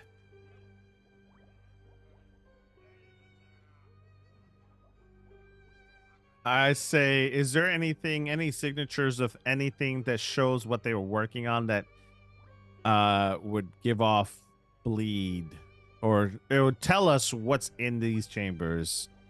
Yes, there are notes on the tables that show. Iris had seen it. it seems like they're experimenting and trying to put creatures inside of this rhodium, trying to take creatures from the other or from the beyond and store them inside of this. You also see that there are notes showing possible cooling device, and it seems like they're going to be trying to experiment to then sell this as a product. What the fuck? It doesn't seem to be focused on anything that you have been looking for, though. Outside of that one vessel that you had seen. Is there any notes about Ezra? Any sign of Ezra? There are some. You see that these vessels are meant to be prototypes for something bigger.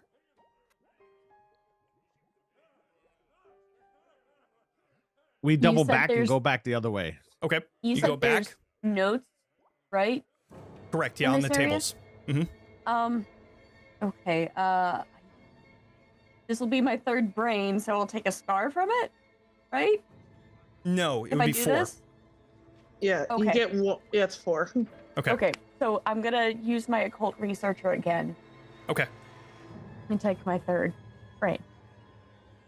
I will say do a just do a focus roll first. Focus. Okay.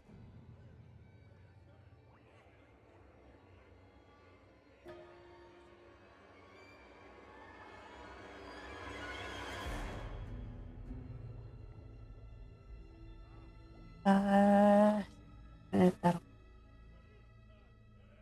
Oh shit.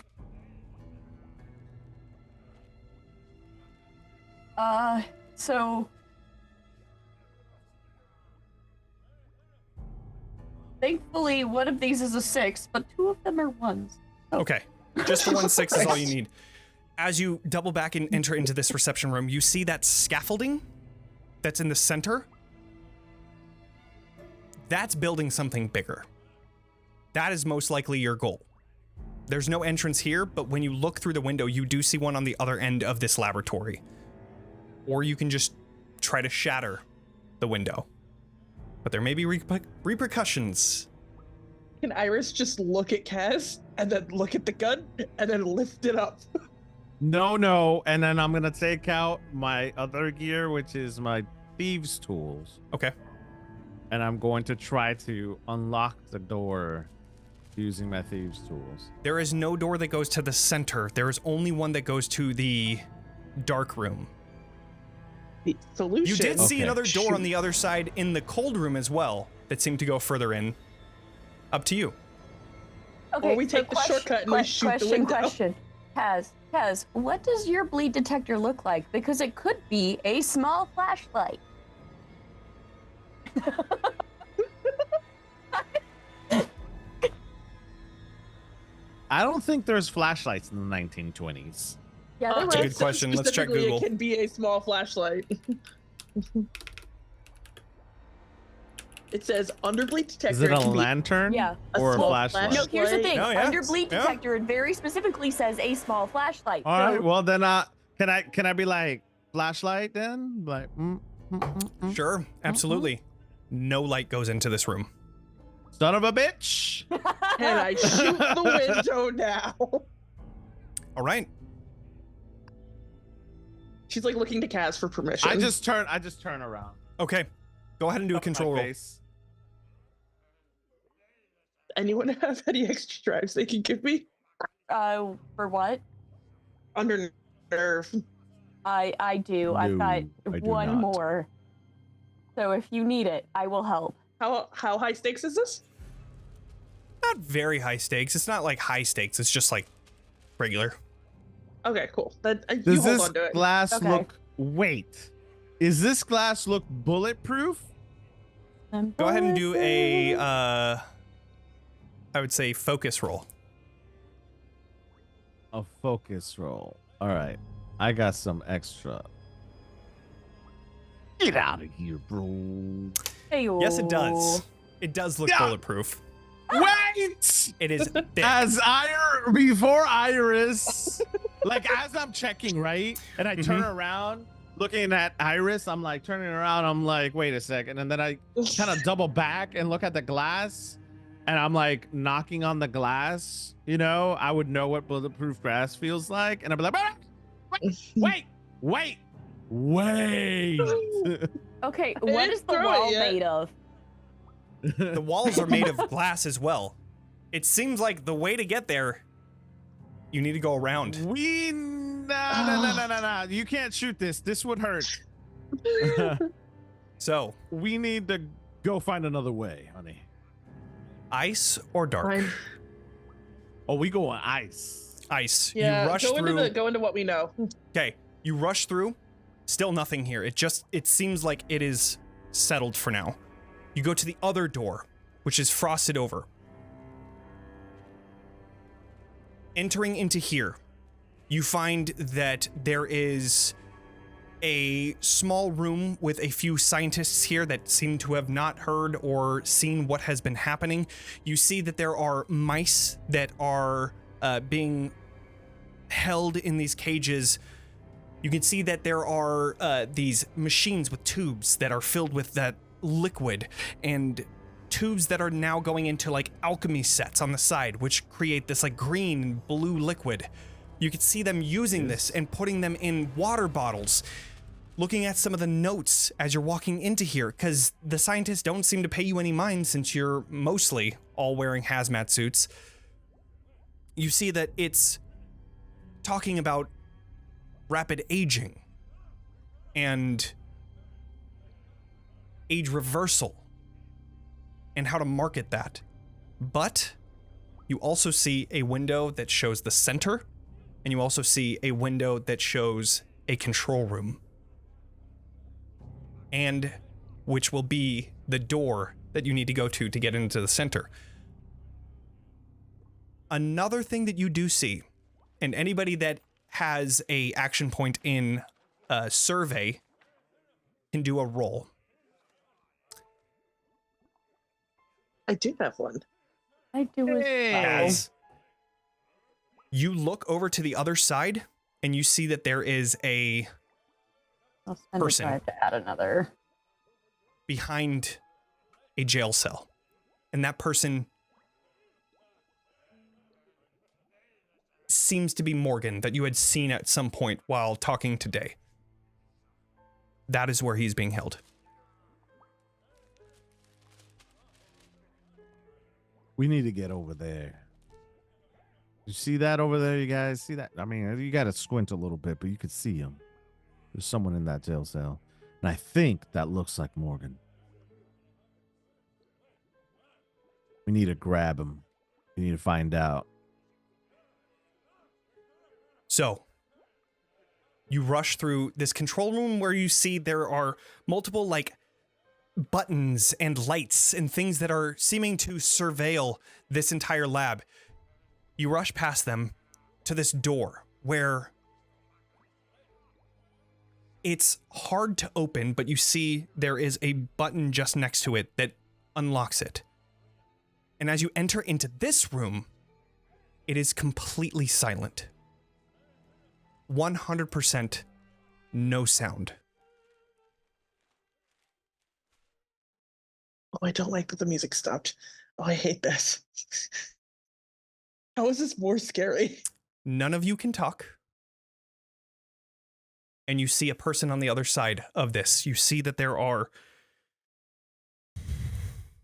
Here, you can see that there are certain types of acoustic dampening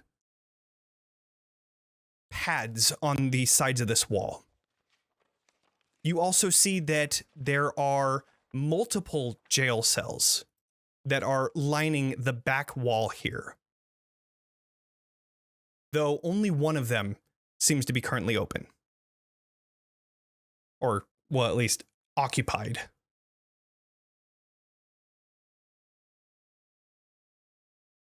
Can I tap the floor with my cane and not hear anything? Nothing. Does it look like there's anyone who's like adversarial in the room? Go ahead and do a survey roll.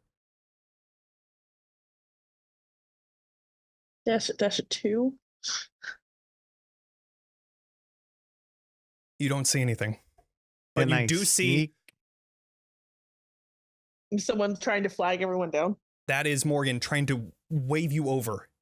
I would head that direction. Yeah, Okay, heading you over that rush way. over. You rush over and you find that this jail cell, it's unlocked. And he opens it and allows you to get in. And he closes it behind you.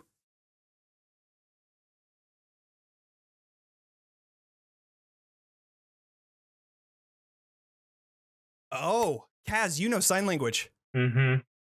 You see Morgan saying, there is something flying around here, and it attacks anybody that it sees. I can't convey that message, but at least Right. I know. And he points over towards the door. I think we get the picture with this, though. It looks Yeah. like something flying. Mm-hmm.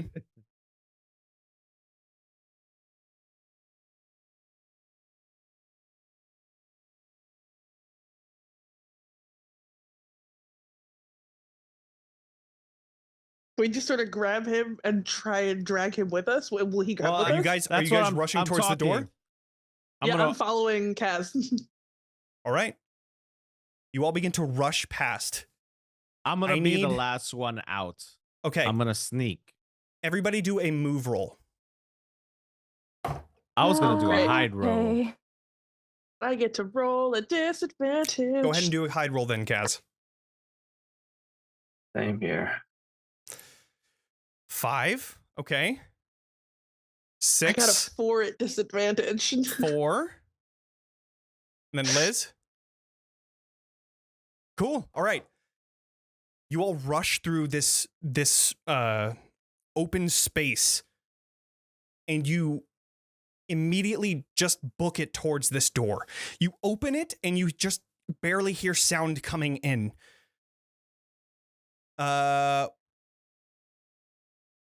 Everybody got a mixed success. Okay, so No, I got a success. except for Kaz, of course.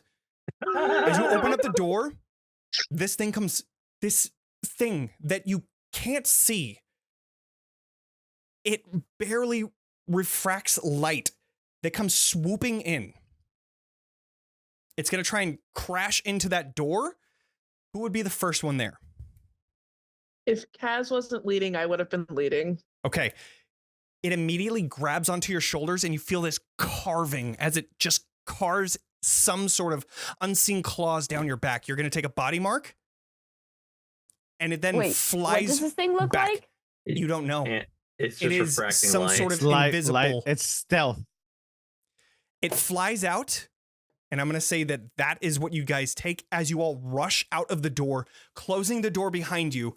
This thing, you can hear this poof, poof, poof on the other side of the door. I've got my bleed detecting goggles on underneath. So And as you what was look- I seeing? You see this like almost insect-like bat-shaped creature that has these like large cone sort of like concave ears that are trying to absorb sound. It seems you can see like this like flowing energy that goes into it.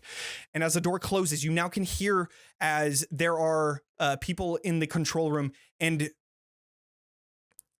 as they're all looking at you, Morgan just says, "We need to go. We need to go to the Haven Hills Lighthouse. They are going to get the Eternal One.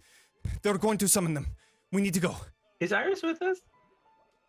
Iris is in there. Yeah, Okay, Iris okay, had gotten okay. out. Is it- Just took okay, in okay. the Yeah. body mark. We need to I go just right took the now. mark. Okay. Fuck these people. Let's go. We go. People, let's go. Okay, you begin Fuck these rushing people. out. Let's get out of Fuck here. Greg. You begin rushing out, and you make your way back towards the vent. You pull yourselves out into the truck, and you begin driving towards the Haven Hills Lighthouse. Outside, I take It's the because- elevator. right? Oh, right, of course. Morgan takes you to the central room where he then presses the button that then brings this actual elevator up to the ground floor. You see this like metallic lid that opens up, and then that's where that platform comes. It seems like whatever was here in the scaffolding needed this to travel up.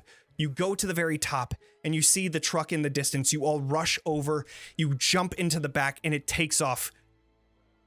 Morgan takes the wheel, drives you over to this lighthouse that is a few miles to the south of this mine in Ashdale.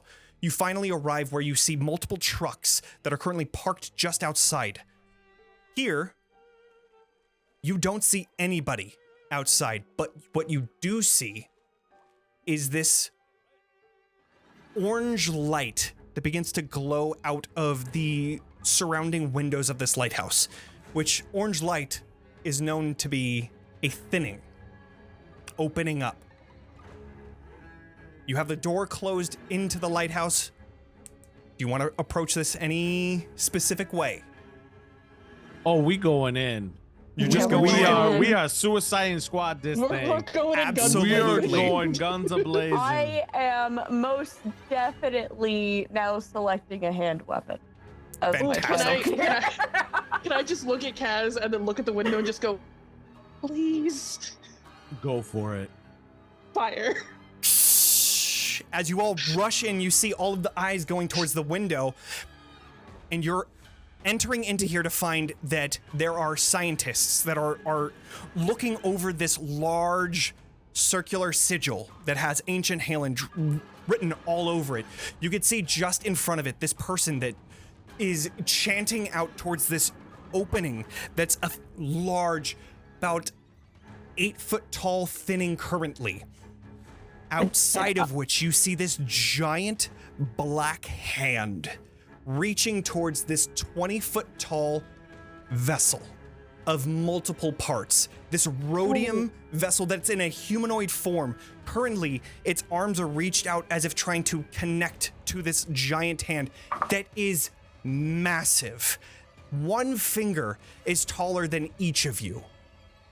As you enter into this lighthouse and you see this happening in front of you, you also were told on the way over here that the astrolabe that is always within a lighthouse that keeps that thinning closed, there is a machine that Eons had created. Morgan had told you on the way over here that they had gone to this lighthouse, they had turned the astrolabe backwards, and they had tried to summon the Eternal One before, but failed.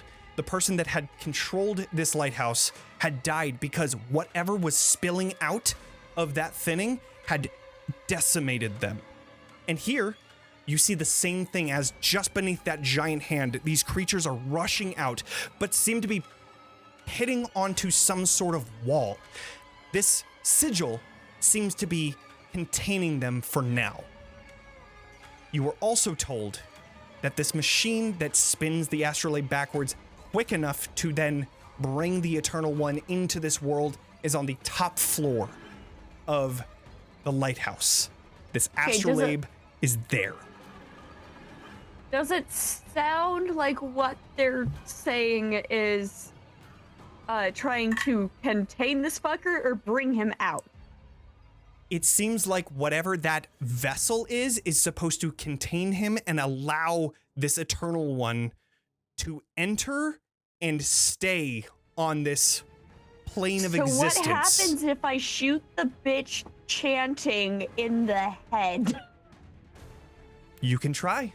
Would you like to do that? Okay. Yes. I'm kind of with Lyssa. I would have done the same. Okay. I think I No. tell Jose to go to the top Yeah. floor. Okay, I amazing. have I was already going to anatomical do that. strike, so I can roll focus instead of strike. Okay, then please roll a focus as you're trying to shoot into.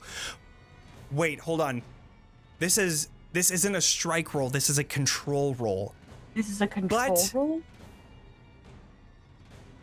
I'll allow it because that still makes sense. You're trying to shoot at a specific organ to have them basically incapacitated, so I'll give you that. Go ahead and roll a focus.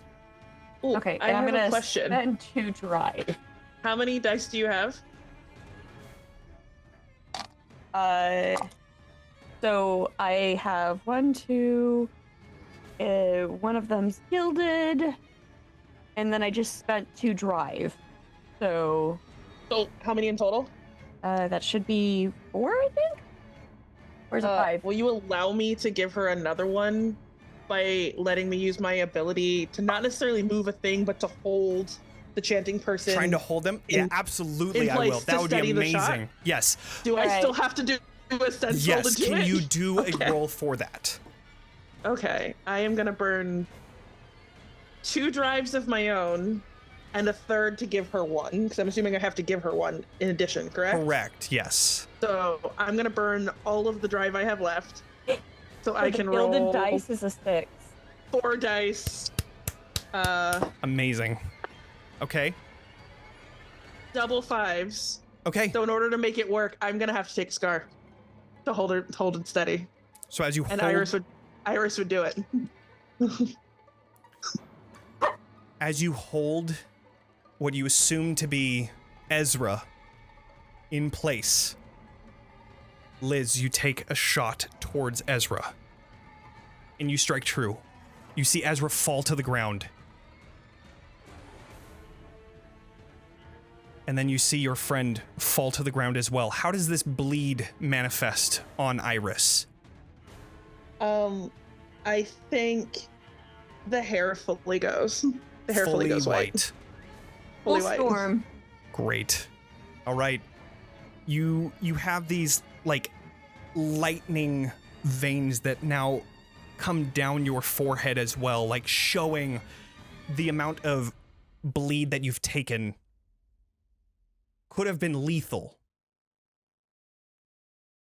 But as you fall,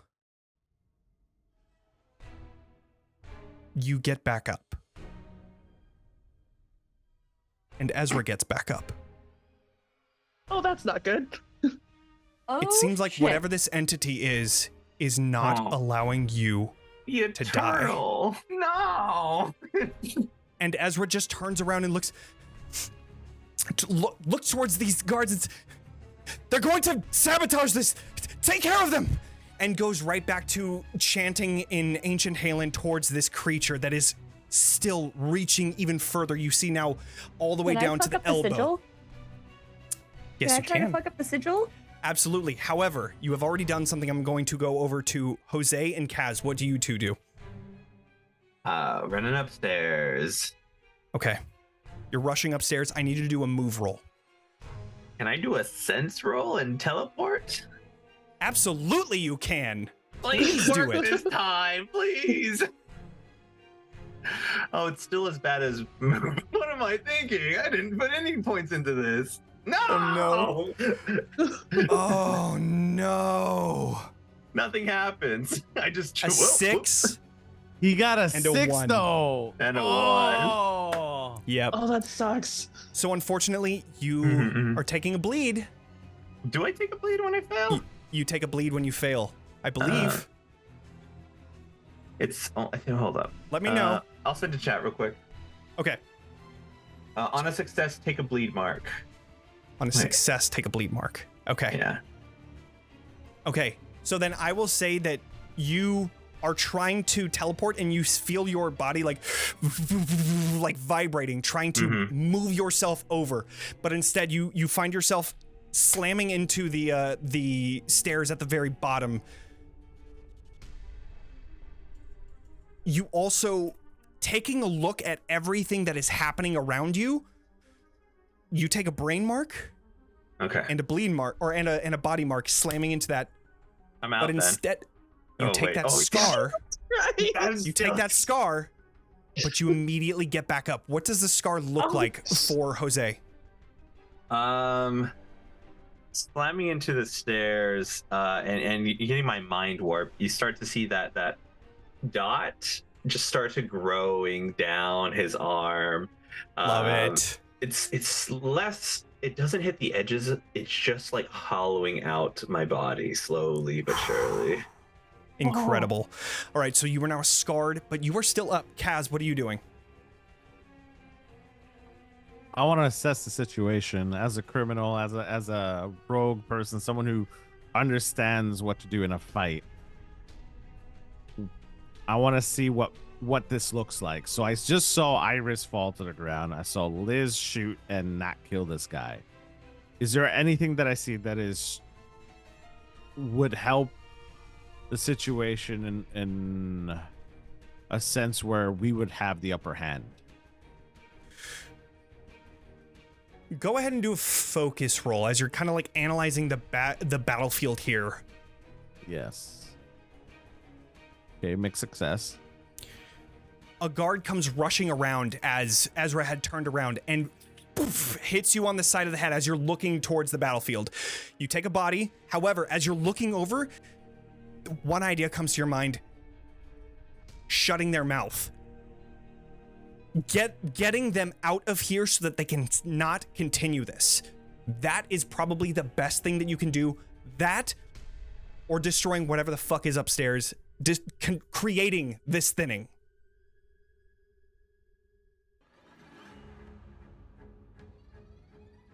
But that is what you do. Yeah, but how far? My question is, how far is this guy, the chanter? Not very far. This is just a lighthouse. So just from where you guys are, 10 But is he feet? like in the air or is he touching the ground? No, like he's I don't on know the if ground. he's like hum num num num and like in the air or like He's so there's a large sigil at the center of the lighthouse Okay. that's about like 10 feet wide. The lighthouse itself is probably like 30 feet wide or so, and just in front of that sigil, that's where Ezra is standing.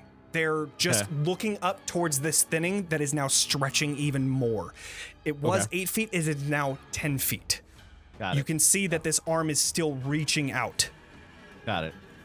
You can see also that some of that dark, sinister shadow is now starting to be absorbed inside of this vessel that you see. You can see that the arm, this left-hand arm, is now going into the left-hand side of this vessel, and you can see that it is starting to begin to move. But that brings us back over to Iris and Liz. What are you two doing? Okay, I am going to go ahead and take that scar from Brain for the occult researcher again. You're racking your brain to try, in this very stressful situation, you're trying to rack your brain for some sort of information that you might have that can help you here. You take that brain, and with a final thought before getting that scar, you know that the astrolabes are what hold thinnings closed. Ezra might have a connection to whatever this is, but if that thinning is closed, it is done. Your next priority needs to be that. Otherwise, you can't stop this thing from coming out. Okay, I'm going to try and get to the fucking astrolabe then. Same. If she tells me that that's what we gotta go do. Yeah. Iris, as you finally get back up, you're catching your breath, looking over, and you see that Dr. Liz is going down onto the ground, and she seems to be unconscious until she wakes up immediately. She is out of it. But you are not. What are you doing? I would have tried to catch her as she's going down. Okay. That way, hopefully, she can convey that message before going off Absolutely. upstairs. Mm-hmm. So as you catch her, she relays this message. And you're running up the stairs then? Yeah, to the astrolabe. Awesome. I imagine, Jose, you are doing the same thing? Yes, sir. All right. I need both of you to do a move scar roll. would manifest. Right, yes. How would this scar manifest? This scar doesn't need to be visual. It can just be something that, a mental scar, something that has stressed you to the point of break. You learn from this situation, which is why you move one of your action points into something else.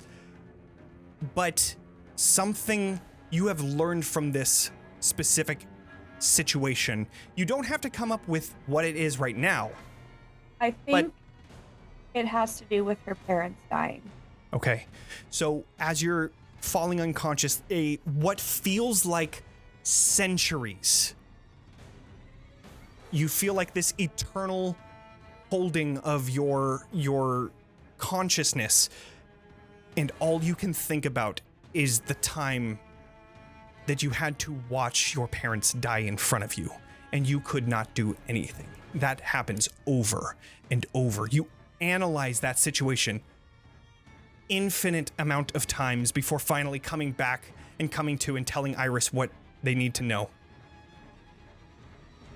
That brings us over then to Jose and Iris. I need both of you to do the move rolls. I read up on some things that are in my character sheet that I put down and I just never looked back. I'm gonna use my cunning to put my drive towards nerve because Amazing. I'm cool under pressure, which I got a 6. nice. Let's go. All right, Roll. Jose. Nice. Jose, you're trying to gain your strength after taking such a deadly blow, but you're only able to crawl up a few stairs. You get this giant pulse of bleed shoots through you. You take a bleed mark from just that, like, almost like a defibrillator brings you back from that mark or that scar that you had taken. Yes. And from that, also bleed. Iris, you rush past, not even helping Jose, knowing that there is one thing that you need to do, up to the door, and you open it. Inside, you see this giant whirring machine that has electricity sparking off of it. And in front of that, you see these scientists that are just keeping a look as to what the running is. If there's anything going wrong, they can fix it. And they immediately look towards the door. However, before we get there, Kaz and Liz, what are you two doing? I'm trying to get up to the astrolabe. Okay. I'm Move roll not. for you as well. Okay, Kaz. I am definitely trying to get behind Mr. What's his face, Okay. and I'm going to muffle him. You said move? Amazing. Yes, a move roll. I'm gonna Hey, try to. that's double sixes, baby. Let's go. That's a crit. We'll get to that. Kaz, what are you doing? I want to try to kind of get behind him and put my like elbow into his mouth, but also kind of hold him hostage, where I take out my cane and put a knife towards him so that it's basically lethal if they try to get close, to get him to shut up. As you do I would say this would probably be a strike roll just because you're trying to exert force onto Ezra, so go ahead and do that. Okay. And depending on what happens here, we will see what happens with Liz's roll. Okay.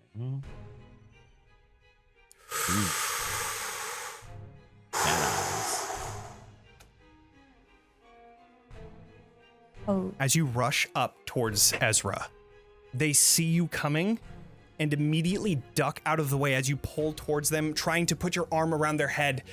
They duck, grabbing onto you and throw you into this circle where there are mountains of creatures.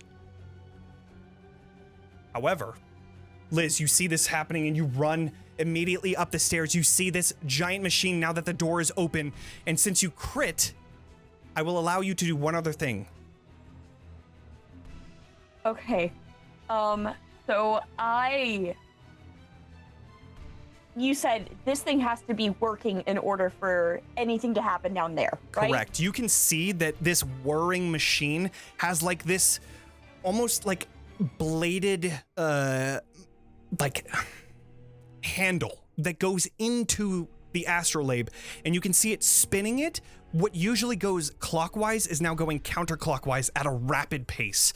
Now that thinning that was 10 feet is now 15, and you can see this disgusting face that is just made of this amorphous moving shadow, these red piercing eyes, and this almost cowl that hides over them as they're reaching even further towards this vessel.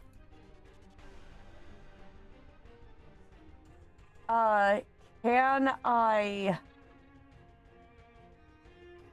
try to I'm gonna try to destroy this machine. Okay. What would you like to do to destroy it? What do you have? I've got a gun and the ability to shoot. Absolutely. please do. Oh, you could do a focus roll, right? Go ahead and do a focus roll. Okay, so I've got a gilded dice. I've got 2 in that. So that makes it a total of 3. And I've got two more drives. So I'm gonna spend all of those. So 5 die. To 5. All right, come on, baby. My life is in your hands. All right, let's see. There's a 5 and a 3 and 3 ones. Jesus. But there is a 5. A mixed success. You Also, shoot I've got a into. resistance in it, if that counts for anything. If you do the resistance, you can only roll your base amount. You don't Okay, get so to roll the that's- drives again. Okay, never mind. Then yeah, we'll Okay, do the. you're gonna take the the mixed 5. success. We'll take the 5. You shoot into this doing that. thing. You see that the claw that is holding into the astrolabe now it bends and it's not doing it as well as it should. It's still moving, and as that cost has, you begin to feel hundreds of claws beginning to rip into your body. You feel this. It feels like an eternity now that you are in this circular sigil. Time is stretching as each claw moves each millimeter down your body. You are being completely mauled alive. You're gonna take 2 body marks. Oh yeah. Oh yeah. I am down. Okay, Is that a scar? you take a That scar. is a scar.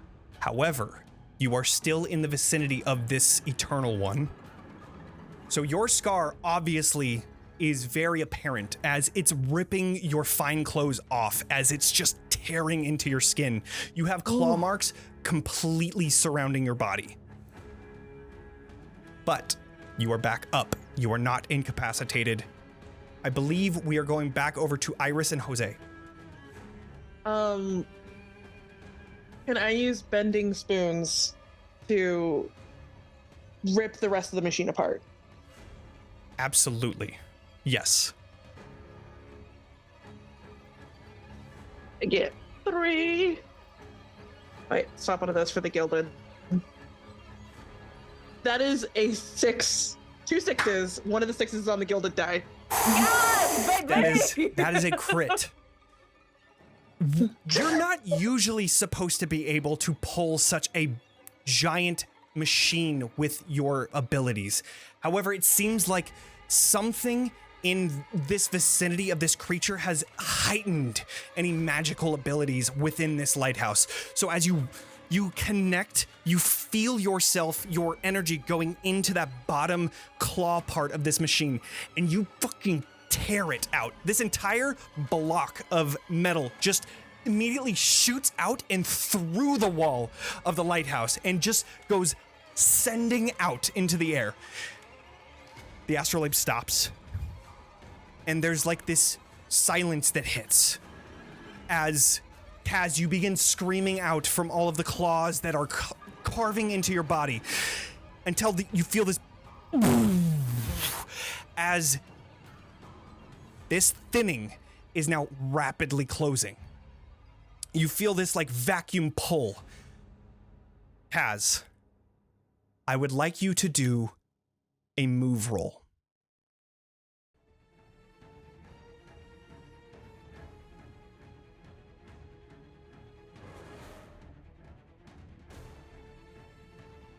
All right. With all of your strength, you rip these creatures off of you as they go flying back into the thinning.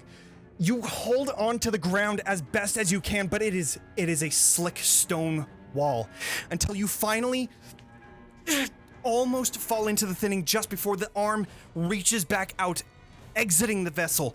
As it finally passes that threshold and closes completely, you have your leg stuck inside of it as it crunches through. Oh. Well, he didn't need the cane before, but now he does. So, the scar that you take is indeed a lost leg. However,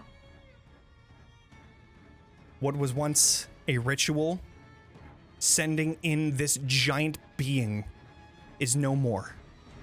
You see the Eon's guards that are here, knowing that they cannot do anything, stand down.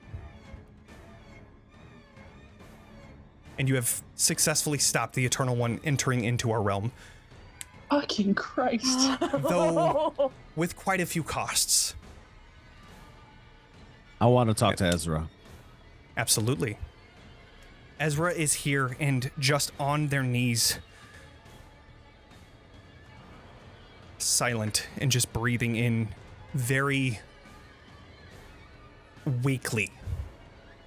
You crawl your way over to Ezra, blood coming out of your leg still. And they look up towards you as you're crawling towards them. I grab his vest and pull myself up. And I have my cane with me. I unsheathe the cane and drive the sword straight through his head.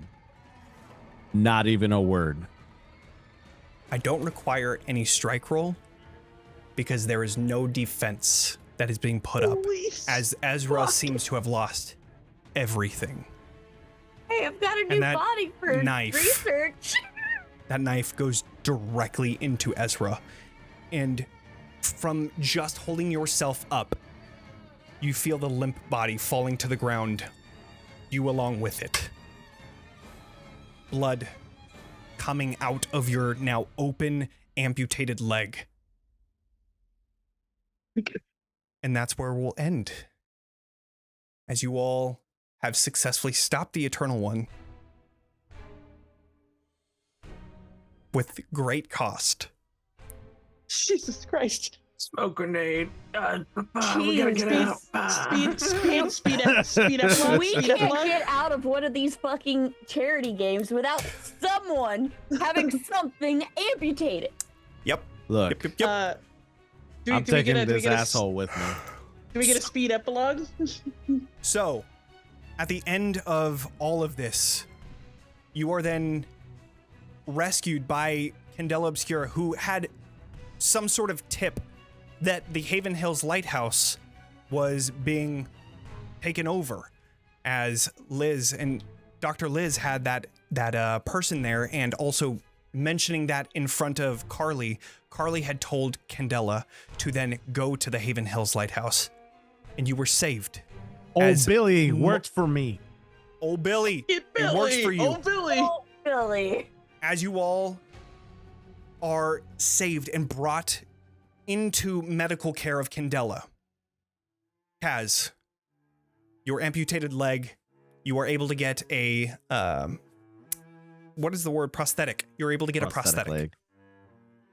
The wound is cleaned, cauterized, and now you have a prosthetic. And yes, you do need that cane now. Jose,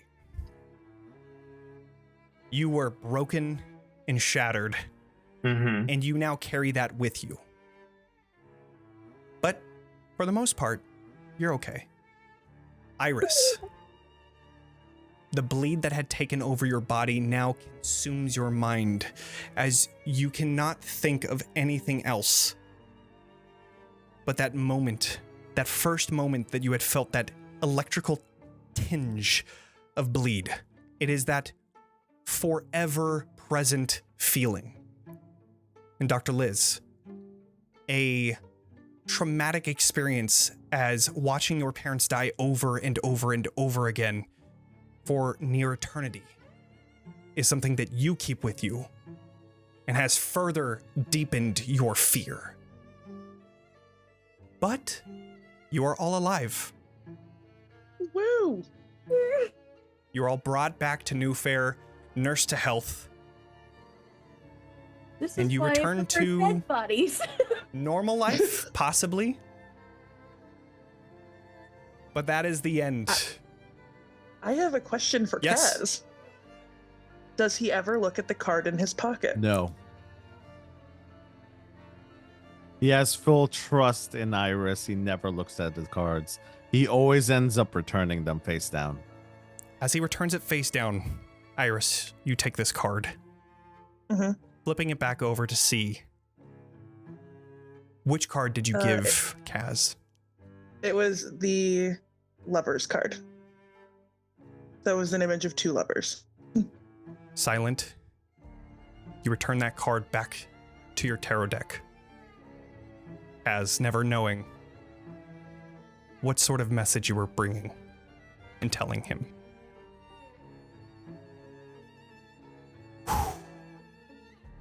Holy shit, y'all. What a fucking story. Nice, That nice, was nuts. nice. All right, well, why don't we end there and thank all of you for being here. Oh my God, that went very long. I apologize. Obviously, there's some stuff that I'm gonna have to kind of cut out for the final production of this, but goddamn, what a great story that you all put up. That is Fucking incredible. Christ. So if you haven't yet, please share the link with people that you know. For this was one of the this is the second to final night to raise money for Doctors Without Borders. I think we One did more a night. pretty good amount. I mean, at least for yeah, we did like $200. That's awesome. Yeah, that's Thank you all amazing. for helping us out. That $200 is more dollars for Doctors incredible. Without Borders. Heck yes. If you are able, We're already sending please, 2 doctors. we are. Mhm. Yeah, every 10,000 every 10,000 is a doctor. So that is incredible alone. If you have the money and you're able to give, please follow the link that's in chat somewhere. If you are not able, it is free to share that link with people that may have money that are willing to then donate to this cause. It is a great cause. It is providing help all around the world, specifically Gaza. Please consider donating. Outside of that, let's go around the table and talk about who you are and where people can find you. Again, Jesus starting mercy. with Whitney. Hi, I am still smoking glue guns on the internet. You can find me at smokingglueguns.com or on TikTok and Instagram under Smoking Glue Guns. Or if you're in Orlando, Florida this weekend, you can find me at booth 800 AF at MegaCon all 4 days this weekend. Come buy my fucking weird dice in person. Amazing. All right, let's go on over to Northwolf. My name is Northwolf911, also known as Northwolf911 Gaming. You could also find me this weekend at MegaCon over at booth 800 sometimes. And I will be live Monday through Thursday at 7 p.m. Eastern Standard Time playing your JRPGs, RPGs, and TTRPGs. We are currently going through the Walking Dead universe, and we're going to also be playing Candela pretty soon, which is really exciting. So if you love what you saw here with all of these folks, you might see them again. All right, and let's move on over to Adrian. Yes. AC Lawrence, 24 on most socials. You can find me over on Twitch every Friday under Dungeons and Degrees. I have a game of Rime of the Frost Maiden. I also have a podcast I do whenever I have time called Dungeons and Degrees, which is recorded 99 episodes. I'm about to record the last one. It's gonna be 100. It's gonna be You got 100. this. It's gonna be great. But yeah, I'm gonna have a lot of these lovely people that you see around us because they're awesome. I met them like this month and they're great, so I'm excited. Yeah. Awesome. All right, and finally, but not leastly, Lyssa. Hey, I am Geek Girl Lyssa. You can find me on all the places with all the buttons, primarily TikTok, Twitch, and Threads. Every Wednesday, I am over on twitch.tv/beggarstreet, and I am the editor-in-chief of a Massive New Generation actual play called Superhero High. That's at 9 p.m. every Wednesday. When I'm not there running games, I'm also with Project Aurora. I'm the Continent 3 lead, so that's a fun thing. And on Fridays, I am over on The Dinner and a Game, playing either The Walking Dead or soon to start Cyberpunk Red. Perfect. All right. Well, outside Plug of that, yourself, Jonny. oh yes, I am Yes. Jonny. I am the creator of TalkingXP. I run everything. I was doing tech and all that good stuff and making sure that all of the chat and donations were being seen. I also run Candela Obscura sometimes, so if you're interested in also learning how to play Candela Obscura, I have a playlist on YouTube that you can learn how to create a character, how to play the game, and learn a little bit of the lore that was found in the Quick Start Guide to get you started in your campaign as well. I also have these. These are the recordings that we will have posted on that playlist as well. And I also have a series explaining all that happened to Ezra Ashford and brought us to here. So if you're interested in checking that out, check out my YouTube page, which is just Talking XP. I also run Ravenloft Misfits, which is a Curse of Strahd actual play where I run that as the DM. We are level 12 right now, going hopefully to level 15. We are like episode 77, I think was last night. So if you're interested in that, check it out also on my YouTube page and also on podcasts as well. Outside of that, thank you all for joining us here on Talking XP. I really appreciate all of your attendance and all the new subscriptions. Thank you so much. I got like, I think it was like 8 subscriptions. Thank you all so much. That is incredible. And yes, consider following if you haven't. Do the thing, share with people at Talking XP, all that good shit. So now, please have a good night. Thank you all so much for joining us. Bye, everybody. Bye bye. Bye.